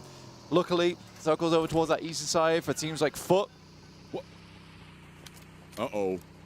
He didn't want to see it. Over on the desk, I hear the exclamations. 7:21 embroiled in an early game engagement. This north side, Blank, is really just jam-packed full of teams. This east plane path has given everybody, it seems, too much to think about. Yeah, absolutely. Well, again, for 7-2-1, talked about earlier, these are teams that are very capable of putting up very minimal points, both them and Alula. And I think that, again, they are very close, but it's getting into these early engagements is just not a good idea. There's very big possibility here with Truck Stop being open. El Azahar was very, very exposed. Foot's basically the only team that kind of dropped in this area of the map, and the plane path was directly over it. It definitely allowed them to get down nice and early. GOAT team in Puerto Paraiso as well, as Max was highlighting. Getting that loot truck on as well. See what they are able to snag from that. Ooh, okay. Was that a double line up there on the spray down? Swain doing a lot of damage to Nick McGalaxy. After losing one of their players, this is not how Nick McGalaxy wanted to start their penultimate match and potentially end it if they're not careful. Well, for Nick McGalaxy, completely split off from their teammates. Emre waiting and ready. They know they have to go for this one, but there's a lot of bullets going to be going their way. Aido is sent away from this one. Ida's going to be guarding the flushes. Lord up top of the hill, and for Nick McGalaxy, this is really, really tough stuff for them. That's that 2-2 split that should have been punished in the last game, Blank. They've lost two of their players this time around. Lord does have the LMG on side, though, and that could be trouble for Emre. Neither team has had a lot of time to loot. They got stuck in pretty quickly. Now just looking to finish off these flushes. Nick McGalaxy desperately looking to try and keep this one nice and safe. There is more hot drop action. I think is that Boars and T2K in our picture-in-picture as well. Close to one another, but I think they're extricating. Lord now stepping up, has got the level 2 helmet, which very much might help him indeed, but not to a gut shot from the auto shotty. And that's going to leave Nick McGalaxy down and out. Oh, they go down fully. That is nasty business. And Ida pick up 4 elims. Ida with 4 elims off the back of that. Nick McGalaxy out is really, really going to cause big tension. And I mean, I respect the shots going off there. Trying to test them in the early game, trying to pick up those points, and they suffer because of it.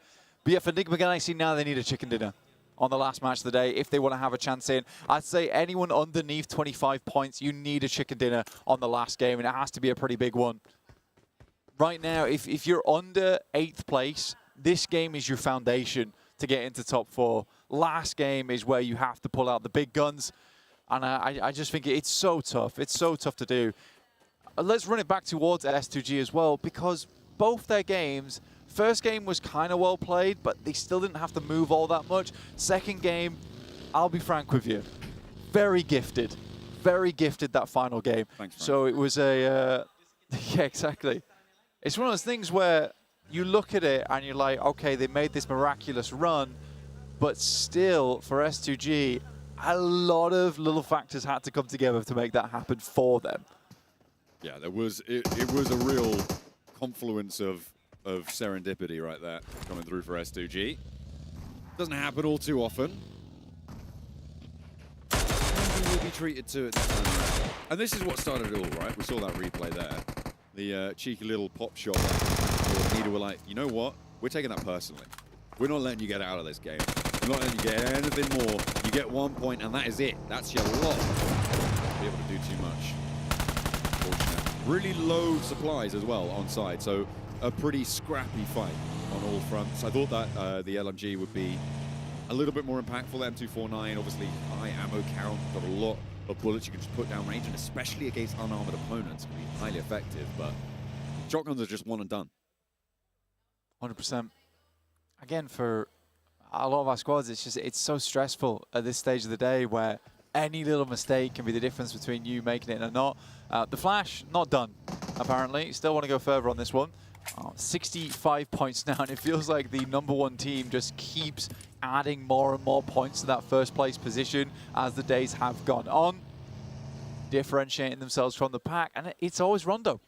It is Rondo at the end of the day. It gives you such a buffer to play so much more freely throughout the rest of your matches. And I think that's the biggest deal about Rondo, that if you played an Erangel and you get a 14-point game, you've got teams underneath you on 11, 12, even 9 points, you're still worried, right? You come off a Rondo with like 29 points. Yeah? You come off a Rondo with 29 points.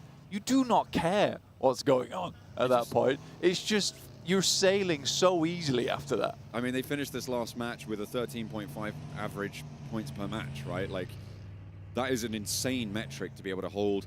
They have definitely already done enough. There's no way that they can slip down. They are over double, actually, 5th place now. So it would be... I always am hesitant to say mathematically impossible, but this might be it. I haven't crunched the numbers, but Team Flash may be just too far ahead for everybody else to be able to catch them up in just 2 matches. Oh, easily. I mean, what are we talking about here? Legally, it may be possible, but like logically, it just never happens. Not in a million years. What would need to happen here? I mean, 3 teams would need to get 30 points, dude. So you'd need 22 points for 4 Thrives, or 23 rather, because they'd have to go further because of the chicken dinner disparity. 721 would need 4 and then 25, so that would be 29. 20, so 30 to be able to get over them. So you're talking about already investing like upwards of 60 points just in the top 3. That's what I'm saying. What are we talking about here? That doesn't happen. Exactly. I'll keep calculating at some point, but not right now because we've got a little bit of a scrap on our hands. As Team Flash want to make that even harder as we keep going on about them. T2K, I think they lost a player earlier on. They are not going to have a good time down there. And that is a cheeky little shift down towards the south side of El Zahar, puts that truck stop area into play, as well as the northern parts of Impala. Yeah, no one really wants to play truck stop, though. It's in this almost a dip location, but it's this hilltop over towards the eastern side, which is extremely important. T2K having their run completely demolished by Flash at this point in time. It doesn't even matter if they do get a limbs over towards the Flash, because it's just 2 players left, and you're at 10 points. It is impossible. It's just not happening for you. And we know what Zeus and Win and Bozy can all do in these scenarios. The clutch potential on these guys is insane. Win just pops a nade in through the window, and Slayer gets bounced from the house. Last player to stand for T2K. The nades for... I feel like the nades for Team Flash definitely have been the most on point we've seen from any roster so far today. They're up to 68 points now. They are chuffed to bits, I'm sure. 4 Thrives, they're on 43 points. They didn't do much in the last game, and they've just lost IQ, which is not a good start. And remember what we've been talking about, that 50-point threshold of safety, that 45 potential cutoff. They're still not there yet. Yeah, and last game it didn't go very well either. Just getting 1 point on the tally for themselves. So for 4 Thrives, certainly a scary situation to be in. RJC slowly slipped down as the day's gone on, currently in 14th place, but still had some pretty pop-off moments yesterday. So 4 Thrives have to be careful. Alula also making their way through, another team in danger. This is all the way on the northern side of the map as well. There is a lot of safety to be had on the southern side here as they go down towards El Zahar, towards the ridge sides that sit towards the road. But you do have Ida, as well as Loops, breathing down your necks. And those 2 teams are in pretty crucial places on the tables as well, right? These 3 teams, Alula is on the bubble, Loops and Ida both chasing and very, very close to them. Whoever comes out on top of this northern side engagement, should they all go for it, that is, will be so, so happy with themselves. If they can earn all of those points and stop the point earning potential for the teams around them, that's going to be great news. Foot right now in an extremely good position. This is a really, really good spot on the map to be playing in. Very, very central. A lot of high ground to work with. They have a massive amount of scouting potential as well. So information for Foot is really good. So even if the circle moves away from them, they should have a general idea of where teams are playing, what rotations are going to be safe. And I think that is the big benefit from being able to play on this high ground. Vantage point. Hopefully going to play into their advantage. Alula looking to defend against Voin Chaikari, who kind of threw away their last match. Blank. I think it's safe to say, playing in that L block, they've just taken enough as well. If this goes down to Alula, that's another point to the bubble. And it looks like they're going to be able to claim it. That is nasty stuff. The circle, again, will keep them just in for Voin Chaikari's position, but they're just going to lose out on that ground to the pressure from Alula. And Alula needs those points as they're moving in. Voinchaiker is going to be the main ones that are going to be holding them out. So looks like they're going to leave Boychill behind. He will be going down. Sacrificial Lamb in play there for the guys on Voinchaiker. Ida's finding Zeta as well. Man, it's just going from bad to worse here for Voin. Able to put up 16 points on the day, but that's coming to an end very soon too. I think if you're on 2 players at this point, I think the run's dead, sadly. Well be. May well be indeed. There's just there's no pace, especially from their position on the south of El Azahar. Where do you go from there? It's just vertical ascension or going straight into a valley that is going to be surrounded by other teams. There's no way that 2 players make it, barring the circle literally finishing on top of them. Yeah. It's just not going to happen for them. In the meantime, everybody else is trying to get their foothold into the circle. Oh. Remember that Team Flash lost a player earlier on. The Boars definitely don't want to meet that same fate. They currently have 4 players, but uncharacteristic, Zeus does miss the spray onto Snowix. Taking a lot of bullets, Zeus does go down, and Boar's able to hold on here. Really, really big deal for them. I think that right now, Flash is just going around trying to take down teams that they see as a threat to them. And I think Boars, you know, as badly as they might have done here in this survival stage, they're still a really strong team that you can take out early. Well, they are giving it a good fight. Zeus going down is a heavy blow towards Team Flash. Remember, they lost one earlier on as well. Snowix pops the sniper shot. Extends that bayonet, bears his fangs, and the tusks plant it deep into the side of Zeus. 2 players now remaining for Team Flash, one of them fairly low, bleeding out, and Boars might just try and cut the head off the Hydra here. It's 3 points.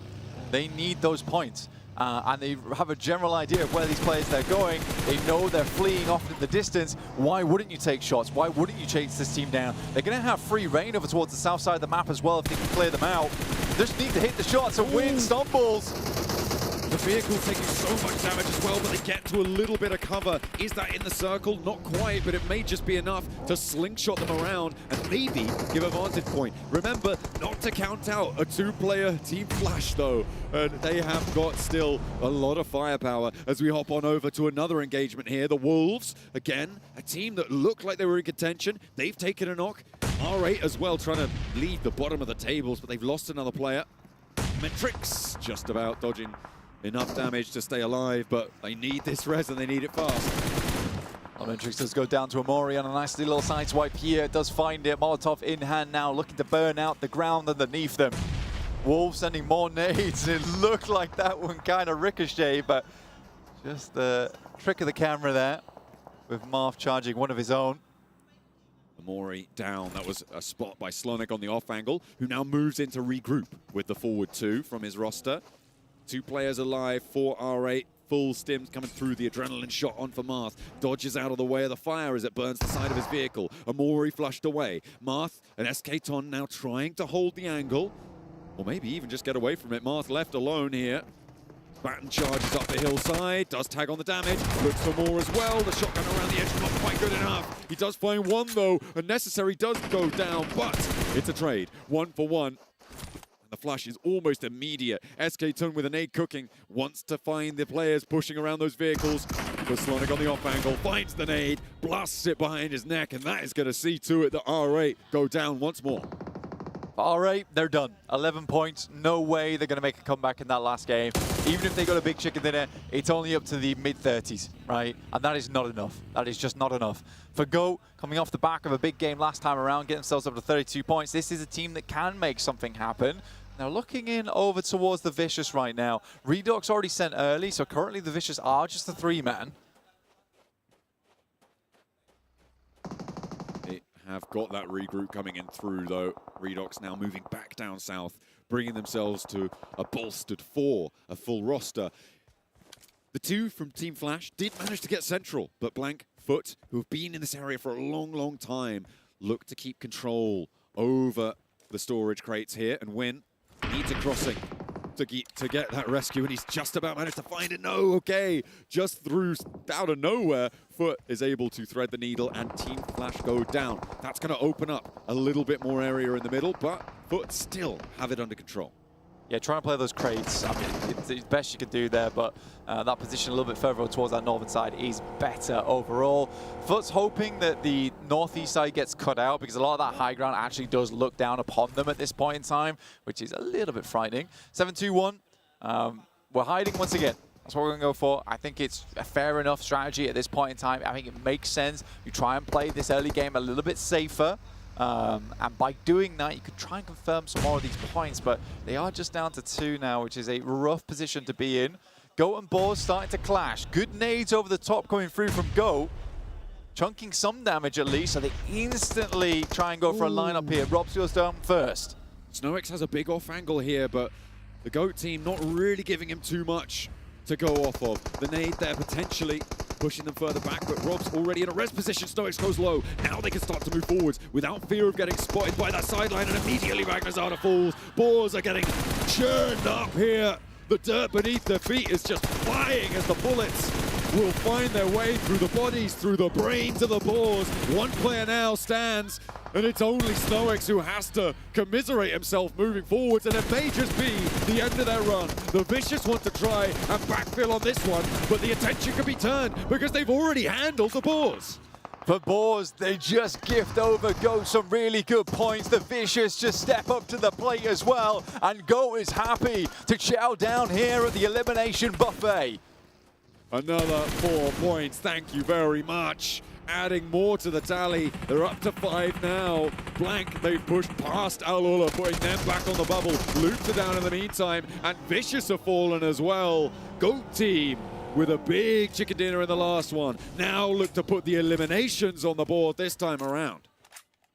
They really have a good chance to make this happen.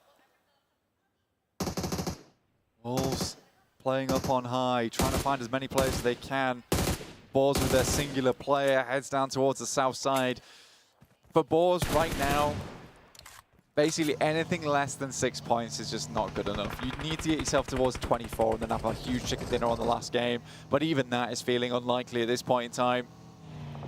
It depends, right, on what 7-2-1 can do, but the bubble at the moment sits at 37 points. You need to be within reaching distance of that.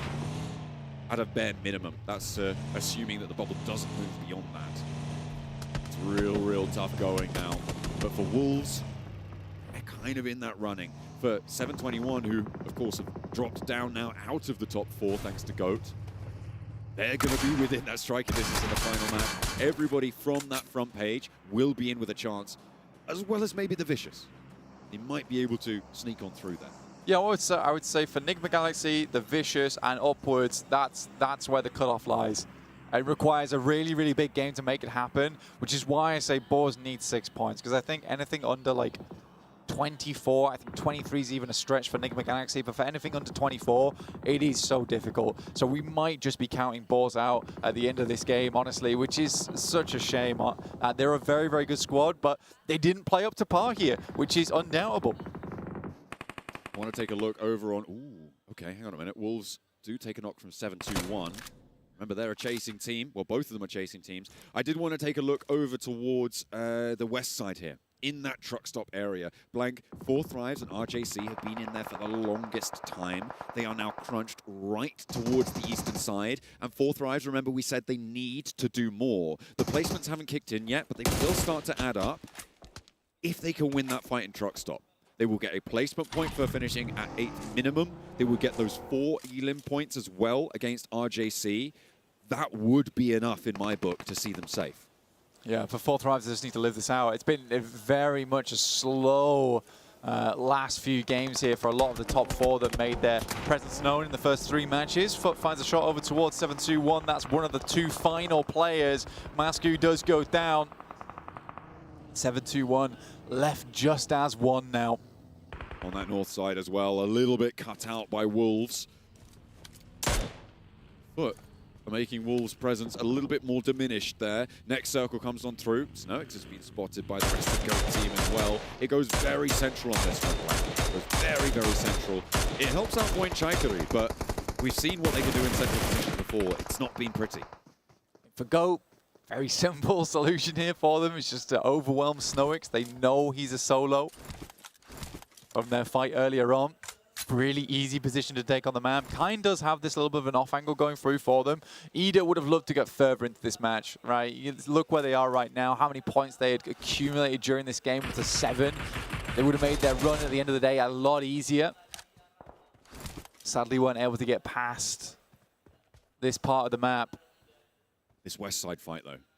This needs to start going because the blue zone's about to push in, Blank. It will be painful, and you need to make inroads. For 4 Thrives, the good news is they've already sent T24 out wide, and RJC have already taken a knock. So it's a good start to that fight on the western side. But just raining down hell over towards Emre as the last player to go. Ida do indeed fall out. But this west side truck stop fight is crucial. Nade over the top, a second knock found, and 4 Thrives are starting to come alive here on this hold. Moving out into the open is necessary, and it seems like they're going to be able to make that transition a little bit easier. 2 players now for RJC, Blank, and one of them is trapped behind, and a nade from Falak seals the deal on this crossing. The question is, how far can 4 Thrives go? 4 Thrives has already started off well. T24 with a beautiful wrap out over towards the north side, completely enclosing the guys from RJC who do finally go down. That's 3 points added to the tally. We're 4 off a safe position on the lobby right now. We're up to top 6. And in that moment, we missed it, but Boars did go down. They will be locking in 19 points going into the final match. It's just not going to be enough. It would be the most miraculous of miracles for them to be able to find it, but I don't think they can make it here. For 4 Thrives, though, they've already locked in at least 2 placement points. That puts them on 49 points here, Blank. I think we're seeing a Pakistan team in the finals. I think we are as well. I think this team has played extremely good here at Survival Stage, and we can't really count out Foot right now. This is a big jump up from them. 9 eliminations this game, 4 players still alive. They can go further on this one and sit themselves outside the porch, right? Try and get themselves in towards grand finals, but they haven't stamped that ticket just yet. We're still at the booth. We're looking to order one, and they need a bigger game to make that conversation happen. 7-2-1. If they could survive a couple more placement points would be brilliant, but with the Wolves chasing, they're going to want to take care of that player nice and quickly. Goat team have turned their attention on towards the west side, and Falak is under pressure now. 4 Thrives looking to try and suppress Goat team on the approach. The backline will need to volley fire back over towards Goat team. It is going to be difficult to find those angles, but Focus manages to peek over the top and bring Falak very, very low. Moxie goes low as well as the trade-off happens. Healing needs to come on through for Falak nice and quickly if he wants to stay alive in this fight. He's relying on his teammates to keep him safe here, and Goat team can't overinvest because they can't push out to this side of the circle. First aid, a med kit brings Falak to full HP. The secret weapon the med kit brings out. He's revitalized, full HP. Looking to take it to task with Goat. A nade coming through, but there's backup now as the bullets start to rain in. The nade will take down Falak. Where's the rest of the team? Point Chikaria having shots in as well onto this fight, but T24 is down. Now it's all up to the backline. The Lone Ranger coming through for 4 Thrives. They've already done probably no way, but a big long-range nade might from the grave find them another point. They're onto that 50-point margin, and Goat team are about to go down too. This is huge. For the teams, look at a chase. We've got Foot, we've got Wolves, looking to try and push their way in. T24, as he gets knocked, lobs a nade over the top, and it's the nade that does just the enough amount of damage that the rest of the team can all pile in on top of it. For 4 Thrives, they've got enough points, but it's Wolves, Foot, Voin Chikeri, and 7-2-1 once again surviving through to the end game. This man is a survivor. They will surpass Alula into that 4th place spot from the placements they'll earn here. How much further does he go? They've got no eliminations, Blank, right now. It is a full snake game for 7-21. This is kind of insane. They've been hot dropped and gotten into hot drops the last, 3 matches? And somehow they just keep earning these points. Swain goes down. Bad news for them. Foot desperately wants to make this a big game. They've been scouting out. They've been spreading over this match, trying to overwhelm the other squads. Play a similar card to Flash in our first match of the day on Erangel. Wolves with a big game, could jump up into the top 4, so could Foot. Maybe not into the top 4 directly, but the Wolves' chances have just been cut into thirds. But they still have a chance, and that is what they're banking on. Frozen looking to hold the line here. Zedwolf needs to be a backstop, and the Wolves will fall. 2 players down for Foot, and they need to res it fast. A 3rd place guaranteed for 7-2-1. How do you make this happen? Zedwolf, I mean, he knows exactly where he's playing against, and they have no idea. Zedwolf, the rest of Foot able to get them up to 3. Frozen with the frost bite over towards the other teams on that side. Wolves just do not have the fangs to bite back. 14 eliminations this game, a gargantuan result which might be spoiled by 1 player here from 7-2-1 with a good angle over towards Zedwolf, takes him down. This is the off angle as well. This is terrible news for Foot. They don't have any way to get towards him. Still 3 players up though. Voinchaikeri over towards the eastern side, but if past mistakes come to bear here, maybe they just fall over in the face of Foot. We'll wait and see if the boot can be stamped down on them. With the angles that Voinchaikeri have, they've got great position to hold this run out. They can't go towards Rehan, who can crawl closer to the circle than they can. Rehan, again, kept the team alive versus Boars in the second to last Miramar in Group A. Now looking to do the same here. These wee timorous beasties playing up against Foot. 1 elimination for 7-2-1, no eliminations for Voinchaikeri, and 14 for Foot. But they have their back against the wall now, and they need to find a sliver of something, and they might have just spotted the dome at the top of the head of Rehan, who denies the point, which could be crucial, especially given how far behind Foot are. But now it's up to Voinchaikeri. First knock goes in. They're looking to try and flush this one out, but the approach is coming on through. Kine and Swain moving on in, 4 Foot. Foxy on the back line, waiting. 2v2. Good nade. Kine goes incredibly low. Somehow, Voin is not able to get it. The hot potato is sent over from Potato, but it's not received the way he would have liked. Oh, he has the angle. Foxy backs off it, though. The healing potentially could come through if Kine's got a first aid kit to play with. Does indeed pop that one off. No more nades in hand, no more utility there for Potato. He's waiting for the face to peek over the top. Closer towards the edge, and Foxy's playing for the close of this stage. A sideswipe for Potato, but he can't quite get it done. Foxy now needs to come up big, but the vehicle now is over. Potato on half HP, looking for the first aid kit, spots the player pushing up the ramp, and the breakout wide is spotted as well, but they're just not taking the shots, and Kine able to move forward. Foot looking to add the 15 to the tally. Now in a 2 versus 1 to try and charge up the tables. Foot for Turkey want to take the top. Voinchaikeri is their last chance for Foot. This is just the beginning of a great final 2 games. Once again, here from Turkey, the nade goes in. Foxy's in a lot of trouble, and he goes down. A huge game coming through from Foot, revitalizing them at the last moment. A refreshing day here on hot, sunny Miramar. 16 eliminations come through from Foot. They dominated from that high ground. They were helped out a little bit by the circle, S2G style, but that's the Turkish special. What are you going to do? They are going to have to dominate from that high ground in such a brutal fashion to get that sort of elimination tally. It's more like the first S2G win than the second, definitely.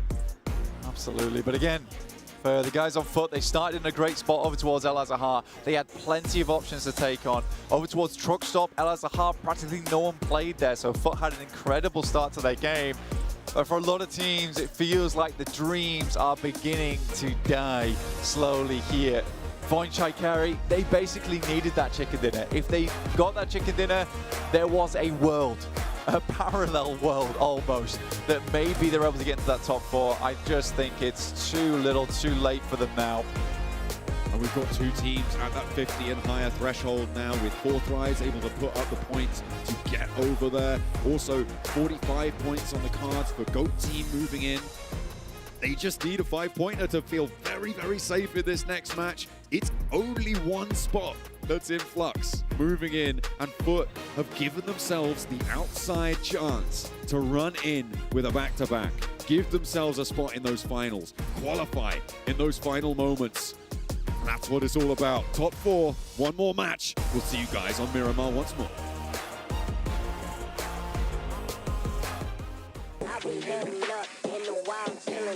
Yeah, foot on the gas, yeah, I'm on the way down. Move out the way, yeah, it's about to go down. Coming in hot, I ain't finna back down. Won't give it to me, I'll take that crown. Moving and shaking, I'm shaking the ground. Gotta stay ready, I'm ready right now. I bring the noise, they ain't making a sound. It's quiet for you, cause I'm hearing it now.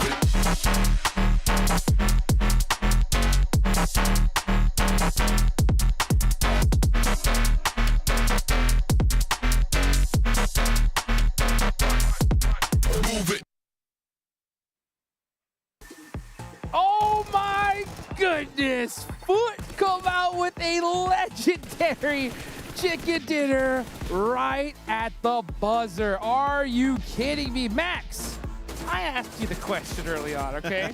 I don't want to hear nothing about this curse nonsense here. I just asked the question, okay, you know, which team do you think could possibly do something special in Miramar, huh? And out of all the squads, you said Foot. And oh boy, were you right. To be honest, I didn't even trust myself fully when I did it earlier because this is such an outlandish performance. This is S2G levels of comeback from Foot. I am loving it. Kane was doing so good, but especially Seven, looking at overall storyline. Remember the era of Nova Esports back in 2020-21, where they won PMGC back-to-back, and one of the players on Next Korea that used to dominate was Frozen, and the fact that to this day still putting up massive game. He got an 8 elimination match, man. Frozen, one of the best of Turkey of all time. And I was so impressed with the way that Foot was able to use the 3-1 splits there on the east side of that circle. It was wonderful. It allowed them to be open to third-party fights, which meant easy eliminations, which means, ladies and gentlemen, points, because that's what that team needs right now to try to get to that top 4. Well, let's listen in to their comms at the end.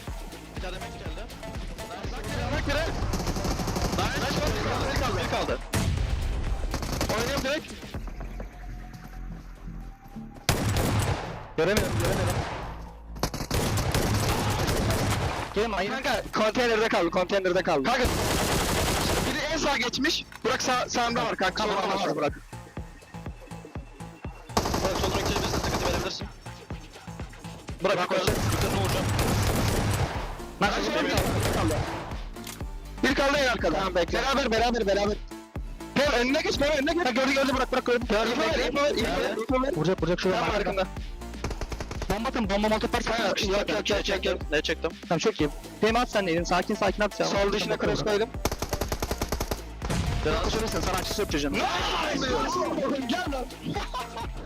Nice indeed, boys. Oh, wow. I mean, look at that. Frozen with 8 eliminations all by himself. Oh, this guy's been an absolute beast. Just shy of 1,000 damage, but putting up some big moments there. Kane in particular, I think, sure, maybe not as high eliminations as Frozen, but he was really the entirety of this match 7, keeping Voin in check in that building that Voin really didn't have even an opportunity to flex out because every off angle was keeping them deeper and deeper in those crate areas. And when you talk about Voin, I'm going to have to go a bit on the dark side here because what a disappointment, honestly. I expected a lot more of this squad. This squad has just been so passive. 2 games in a row. And they've been blessed by the circle, and this is why we were hyping up so many squads whenever they did end up doing good with the circle, whenever they do end up getting blessed because they were being proactive. Voin was nowhere near that. I don't get it. Honestly, I don't get it. I saw him in that position twice now, and I'm like, you realize that just a chicken dinner ain't gonna cut it, right? Like, you need to get some elimination. So I don't care if you have the best circle or the best position in the zone. You need to peek your head out. You need to be able to steal some of those eliminations. Otherwise, you're going home, and I'll tell you what, the Foot, they wasted no time. They got out there, they put in the work, and they put themselves in a position to win. Hey, so did another squad as well. That's exactly what I was gonna say. GOAT right there. 10 eliminations for this squad, and they finished Boar as well. And the way that they were able to defend the third party that Vicious was trying to do on them was absolutely beautiful. Oh, what an engagement versus actually 4 Thrives looking really good, and then 4 Thrives get what, a post-mortem grenade elimination out of nowhere. Very interesting strat overall. And actually, we just saw right there, what was it, 8 points total coming out from the side of 4 Thrives. So I'm going to say those 8 points is enough. They just overtook the 50-point threshold. So 4 Thrives finals pretty much done and dusted here, Heltrix. Yep, that is what I'm talking about. That just shows you that there's not going to be a lot of spots left And look at that. Yeah, I got to agree. Top 2 are a lock. You know, the 3rd and 4th place, pretty close here. You know, Foot put themselves in contention. They're still not there yet, boys. They're going to have to do another great game in this Miramar. If they can even replicate it closely, they should be able to be good. But, man, GOAT, 7-2-1, going to have to pop off. The Foot just did exactly what S2G did earlier. Yes. What placement were they? Weren't they like something They had along the 11 lines of points like before this game. They were in 14th with 11 points. That's what we were saying. All it takes, ladies and gentlemen, is one match. So going into this final Miramar, I'm going to be looking at Loops. I'm going to be looking at Wolves. Foot, I think you got to carry that momentum. Yeah, you got to try and keep it going. But actually, one thing that was really just heartbreaking at the start of that game was Ida clashing with Nigma Galaxy, and that's going to keep them down 23 points total. Only 4 placement points overall for the entirety of today. It's not impossible technically for them to make it happen, but that hot drop, if it happens again, Nigma Galaxy is pretty much done and dusted. And the sad part is, for me, this time, all these teams here in the second page, even though Ida could have a crazy game, they just haven't shown me that. So I'm going to be counting out all these teams here from the second page, and I'm going to be focusing instead at those top 8 that I mentioned earlier. And also, how is Team Flash going to be finished off this day for them? Same with 4 Thrives. And GOAT, is the aggression going to continue out of this squad, because they're up to 45 eliminations? Those are the big questions. Those are the big questions here. And what can I say, boys, right? You guys were absolutely right, and it just so happened to be the team that you predicted that was going to do it. He knew it. Yeah, he knew it from the get-go. He's like, when it comes to Miramar, Foot, they could get it done. I doubted myself, so I think that's why it worked out. By the way, guys, the way, like, I was looking at the game with Max, and I was looking at his face, and I was like, bro, what were you on with this prediction? And he looks at me and he smiles. He's just like, I don't know. I didn't believe it, honestly, when I said it, but you know what? Like, it worked out, so that's great. Hey. Cancel out your curse. Yeah, just because I don't believe it. I need to believe into it for it to take effect, apparently. That's what it is. That's what it is. Well, you know what? Hey, okay then, right? Oh, no. Who do you not believe in this last game? I do not believe in Alula. Okay. Ooh. You don't believe in Alula? No, they're going to drop down to 16. Okay, maybe not 16. Okay. Dang. All right. Well, let's see what Alula could do with this last game. That's going to be super interesting. I mean, they went top 4 right earlier, and they've just been slowly slipping, just like Wolves, unfortunately. They are in contention. One big game. I feel like we're going to have a bit of a surprise here in terms of who will do just a final push to overtake 7-2-1 and maybe GOAT 2, because 45-42, those 2 teams could fall if things line up perfectly. The crazy thing, too, for Alula is that they do end up having those elimination points. They just don't have those placement points. Even when we ended up looking at Foot, the only placement points that they had today was literally from the win that they just got. So it's going to come down to a consistent match here out of Foot if they want to make it into top 4. For Alula, we need to see that fragging power again, because we know that if you do end up getting some placement points, it might not be enough as we go into the final game. Here we go, baby! Into the last game of the survival stage. We're headed to the desert for one last time. Top 4 teams moving straight to the grand finals. Everybody else, their journey ends right here, right now. Let's get it going. Is that a good playing path that we're seeing? Pretty good. Ooh, you couldn't ask for a better playing path, honestly. Yeah, it's going to be looking really nice. And 7-2-1, like, we had too many hot drops happening. Let's go Ruins. Nobody in the entire life goes to Ruin. It should be big chilling there that time around. But I am wondering, we talked about Ball in their respective group for the group stage. They went for a big hot drop on Pandem and Hacienda. Are they going to try and pick another target to maybe keep that dream alive on Miramar for that final match? Squad coming in with 19 points. Top 4, currently the cutoff mark is at 42 points. Yeah, go crazy for me, Boar. Don't put a point. Yeah, everybody needs to go crazy. I don't care if you're in the best spot in the circle. Get out there and get some eliminations. And let's get some amazing casting action for this last game as we send it on over to John, Allen, and Blank for the last time in the survival stage. It is time to go crazy. According to Hot Jukes and over on the desk, we are ready to pop some cloaks here, as plenty of players need to go down before we crown our top 4. Final match Deja vu from Group A. Can they make it happen again? Foot drops directly central, just towards the south side of Bohr. For Max, the Frenchman, he's still got hope. For me, Western Europe enjoyer, I just don't know anymore. I just don't know. But for Foot, it looks real good. They start in an incredibly good position on this side, as do the Bohrs. But we're right, you know, you got to go absolutely insane in this match. Do or die moment. Seriously, right now. No, like for real. But like, for real. Come on. But for real, for real. Lose your mind. Maybe some of your marbles also. It's important. It's important to get a little bit freaky with it now as our teams are down to the wire. As they were saying, 42 points. 7's counting anyone below 8th place out. I might extend that down a little bit further, maybe all the way to the Vicious. I mean, that's what we were talking about during that last match. 25 points. Yeah. Yeah, you had that 20. I think that's a very reasonable assessment from you. But with the caveat... It's the profiteering that's the problem. Yeah. The caveat is that you need everybody ahead of you also to have not a great game. Yeah. That's absolutely true, because right now, it's a heavy lanyard of responsibility for these teams underneath that 10th mark, right? Where for you, not only do you have to get above that marker of 40 points, but you've also got to worry about these other teams. And do you take that responsibility of hunting down those squads that potentially lie in your way, or do you just play your own game and hope that it works out? I think this is going to be really down to the wire here. Foot already starting in a really nice position in Via Demar, so far away from everyone else. This is so free, such a free amount of space for them to play in. This is very nice. It's really easy. And they've already scouted out the entirety of Chumacera foothills too.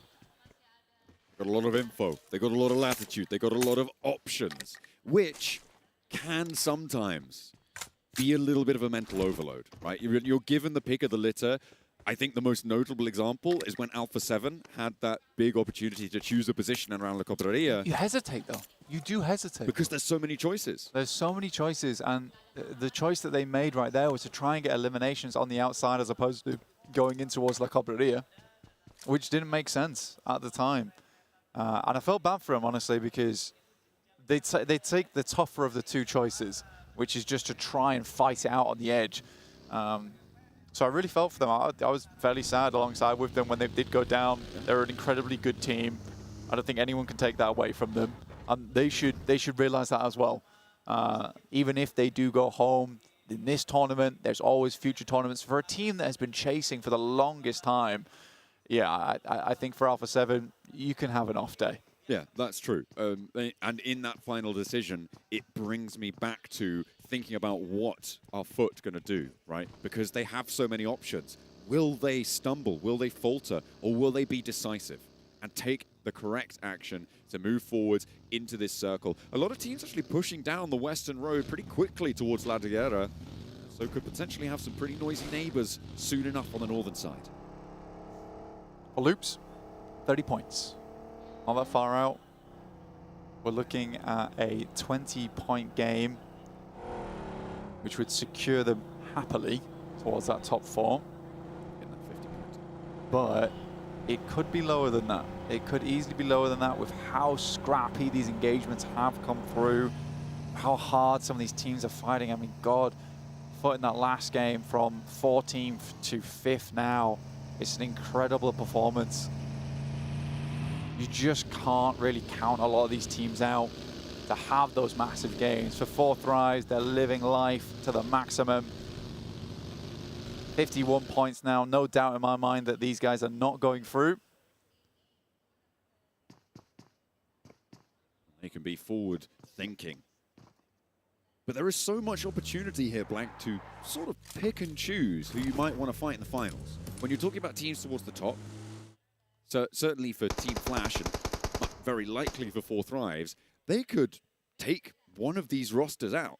Maybe they want 7-2-1 to get in towards those finals. Maybe they want GOAT Team to be against them in the finals. They'd much prefer it to a Foot or to a Wolves or a Loops beneath them. Could potentially be an opportunity to control the enemy that you face. Change things around that way. It could be pretty nasty stuff, but That's easier said than done, I think. I think it's safe to say. Foot do have a central position, but a lot of players starting to move into the area. An opener for Enigma Galaxy, and that is over to our bubble team. 7-2-1 have lost a player early again. I'm gonna be real. I think 7-2-1's been fairly lucky in quite a few of their games. Yeah. I think that they've put up a tremendous performance from where they came to where they are now. But 4 Thrives opening up over towards Foot is a huge deal. Losing one player at this stage of the game can be nightmarish. Wolves also finding Rahan from 7-2-1. They're dropping the 4th place team out early. That is a really big deal. 42 points, that's not that difficult to jump over. We could have multiple teams vying for that 4th place here. And GOAT team aren't fully secure yet either. If they lose players early on, it could be 2 spots up for grabs, potentially, depending on where these points go. But right now, the story of 7-2-1 could be drawing to a close. They've played on with 2, however, multiple games now, Blank. Yep. They know how to do it, evidently, even though, granted, they have been lucky, they know how to play with that luck when they're given to it. Catch him on the pass, the Enigma Galaxy. For Foot, I think that they're suffering from exactly what you're talking about, but maybe not for the same reasons. For 4 Thrives, I think that this team is just so happy and so ecstatic that they're in the top 4, they're secured in the top 4. They make a direct send over towards Chumasera Foothills. That is maybe a misguided decision where sometimes you can get caught off on the rotate, there'll be teams watching you, and you might struggle because of that. 4 Thrives, they don't care at this point. They'll take a risky rotation any day of the week. And they are potentially going to earn a lot of ground on that southwest edge, up and into those hills. Obviously clearing out an angle against Foot gives them that elevated high ground. They have managed to actually split the difference. Look at the angle. Ooh, okay, Zedwolf is still there, but now Falak knows about it. 2-star players going at loggerheads in the longhouse. Neither team currently on the backup, but both are sending in the cavalry. Looks like 4 Thrives don't want to get stuck in, so Falak's playing sensibly here. He's not letting his ego run away with him. Back it off. I mean, 4 Thrives, there's plenty more teams, plenty more squads to take down.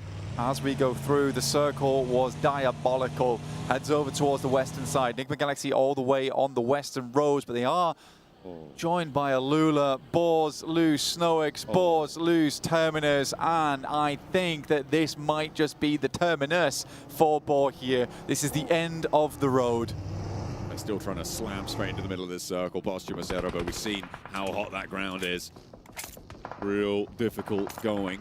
With 2 players alive, you just don't believe in them. I don't currently. Wolves, they've got a little bit more belief from me. Currently facing off against Ida, who have got 4 players alive, but are being backed off the angle. Everybody having to shunt all the way west and in towards Bayadema and the hills to the north of it. A lot of water in this one too. Like down towards the south side, it's a bunch of water still in play. You've got the north side of Minas del Sur in play too. So we're kind of looking at like 70% of the zone, which is currently playable. And even that is very rough around the south side of La Driera in terms of the valleys. There is a couple of good compounds to pick up, but you don't really want to head towards them until later. And Foot will end the run of the Boars.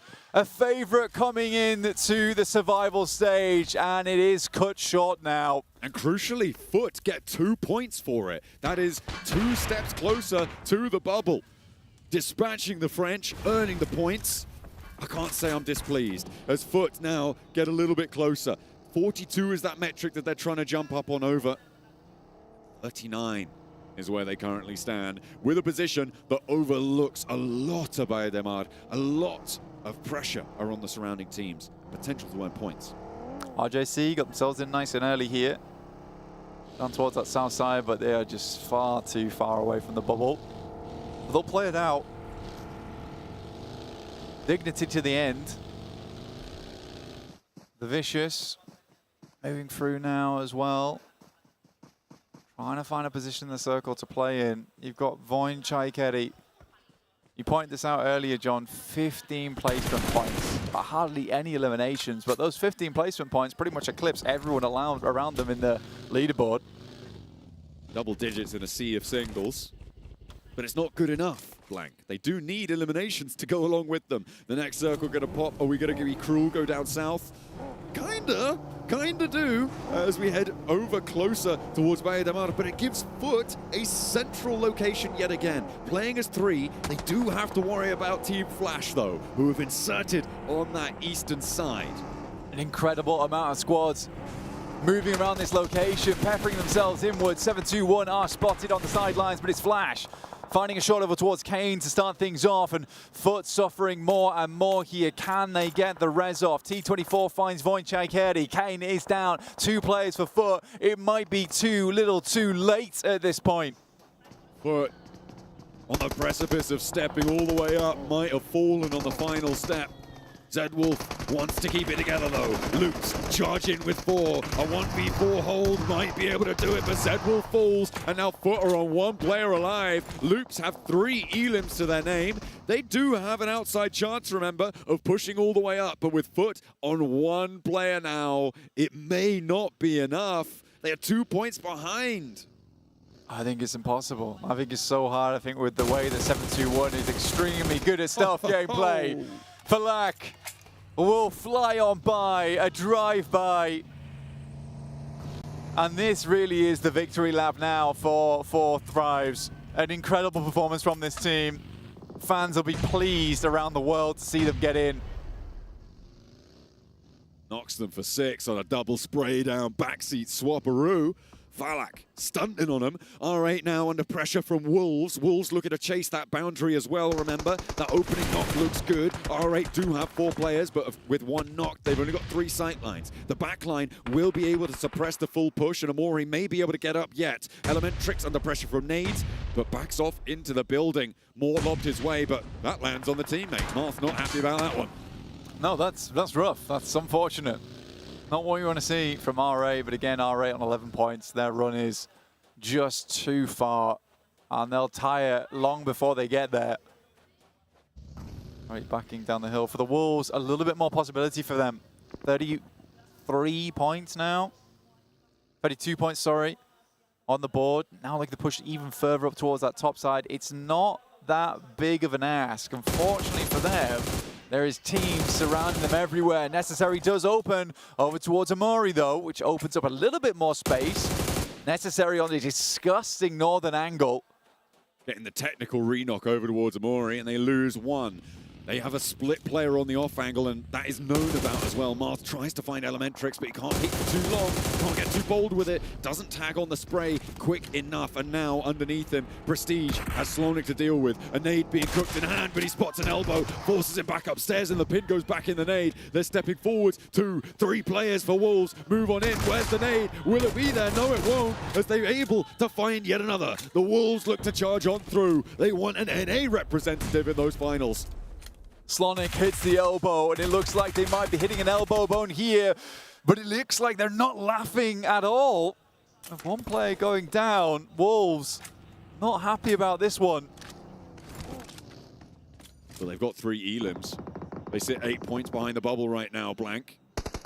With 3 players, it's definitely doable, and they are starting to rack up the pressure here. 4 Thrives are clashing with Team Flash, and in the midst of it all, looks like they're trying to hold down their building. Loops as well, under pressure. They've lost 1 player already. But with Zeus a win in your building, you are never going to sleep easy. Never. Zeus. 9 elim at the start of the day on the Rondo. An incredible game from him, and continue to put performance up from there. And not only him, but Win, Bozy, Tops, all doing incredible work for the squad. A backstab comes through from Zeus. Never saw it coming. Win ducks behind the stairs, but will go down in the process. Law keeping this alive. Just about in control. Loops do manage to get the res onto Vitin, or they will do in a matter of time. Loops playing on 5 elims now, in a position inside Valle de Mar. There is a world that they can push through here as well, but in 3, in this urban environment, the route out is almost impossible. Super difficult for Thrives. They're trying to live it out here versus Ida. T2K will swap him by. Not happy at the previous performance, going through from 4 Thrives, where they just took them down so easily. Can have a little bit of a clap back here. 2 players might have been doable, but the third rocks on in, and all four of them are here to party now. A back off on the angle for Ida, not getting involved there. Rules hops out the window, looks for the flush onto Falak and finds it. 4 tries, remember they have very likely done enough, but D24 wants to do more. He's gonna find another around the door frame. Doesn't have any ammo, he doesn't have any ammo in the DBS. Runs dry and doesn't realize that death knell of the click on the DBS is going to ring raucous in his ears. 4 tries full, but we will be seeing them again. Man, imagine if he did have ammo. I mean, he'd shoot the feet off that guy any day of the week. Incredible performance. We got the explosive bow in game here. Don't really see that too much outside of Sook using it. Out of his speciality, but nice to see it still utilized. Waiting for the next circle to pop here. Does he go down towards Vaidemar? Or do these teams need to think about leaving? This is so nasty for all our chasing teams, right? Because you can have dregs of teams playing inside these buildings. It makes it so hard to guarantee that your opponents are going to get eliminated, and you just can't guarantee that they aren't going to get in towards a top 4, a top 5, that sort of area where placement points will kick in and be very, very important. I'm thinking specifically about 721, who as a duo are in a building inside Vaidemar, and they have quite a big buffer zone around them. This is an easy place to live in. No one's pushing them. No one wants to move on towards them. It's a real question. If you get a southeast shift on this one, it'd probably be the worst thing for 721 to happen. But this is way better. We do go down towards Vaidemar. We're having a fun time on this one. But more importantly, John, look at that water. Look at that beautiful blue. There is so much involved, making life hard for these squads. Vicious have a nice setup on the bridge. I mean, it might be difficult to push out of it, but right now, they are fairly protected from the teams inside the settlement. The main worry for them is the teams beyond them, in the hills that sit with potential oversight onto that bridge crossing, right? That is going to be where the difficulty lies. But for Vicious, they are right at the back of the queue when it comes to teams trying to push in towards that bubble. And now they are at the back of the queue moving forwards. I think that is an accurate representation for the pressure meter, showing, oh, it's just ticked up as well. Oh, it's even It's hotter. maxed out. It's maxed out. Someone getting 105% on that one. We need to adjust percentages. Maths needs to change to display how this is going for them. Yeah, we're revving it up. And it makes sense. Perfect time to bring it out here because the pressure is phenomenal on this team. The further they get into this game, the more that pressure will build. Just got to try and not get crushed here like a can in the Marianas Trench. Wolves on our screen, over towards the north side, a chaser, a chance. 5 points on the game so far, up to 36, doable. Remember, GOAT team are still not safe, but with 4 players alive, inside Vaidemar on the south side, I don't see them dropping down anytime soon. I don't see them not being able to get enough out of this game to make it safe and secure into these finals. Potentially push up and jump up over. He needs it. Thrives, maybe. He needs it desperately. Any more shots he can get through, but he's running with some pretty poor utility, some pretty poor weaponry as well. Swain locks out the nade. There's damage happening throughout the window. It's a good nade. Looks for the double. Emre doesn't go down though. There's one more, but all the flushes are getting stolen away. Swain at least able to confirm one. Swain now in a 1 versus 1 when it looked like he might just get crashed and evaporated. Foot add a point to their tally as well, Blank. If they can find those. Oh, did the flush get stolen? I think it might have done. Yeah. Oh, that's nasty. They would have been 1 point, but they'll take survival over the point at this stage. They'll take anything they can get. Jumping up will be so important. And Swain out the door has another nade. Can the muscles do it? Emre, look at a lift heavy for Ida right now. Swain, it's a difficult one, right? He has to guess where this player is. There's no window on the backside of this building, which is what makes it so good to crash. There he goes through. It's on target. Not enough damage. One more nade is in the hand of Swain. Immediately with the first aid kit round the side, tries to pop it. It doesn't get far enough and is not cooked long enough. He's so desperate for these points. In the meantime, 7-2-1 pick up one for their own. A moving goalpost, and the two players on the east still in the circle. T2K potentially to push through them, but who else is going to go that way? Wolves, maybe, but they've just lost Slonic. They are very, very low on that forward position. I don't think that the Wolves are going to be able to make this one forwards. 7-2-1. I mean, you said it before. They have been lucky time and time again here, Blank, and with two players so early on, they are just keeping their heads down and everybody else around them not doing a thing about it. Again, extraordinary a team for 7-2-1. Relatively unknown as a squad. To get into a top 4 would be a crazy result for them. But we do have to say that this is not what wins you championships, right? The way they're playing right now will not get them a first place later on. Might get them a 16th, though. But it is impressive. It is impressive nonetheless. I would agree. There's another knock, though, that they're able to find. There's potential for them to jump up past Goat if they can find a couple more stragglers around the way, some waylaid wastrels to pick up points towards. Malik, plenty of ammo. Nice healthy armor. The helmet not looking so hot, though. Federer, ooh. Able to just about duck back behind the cover. Yeah, the level 1 helmet really not helping him here. Any headshot that comes through over towards him is devastating. And it's just about on the barest amount of HP before it breaks. T2K need to make their way through Bose. Bozy is still alive on the south side from Flash. Could get involved if he wants to. We're down to RJC. Goat looking to secure their position in the top 4 right now. Very, very central. Loops also on for the run of their lives. Loops, a team that we thought would make it through in their group, but fell very short. Alula, they've been in the top 4, they've tasted victory, but they crash into the building, and Swain's there. Emre's there as well. This could be troublesome. He steps up, he's going to get a point here. Eden may be able to snaffle that away. No, I think that goes over to Enigma Galaxy, and Swain's still alive on the top 4. Know about the Turkish split duo, the bounce on the nade, takes Emre down, and Swain steps forward, but he's out!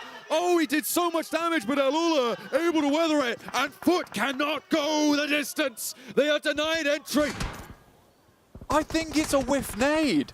I think it's a whiff nade that gets thrown, bounces back onto the stairs and takes him down. They had no way of knowing unless he was still cooking it, pulled the pin on it for the player on the outside, and then just quickly flicks over. Alula, though, 39 points. I can't believe that it is between 7-2-1 and Alula chasing down 4th. I mean, you've also got Loops, and you've also got Vicious, Blank. Vicious, who were our most outside of outside prospects. 4 players alive on this super high ground bridge now. Everybody's starting to get cramped in down towards these buildings, and they can start to unravel the hold that the Hillsides have had on them for the longest time. Vicious, like you say, high ground, looking good. Opponents bare in front of them. Enigma Galaxy still up as 4-2. Everyone make their final attempt at victory. The circle centers up over towards it. The bridge in play, the Vicious in control. Can they get the points? Can they brutalize the competition? Point, I just don't know. I don't think you can get super high elim games from this match though, Blank, because it's so straggler heavy. Teams are going to take chunks out of each other and drag the player count in this lobby down. Goat are going to take 1. They've already managed to get 5, and Blank, they're up to 50 points now. They are very, very secure, but they do want to go further if they can. 51, 52, 53. That's when you're going to start to wipe the sweat off your brow and feel it not getting replaced by more. Like I said, John, they just don't have the vision right now. They just do not have the vision, and it's so crucial for them to grab that. 7-2-1 looking over towards Alula. Masku yet again takes more damage. Icy trying to find Ado as he makes his insane cross. But they do need to get rid of Enigma Galaxy, because then they will be the one Western team to take shots towards everyone on this eastern side. Alula outside the circle. They have to drop the smoke train and keep this train chugging at this point. But where did Enigma Galaxy go from here, right? They are really penned in. They can stay here for the time being, and it may be profitable to do so indeed. But from here, they can't get across because the Vicious will line them up and knock them down, send them left for dead, and they might just have to wrap around after Alula make this move, which they are desperately trying to go for. Last player alive. 7-2-1. And they move on in. 7-2-1, you're right, they are still alive, and they are racking up another point from the eastern side. And Vicious, okay, they've taken more hurt than I thought they would. And Enigma Galaxy, okay, they can get over the top of this one. Good shots over towards Doran. Really just about getting those bullets through. Enigma Galaxy still on us 3. 7-2-1 starting to make their cross. Malik gets himself to the truck. A nade goes through. Doesn't tag him on. They think he's on the right-hand side. He's not. They know he's there now. Another nade in the right place, and it's all done and dusted. We'll lock in our final bubble position for our teams to aim he's for. barely in! He's so close to the blue zone. You must be joking me at this point. There it goes. So they are on 45. That is a locked-in 45-point bubble for Alula to chase, for Loops to chase, for maybe Vicious to try their best to go for, but they've just lost Doran. For Loops, it's chicken dinner. They're done. They just need to get the 10-pointer here, but they are on the outside edge. The blue is starting to push them. Go down towards their south side. RJC on their west. Fearless still this member of 2TK. T2K who could cause a big problem for them in the future. Lord keeps hitting nasty shots. They've got such minimal count on ammo. It is looking real bare on the cupboards for Enigma Galaxy. They have managed to get all their players back up and alive though, and already a lot of damage done towards the Vicious. They've taken a player out already. Doran fell before, and more is pouring through. These are high-value rounds that he's sending down range, but they are paying out dividends. Icy starting to get chunked through. Redox not able to survive for too much longer. Lord able to layer it on down. I think that's a weapon swap coming through for Ralph to swap back over to the UMP. The ammo just wasn't there for them, but they are doing so much to punish the Vicious. In the meantime, T2K fall, and GOAT team get another point, and crucially deny that point to the teams looking to chase. The Vicious desperately bandaging, licking their wounds on the other side of this bridge, but more shots come through from Lord. He might have no ammo, but he has the accuracy to boot. I see the last player alive for Vicious. They're trying to stick this res, desperate to get their players back up in an action. But where do they move? I thought Enigma Galaxy were penned in, but no. They've turned the tables, and now Lord's starting to creep up on the girders there. And Koa gets spotted from the side angle that has been on this flank for so long. A thorn in their side that just gets gangrenous for Vicious up the top. Icy still trying to keep it together. And the nades, oh the nades. It is nasty. It is a brutal way to finish things. They might go long, and he steps out, burning beneath his feet. And the Vicious fall. The Vicious down. Their run ends. Not bad. 9th place. They try to get further, but Enigma Galaxy now dominating in the lobby, looking to push this further, but there's not many eliminations left. For Loops, they just need to close out the game. From the eastern side, Enigma Galaxy have such a great position now. They are free on this edge, and Loops are taking damage. Loops are going down, and Loops are out. It's only Alula now who can reach the distance, but they are only a one player. Goat are falling in the meantime. RJC have managed to find a game, and Goat charge on in. Can Alula survive up and into second place? That might do it for them. Blank, Alula have a chance to topple the top spots and take this one home. It depends how messy it gets, though. Enigma Galaxy still have all 4 players alive. Enigma Galaxy were flying in to try and assist on this one. They knew they needed the points. They knew they needed a bit more action on this game. They've only got 7 elims though, and I don't think there's enough remaining for them. Enigma Galaxy play a blinder at the end, but it is just surely not enough. GOAT team now with 3 players alive, but the need to seal the deal. Enigma Galaxy may not quite make that margin. I think Alula went down just in time, and I think the 7-2-1 have stayed in that 4th spot, but it is so close. It is really unknowable at this point in time until we head over towards the desk. But honestly, for 7-2-1, what a survival play from them.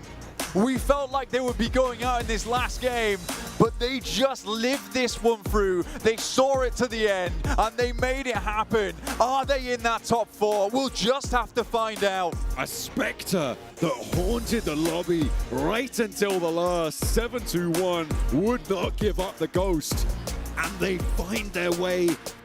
I'm pretty sure they found their way into the 4th place. Now the question is, who threw the flashbang into the room? Because everyone is dizzy. And it will be hopefully another dizzying performance over towards the finals as Flash come away from this one on a massive high. A back-to-back chicken dinner at the start, and it was chilled out throughout. They looked so clean as well. A big resurgence from day 1 of the group stages. From Group A, they just about snuck through, but they found their pace here in the survival stage. Moving forward to the finals, it is a team to watch out for. They are a title contender if they stay on this form. Sad to see Boz here. Team with a real chance. Not able to make it at the end. They'll be going home. I'm sure we'll see them again in future. But Flash at the top. But the real question is, John, who is at the bottom?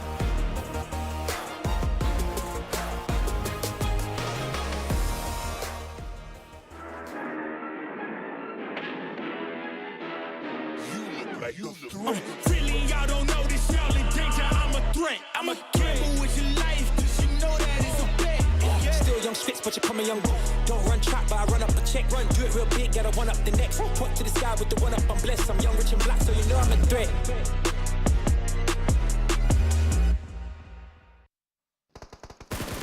Action-packed all the way until the last second. The survival stage did not disappoint one bit. Enigma Galaxy get the chicken dinner, but man, they did not look happy about it. Was it enough? Did they do enough to try to get into the top 4, Max? From their reaction, I would say no, but I hope they're bad at math. Yeah, I hope we all are. But like, it was such a good play taking not mountain, it was a bridge side position away from the side of Vicious, with the Mini 14 right under those containers and those vehicles.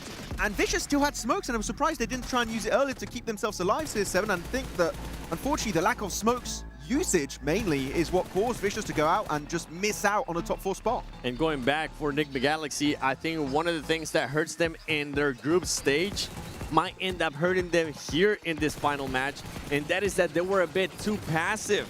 When they actually needed those eliminations, when they needed to go for those fights, they were playing that late game for too long and just totally forgot about the eliminations to be able to catch up to that top 4.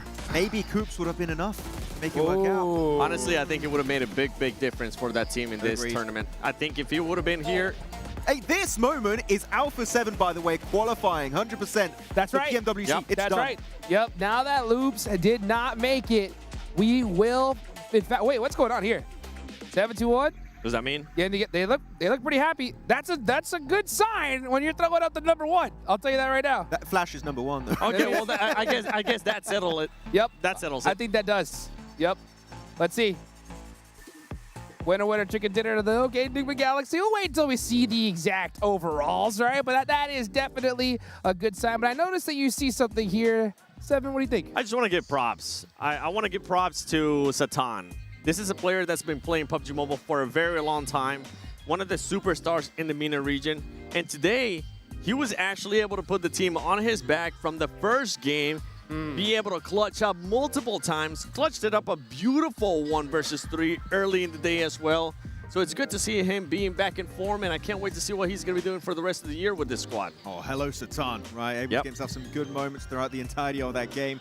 But especially able to get rid of Vicious. It was just a key moment. But the main issue, because by going there, you can't get as many frags as you really want. And eliminations is really what Enigma Galaxy needed if they wanted to go the entire way to make it in the top 4. But here, the eliminations were incredibly low. And on the opposite side, too, this is one thing that disappoints me.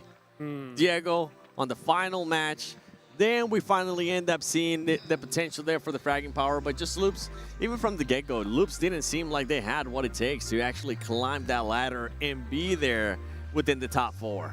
Yeah, it's just not enough. I cannot believe we just got this crazy of a circle. Yeah. And all the teams that were competing for the top 4 were there. Al-Ula, Solo, 721 trying to survive. Loops, Vicious on top of the mountain. Nigma Galaxy trying to chase it down for the win. So many storylines colliding in Valle del Mar. But the top 4, man, is going to be close. We could literally be a tiebreaker, Hot Jukes, to make the difference between you going home today and you making it to the sorry, not to the survival then, making it straight to the grand final. That's right. I mean, we just saw it before, right, in the earlier groups where, you know, a team had to go home by one singular point, and that could totally happen here. This circle, I mean, I'll tell you what, when it comes to these massive moments, the circle for some reason decides to not disappoint. We get a bridge Valle del Mar finish, and Nigma Galaxy, I completely agree with you, Seven, right? This is the hard point, is you want to get that chicken dinner, you want to get that win. Sometimes, though, you have to just make a crazy adaptation play, and with the numbers the way they are, they needed to do it. They needed to just go crazy, push heavy, and make something happen, and unfortunately, they weren't able to get those eliminations. It seemed like the spark was there towards the end, especially when they ended up taking the fight there to Vicious on the bridge. Yeah. But that fight took too long for my liking with what they needed to do, Max. They should have taken advantage. They should have been more aware of where all the other teams were. If you could get maybe a chance to third party from far away, still an easy elimination, that you just need to be more proactive when you know you need the eliminations to catch up to top 4. Because looking at their reaction, you know they made the map. Meaning during the game, they were calculating how many elims they needed to get.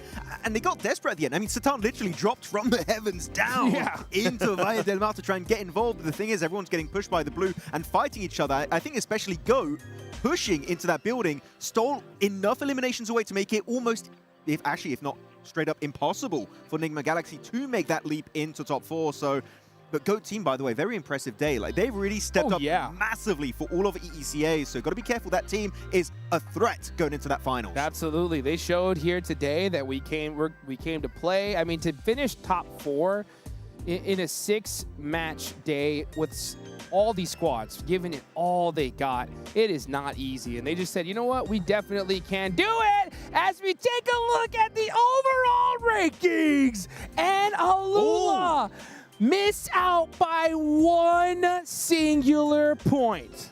Look how close everything was. 1 point once again. Nigma Galaxy falls short, 5 points. Foot, I gotta give them props for what they were able to do to even try to make it a chance, especially after that 5th game.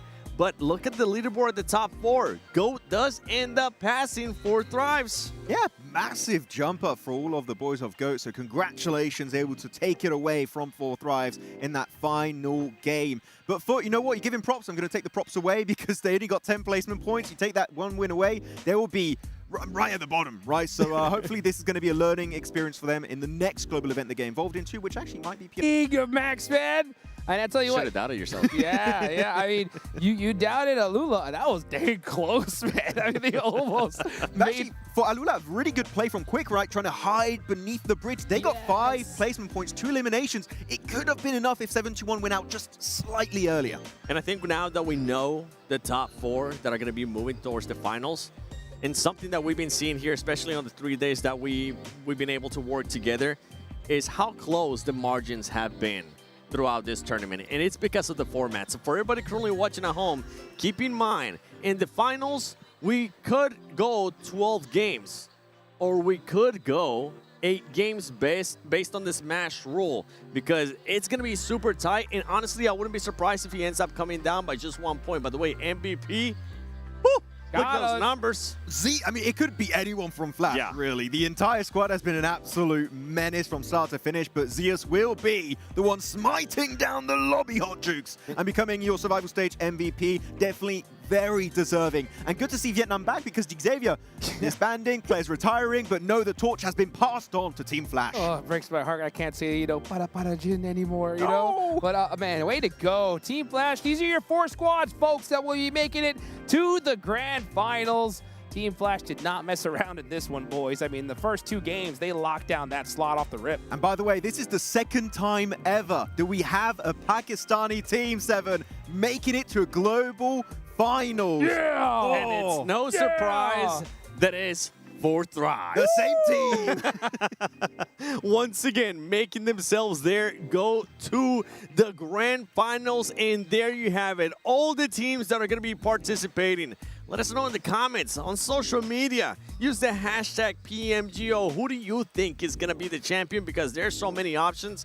And with the craziness, with the margins of points that we've been seeing, the champion could come down to either a tiebreaker, a smash zone, or just 1 point. Absolutely right, Seven. All right, boys. Looking at these participating teams, give me two that you're most excited to see in the grand finals. Seven, I'll start with you. One has to be Bigatron because of what they were able to do during Group B. That consistency was amazing. And the second one has to be Aurora Gaming. That is my pick to actually become the champions. I'm looking at Hora, right? Come back from Nepal. They just dominated not any group. It was the group of death in that stage, and they get #1 by a pretty significant margin. The main third-party squad in this lobby, so very excited about them. And I would say Ulf. Sure, they didn't show their true potential, in my opinion, but I feel like that ceiling is incredibly high. And if they get back to that, their old days, not that old, that long ago, but PMGC 2025 style, Ulf. How tight is it going to be? Because for what we've been seeing so far, it could be multiple teams getting into the smash zone on that first rondo, and then we could end up closing it out in 8 games. That would be absolutely insane to watch. And we've seen so many different teams already, you know, use that smash point ruling in their own respective leagues. You know, as far as the teams I really want to see, I wasn't here personally for the last time, right, in Indonesia. I want to see the hometown squads go nuts. Panda really impressed me. BTR go like that. I want to hear that crowd just roar for these squads. So I'm super excited to see them make it happen. You just mentioned something that we really haven't had to deal with during these 3 days. The first 3 days is the crowd. Yes. It's the atmosphere that's going to be set here, because last time we were lucky to be here. There was drums. There was people screaming. You could feel the vibration from the crowd.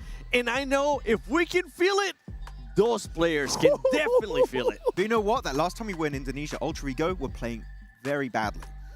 Bigatron, I am so hopeful. This is the first time I believe Bigatron since 2019 as an organization could be crowned a global champions. BTR looking damn good. Oh, man, yes, they are. And I'll tell you what, guys, we got to give one big thank you to who made this all possible. Of course, that Infinix GT50 Pro with real liquid cooling. If you guys want to be able to do some serious gaming at 120 FPS, just like these pro players, that is the device to get your hands on. Oh boy, guys, we have 1 day off, right? 1 day off to relax, and then it's gonna be just non-stop heart-pounding action for those next 2 days as we go into the grand finals. Yeah, I mean, last year we had no Smash with Regnum Karia. They couldn't quite make it happen. They still won the entire tournament off the back of that. I'm telling you, these grand finals, Smash is inbound. I think a smash is going to happen. I said who I think is going to be winning. But honestly, I wouldn't be surprised if we end up getting surprised by just a random team in this lobby, because this lobby is heavy. Well, we're going to have to wait and see, guys. It's coming up right around the corner. Mark your calendars. Tell everybody, and we will see you in the grand finals here in Jakarta, Indonesia.